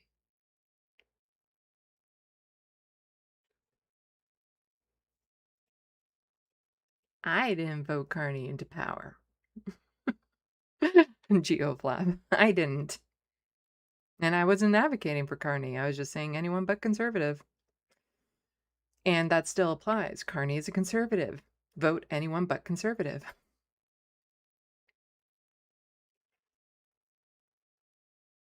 Let's see.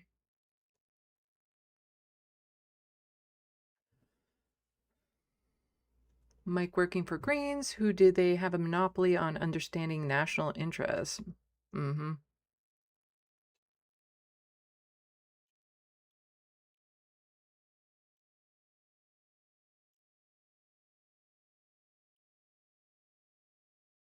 GeoFlap, do you actually watch my channel? Because I bitch about Carney all the time. Yeah, I know he's a failure.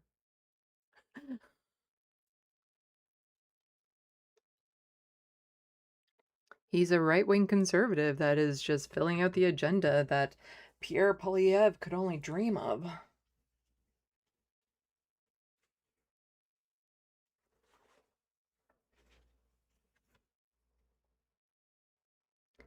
Let's see.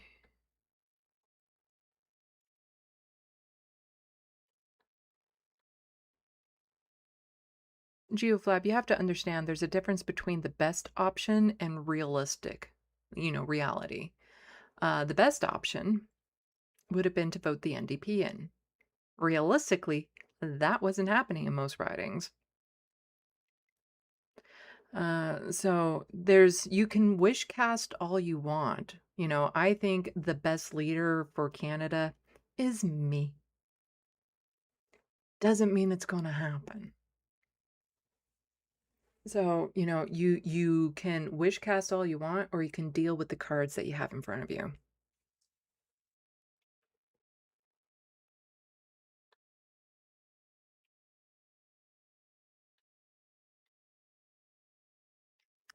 Mike working for Greens reparations is another good word. That's actually the word I was looking for, by the way, when I was thinking about what those gas giants or oil companies should be doing. It was reparations, not restitutions, although it's kind of the same. Let's see.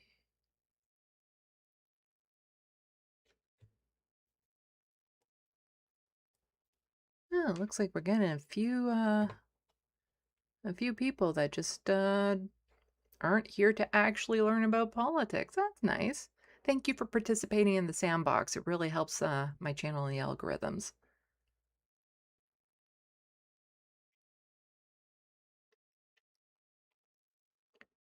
Let's see.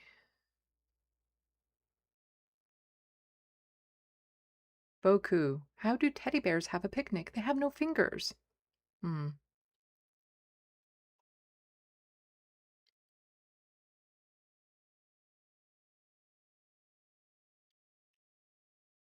Well, we don't buy water bomber planes for fires because the government is busy spending it on military planes.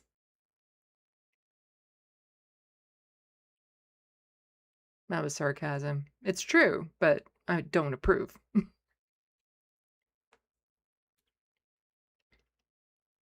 So life, heat dome, something you sounds like something you'd call getting. I'm not finishing that.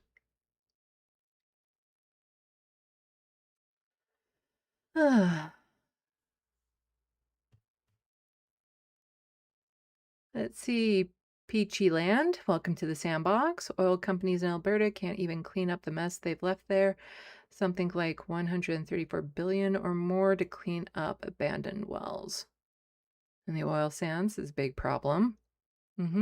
No, that's the thing. Like, these companies will go in, they'll make a mess, they'll wreck the land, but they'll never do anything about fixing what they broke. So like in Ontario, we have the Grassy Narrows where it's like going on, what, 60 years now of, I want to say mercury poisoning from an old industrial site that was there, and the federal and provincial governments have just been fighting over it. Meanwhile, the people, the First Nations of that area, get mercury poisoning. So the company responsible for it isn't doing dick all about it. It's, yeah. They just go make the mess and leave. It's like they treat this land like an Airbnb.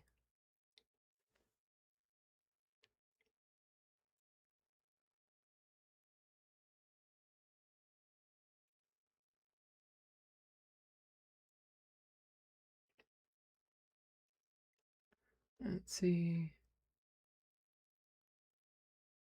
So live 32 and 40 are close enough though. 32 Fahrenheit and 40 C. Not really. Minus 40. It's very, very similar. Yeah, no, it's weird. Minus 40 is the same Fahrenheit and Celsius. BCAT, hard to educate people who are so willfully ignorant of science. Yes. It's a choice. It's a choice. We know the solutions. Like, we know the solutions to all of it. We could have a Star Trek socialist utopia right now. We know the solutions, and they are doable. Just not the political will to do it.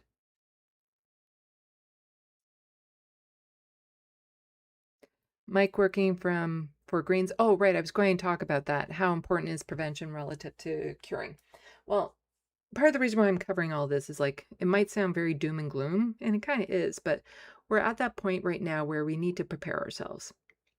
I usually refer to it like that scene in Taken where it's like she's under the bed and they've broken into the place and she's on the phone with her dad, and the dad's like, okay, you are going to get taken. This is what you need to do to prepare to help. So we're in that phase like, okay, we know this is going to get bad. So what do we do to prepare and help? So if you're in an area that might be hit by a wildfire, make sure you have a grab bag ready to go. If you have neighbors with disabilities, make sure that they're accounted for and have an exit plan as well. But this is really just about being wide-eyed about what's coming our way and steadying ourselves to deal with it in the best way we can. Do what you can when you can. We're going to have to mitigate the damage, but reversing it's going to take a long fucking time and effort. So it's going to get worse. There will be mitigations put in place for some things. So it's not necessarily, worst case scenario, like they keep on saying, because it's the media. They have bills to pay as well. So they'll do like doom and gloom worst case scenarios. So it might not be end of the world, but it's going to be really bad for a lot of people. So, look out for yourself, look out for your neighbors, but, just be aware of what's coming. We're on the beach, we see the tsunami coming. We can, you know, we can prep and try our best to survive the impact, or we can just turn away and let it hit us. Super Strike 9 is an excellent point, Sandy.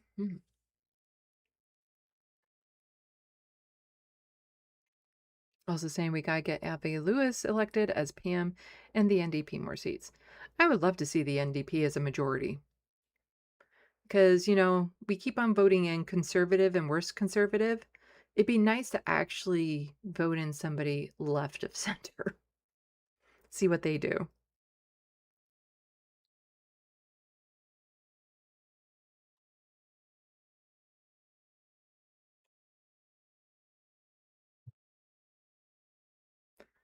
Let's see. Hello, Looney Tunes. Finally tuning in now that all the news is done. Welcome to the SandBox.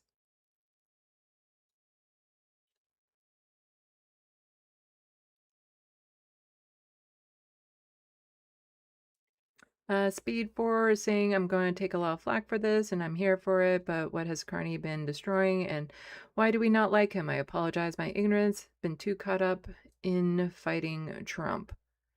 Like, hey, if that's a sincere question, I'll answer it sincerely. Let me just pull up my list.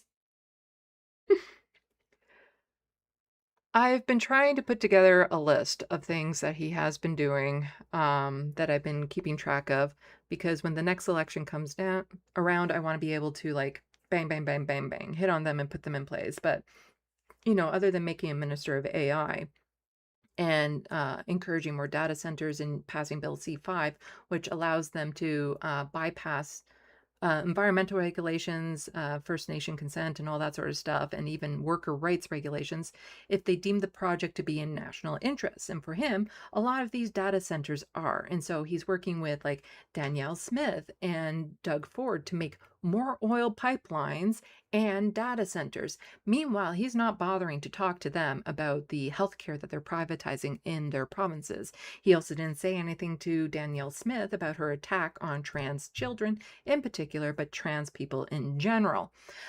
He's a fan of surveillance pricing. He has gotten rid, one of the first things he did was get rid of the carbon tax and the carbon tax rebate for people who were living in poverty that really needed it. Let's see. I have a lot of links, so it doesn't tell me exactly what it is, but yeah, Mark Carney appoints a former oil executive as U.S. diplomat. Spends almost $2 billion for armored vehicles. He invited up to a summit, found a creator of Project 2025 down in the States. The only reason why that person didn't come up to the summit was because they were busy, not because of anything Canada did. They invited him up. They wanted to know. He also got rid of the capital gains tax. He got rid of the luxury tax, you know, things that don't affect people from day-to-day life, but, you know, really affects how we live. He is pushing for the Strait of something or other, not Hormuz, but there's a strait in BC, to be dug up and stuff so that more oil tankers can go there, because right now it's a problem because in certain weather the bed of the strait can actually be visible, so oil tankers can't really go on it on a regular basis. Let's see. So a lot of these links I don't necessarily see, but that's just some off the top of my head.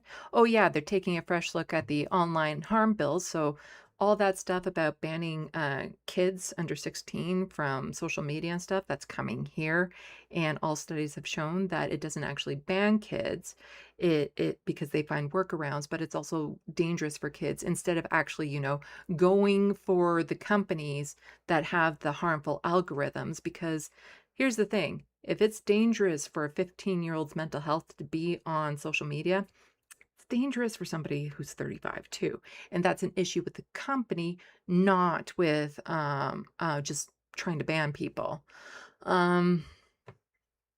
Let's see. Oh yeah, he has Evan Solomon, first named federal AI minister. So that was that. There was something else about a minister that he just appointed that has said really some horrible anti-Indigenous stuff.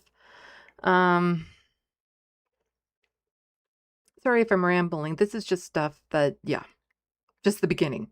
This isn't even all of it. It's just the beginning. He is bent over backwards for Trump every single fucking time when it comes to like tariffs and being complacent to him, but he has nothing to show for it.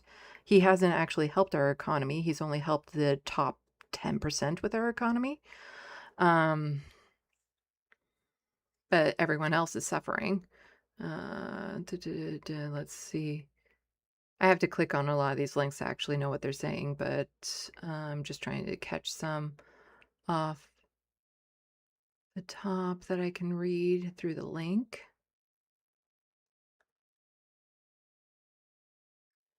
Let's see. Oh, right. There's the tens of thousands of jobs in the public service that he's cutting. So there's that.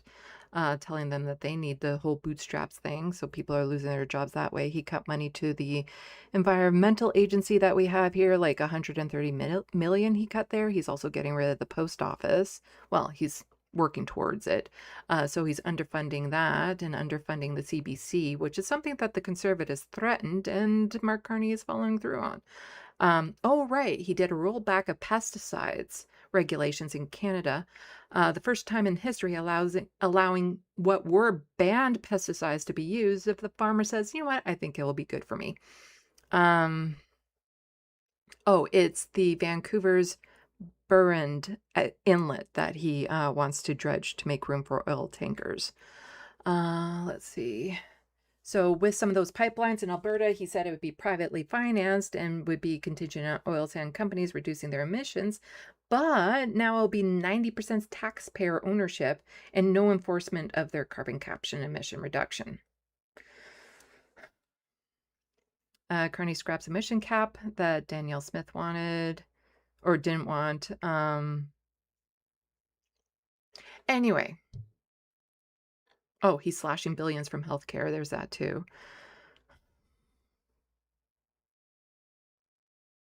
Oh, he's buying up vacant condos to call them affordable housing when they won't actually be affordable, which just means it's a money transfer to condo developers that should have been selling them off at a loss, which would actually help lower the cost of housing in some areas. Immigration, that was a bill thing too. Bill C-12, it was so bad that Amnesty International has commented on what that could potentially do to people trying to claim asylum and immigration and all that sort of stuff. And they also have, there's two things Amnesty has commented. Oh, right. In a new bill about water rights to Indigenous peoples, he took out that water is a right to them. And it's more like, well, get around to it. So Amnesty International has called them out for that as well. Anyway, there's a lot more. A lot more. And his military spending, putting 5% of our GDP towards the military, even though it is combined heavily with American military personnel and equipment and all that sort of stuff. Anyway, you can go back and watch all my streams, but come next election time, I'll probably be trying to compact those into actual videos. But I don't hate Mark Carney just because. I hate him because he's destroying this country and making life worse for everyone here. And around the world. Anyway.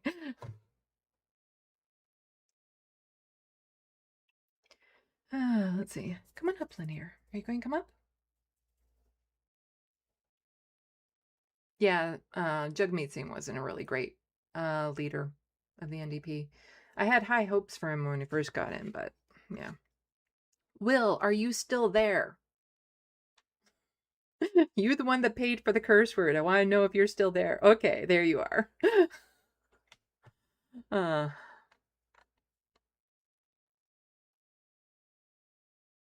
Let's see. I got a little off track and a tangent there.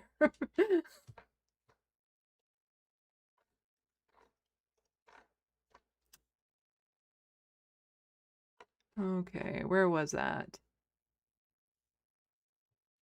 So feel free to ask sincere questions and I'll try my best to answer them, hopefully more concisely than that in the future.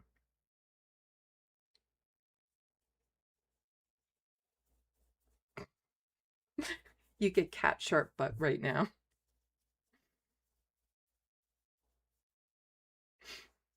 Just up with his butt. You get cat shark butt.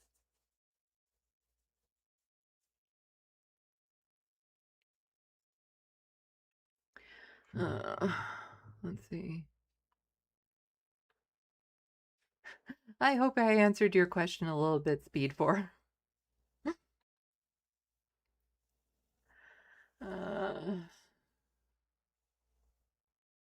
My last name is Lopez, yes, and it actually has a meaning. Looney Tunes, ugh, why the hell is Jank live? Oh, he's probably saying something about Iran, just off the top of my head. Either the deal is back on or it's back off. You see, part of the reason why I don't really cover ceasefire negotiations or the war is on or off again with Iran is because it changes every 12 hours. But he gets good numbers for his live streams for that.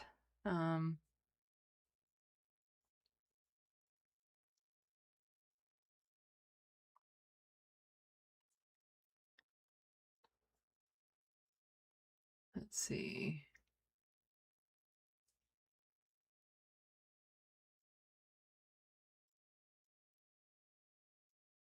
Just want to get caught up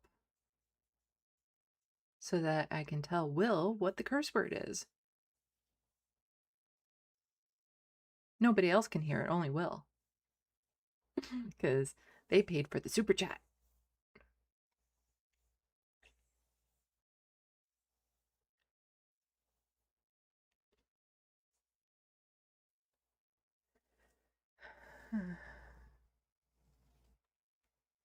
Let's see.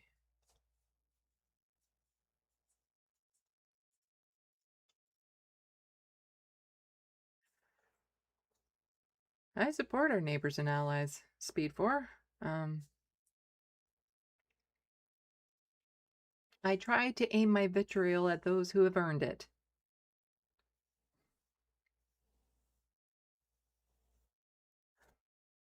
And you just get cat shark butt right now. Cat shark butt. Doo-doo, doo-doo.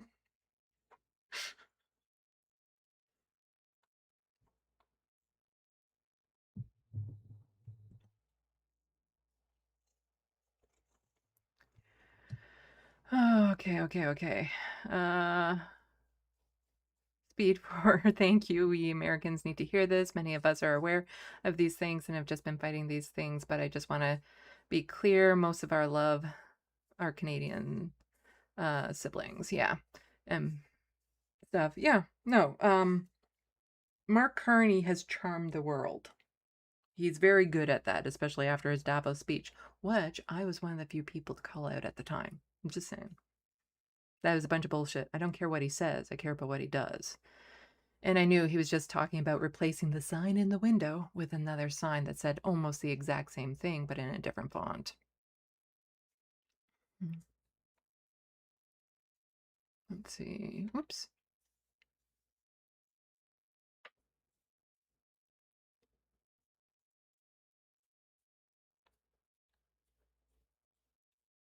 Okay, and I think, yep, Will is still here. You're going to hear your curse word, I promise. Oh, you're welcome, Speed 4, and I guarantee there's a lot more than what I just said. It's not just that. Like, there was some arguments about it earlier in the SandBox with somebody else who was maybe trolling, maybe not, about, we voted for Mark Carney. And a lot of us voted who did vote for him. I didn't at the time. We're doing it as the least worst option. Like, they didn't see him as being, they saw him as being bad and Pierre Poilievre being worse. I have now come to the belief that we would have been better off with a minority Pierre Poilievre conservative government. For very, very plain reasons, that Pierre Poilievre is incapable of charming the world. He would have not impressed everyone with a Davos speech. I want to see somebody do that impression, though. It would be fucking hilarious. So he wouldn't have come across the world stage as competent or somebody who's taken really seriously. He wouldn't be able to do like the trade negotiation with China, which is one of the few things that I do agree with Mark Carney with. But there is a caveat with that, because with that agreement with China for vehicles and stuff like that, quietly under the radar, he got rid of the ombudsperson that's supposed to look into human right violations that corporations and stuff are doing in like Canada, like in the name of Canada, like mining corporations and stuff. One that they were investigating was China's human rights violations against the Uyghurs. And so that person who was investigating it, that just went disappearing suddenly after that deal with China. So there's that.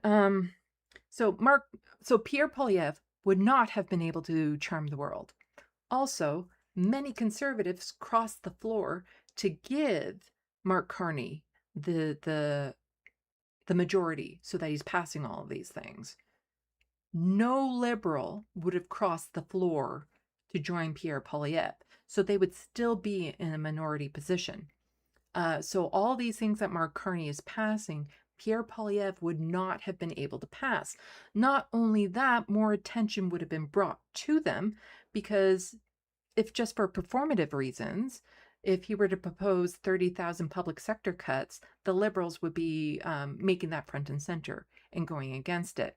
But since it's Mark Carney doing it, the Liberals have stayed quiet. So there would have been more public pushback and backlash for the policies that Mark Carney, the conservative policies that Mark Carney is implementing, if it was Pierre Poilievre who had done it. So a lot of the damage that Mark Carney has done, I don't think Pierre Poilievre would have been able to do.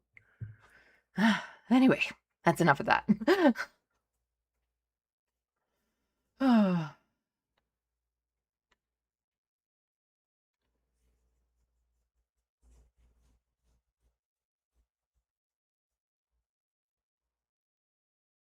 Yes, Soul Life. Lovis means horse rider. It's a Hungarian last name. Just, don't tell Vosh. Let's see.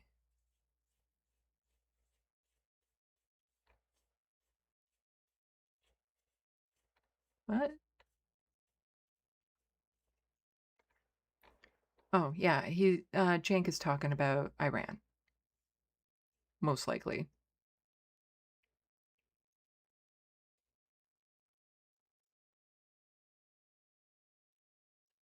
Okay, Will. Give me a thumbs up. Let me know you're still there. I'll finally get back to my book. You see, my two special interests are my book and politics right now. So you get me talking about either one of them and I go off. Yes, in my book, Necroplasm, that has a lot of my social and political commentary in it. Buy it, but don't read it if you haven't yet, because a new edition will be coming out. So this will be a collector's edition for reasons of language and stuff in it. This will be a collector's edition in the future. But if you have bought it and read it, don't worry. None of the plot points have changed. It's just a lot of little details are going to be tweaked for the prequels and the sequels, including the full names of the vampires will be included in the new edition. If you have already bought it and you show me proof of purchase when the new edition comes out, for SandBoxers, I will send you a new copy, a copy of the new edition for the cost of shipping. That will be signed, and with it you will get a special gift, being one of these. So I made these pride flag leaves here, these, and it will be personalized with your name. And I have a whole bunch of different ones, so you can get one personalized with your name. That will come in the book, or you can get one of my Palestine ones that will not be personalized with your name, because it says Free Palestine on the back. So you will get the new edition of the book for the cost of shipping, plus one of those leaves, if you can show me proof of purchase. And I will also send a PDF that has all of the changes. so that you don't necessarily have to reread the new edition. But I would recommend that you do because it's going to be better. But at a bare minimum, like let's say 100 people, unlikely because I haven't sold that many, say, I've bought the book and I want the new edition. I'm going to have to cut it off at some point as to how many I send out because, you know, I still have to pay the author fee for the book. So it's not like I get the books for free from Amazon. So I might have to cut it off at some point, but I would at a very bare minimum. And if the cost of shipping is too prohibitive for some people, I will at a bare minimum send you a PDF that has all the changes in it. So part of the new edition will be incorporating some of the vampire language. Not a lot of it, for reasons if you read the book you'll understand, because this is done in first-person narrative. But for the prequels and the sequels, a lot more of the vampire language is going to be incorporated in it. So of course my brain has just been going, nah, nah, nah, nah, nah, nah, nah, nah, nah. So a language is starting to develop. So I have a naming convention for how the vampires are named and what some of these names mean.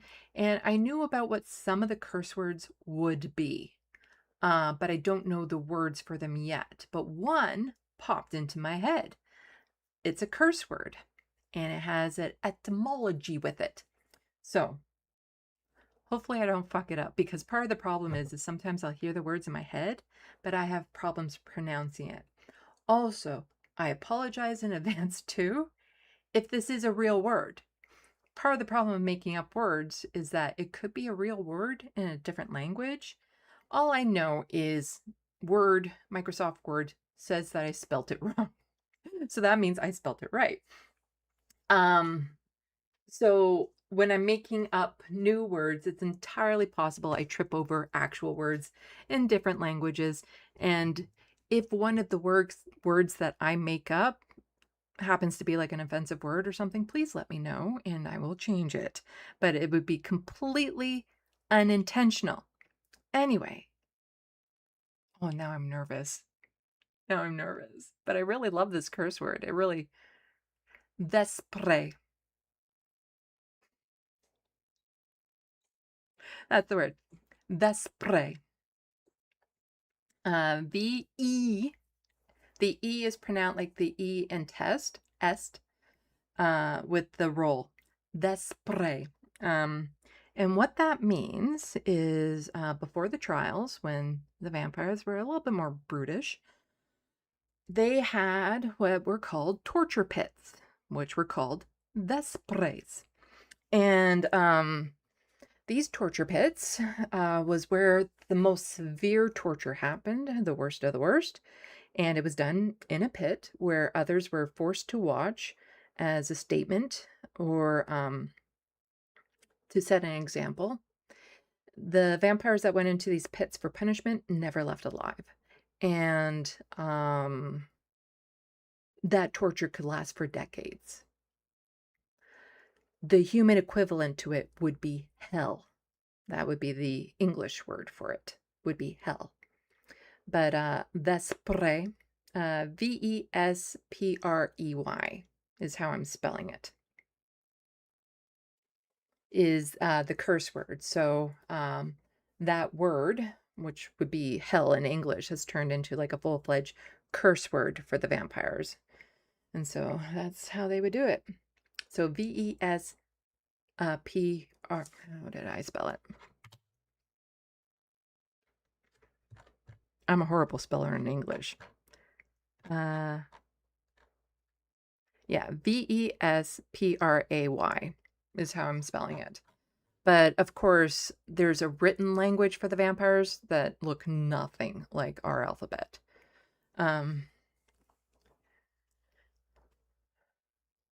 Will saying that's awesome, Sandy. I mean, it's still hell, but it is awesome. Yes. Vespre. And if you say it with some real oomph, but you have to put the emphasis on the E right before the roll. Vespre. Vespre. Yeah. But yeah, at least for the new edition of Necroplasm, I need to have the character names out. So a lot of like Vespre won't be used in the book, but it will be used in prequels and sequels. So even though I just need a few things for this book for names, when the names pop in my head or words pop in my head of the language, I need to write them down. And I have been starting to write them down because I can easily forget these. And sometimes the word will pop in my head and I don't know what it means. But other times it's like, I know I need a meaning. Like I have a meaning and I know there's a word for this meaning, but that meaning hasn't popped in my head yet. Because I already found the full name of Minuet, the main character. It's Minuet Menlunlai. And what her given name is Menlunlai, and what that means is the brightest moment of the full moon. But she only has 2 names, and there's a reason. And if you read the book, you might be able to figure out what that reason is. And so she has a kin who has a much bigger presence in her life, but a very small presence in Necroplasm. So I'm going to have to tweak that a bit for the new edition. And his name is Raphael, but his full name is Raphael Endelin Menlunlai. And Endelin means love personified, which I thought was really nice. So Danielle is in this book. Her full name is Danielle Slovi Mithk. So Slovi, it's a very airy L sound to it, and her name, that name means hope. And Mithk means meek. So yeah, there's things like that. And then there's Michael, who's in the book. Michael Henri Picagna. Henri means chosen. Picagna means harsh justice. Anyway. But, you know, I've been working on this and I love working on it. I'm literally getting like a dopamine rush working on this document that I have so far of some of the language. And just figuring out the language and where it's coming from and stuff. So I can get so caught up in it. So I really do have to save it as the reward. Like the reward from working on my TYT essay, which I'm getting closer to getting done. So tomorrow it's like, okay, I'm going to get this chunk about the polymarket done. And then I have some chores that I need to get done. And then I get to reward myself by working on stuff for my book. But I hope you like my curse words there. The Wild West, go to Vespre Trump. Yeah. But the thing is that there's not a letter to roll your R's in English, so that makes it a little bit difficult. Vincent's last name, I'm too embarrassed to say it right now because I'm still having troubles pronouncing it, but there is a tick in it, like a... And again, there's no English letter for that, so it's hard for me to spell it out phonically sometimes. But I do like Vespre as a curse word. It can really literally roll off your tongue. Let's see if there's anyone live right now. But I'm actually like, I'm looking so forward to getting back to my book just to discover things like the language. Oh, it's still live. Jank is still live. Oh, it'd be so funny if we rated him and he actually acknowledged us.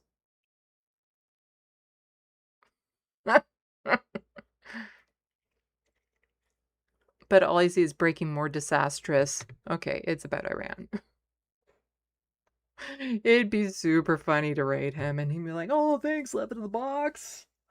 Totally forgetting who I am, though. Hello, Moomy. But yeah, again, I'm looking so forward to getting back to work on my book that I literally have to save it as a reward for getting chunks of my essay done, which is close to getting done.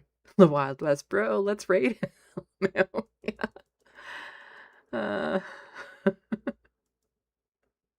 It would be funny. Will saying perfect Jank voice.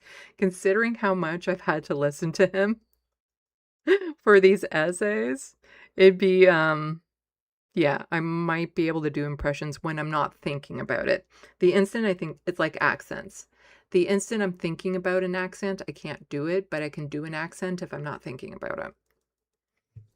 No, we're not going to raid them. I'm just thinking it'd be funny. We're not gonna.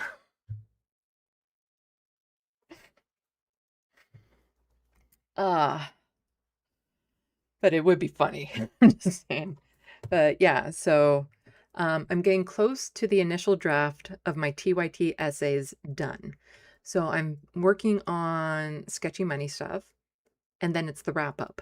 And then I just have to go through my notes and make sure I've added everything I want to add. And then the initial draft is done. That does not mean I'm close to actually recording and getting it done, because then I'm going to re-edit this book for the new edition, which I can't wait to get to. It's good motivation to make me focus on my essay. And then I need to edit the essays a couple more times, because I started writing this so long ago that some things have fundamentally changed, or I've learned the context of some things that they need to be removed or added or something of that sort, or just some phrasing changed, because I want the tone in my presentation to be consistent throughout. And I get the feeling that the longer I went on, the more cursing I was doing. So I want to make sure that the tone and presentation is consistent throughout all the essays.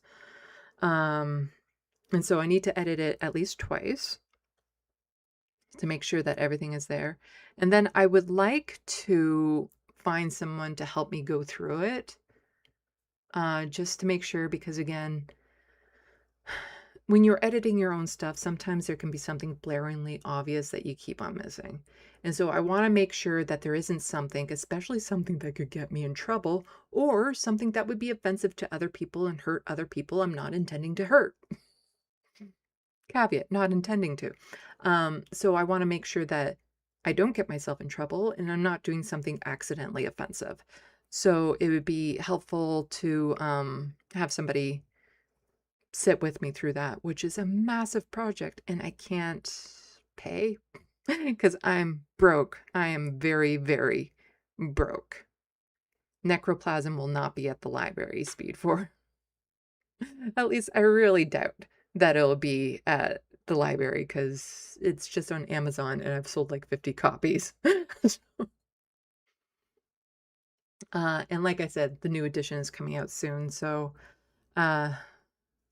if you haven't bought it yet, I'd say wait until the new edition is out. So yeah, and then once I've gone through the third edit, I'll do yet a final edit. And then once I've sat down with somebody again to make sure that everything is consistent and flows, and then I'll start recording my content. So my text, the stuff that I'm blobbing into the camera, and then editing and all that sort of stuff. So yeah, it's still going to be a while.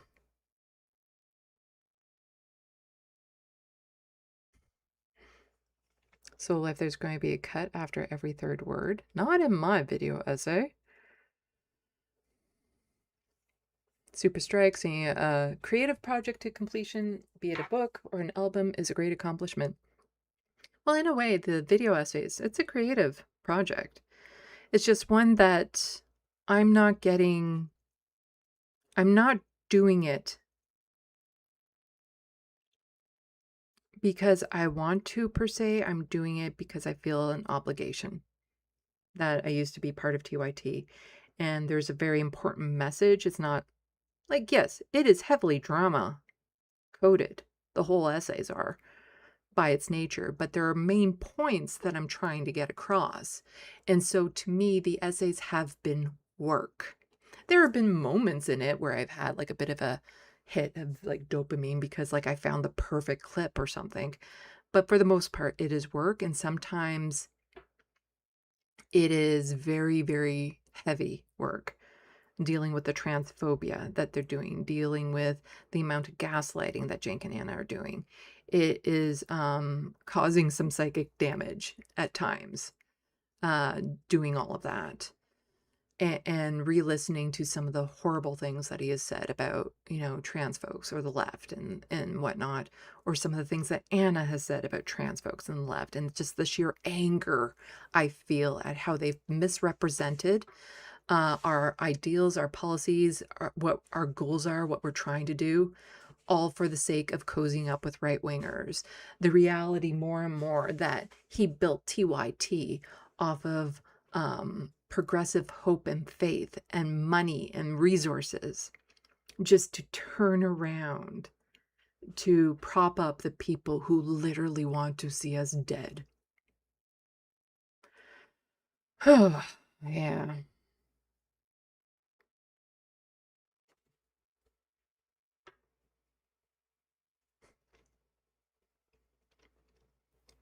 But yeah, that is that. Well, Sandy, I know your word is different, but it does make me think of Vesper or Vespertine.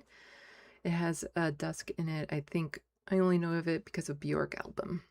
Yeah, there's going to be a lot of crossovers, and I actually have a cute little cheat out of it because this language was created before most languages spoken today. I would say all languages in their current form, because this language, this Vampirish, is like 3,900 years old. And so things like the word vampire and kinfolk are in original Vampirish. And so some words in Vampirish have been carried over into other languages. It is a brilliant cheat.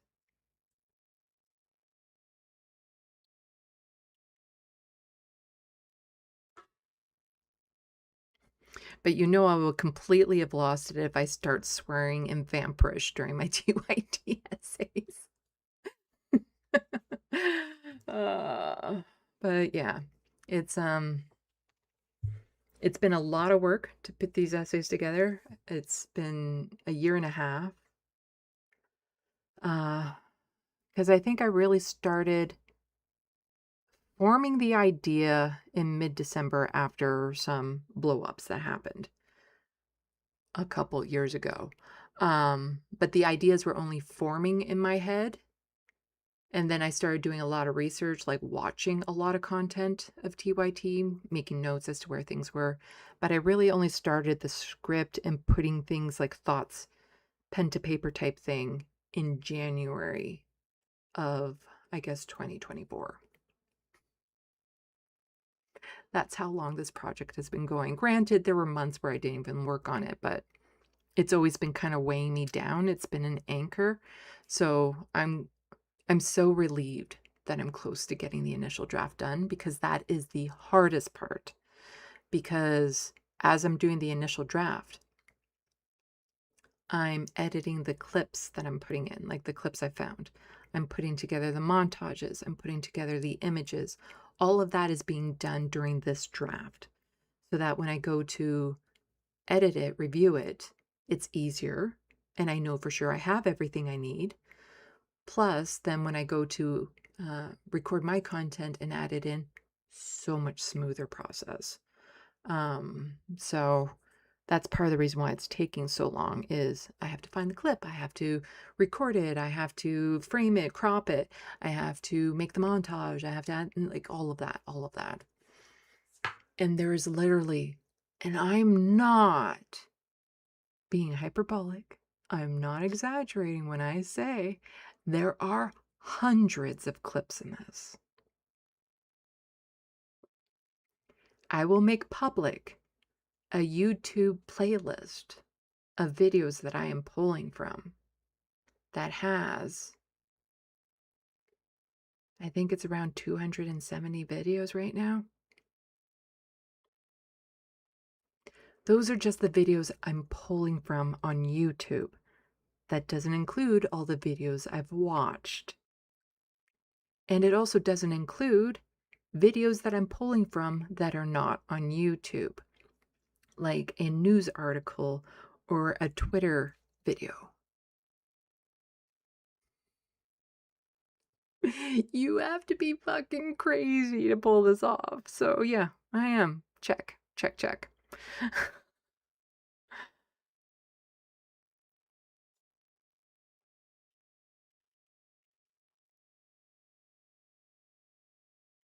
Super strike, Sandy, fair enough. Understandable that this is work, not easy. Sorry to hear you have to go through all this bigotry. Yeah.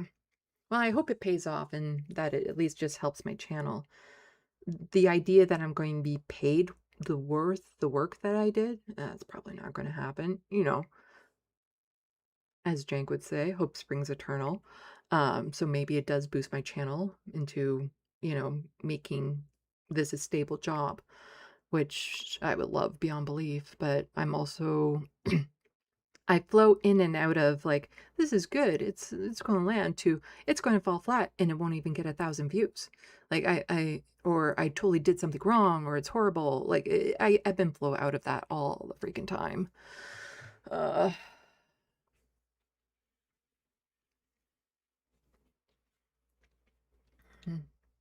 BCAT, they're getting worse by the day too, which is wild given how they've pivoted. Yes. And again, you don't know the half of it if you're not seeing them on other programs. If all you're seeing are clips from them of the main show, you're not seeing the worst of it. You're not seeing when Jank referred to AOC and he says R word. Like he says R word. He doesn't say the actual word, but he refers to her as the R word. Yes, I'm at 5 hours, aren't I? Yeah, okay. Oh. You can always get in there book ads paid for.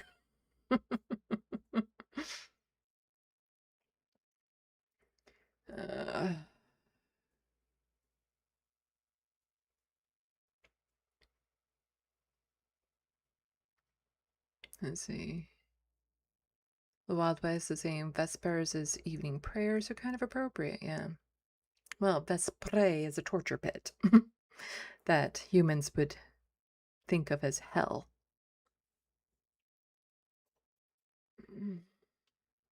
The Wild West, all work all week, clean all weekend, such a drag, I need a vacation. Soul Life TYT, hate content led to channel growth on the Vanguard, and to be honest, NCC channel, it's possible. I could have grown my channel if all I did was respond to Jink and Anna throughout the years, but you know, I care more about things that, okay, it does matter what they do, but I care more about Canadian politics and trying to get people engaged and learning what they can do to help the current situation. But it does matter what Jink and Anna do because they have been doing a lot of damage and harming the leftist movement and harming leftists. Anyway, buy my book. Buy my fucking book. Or go to Vespre. Vespre.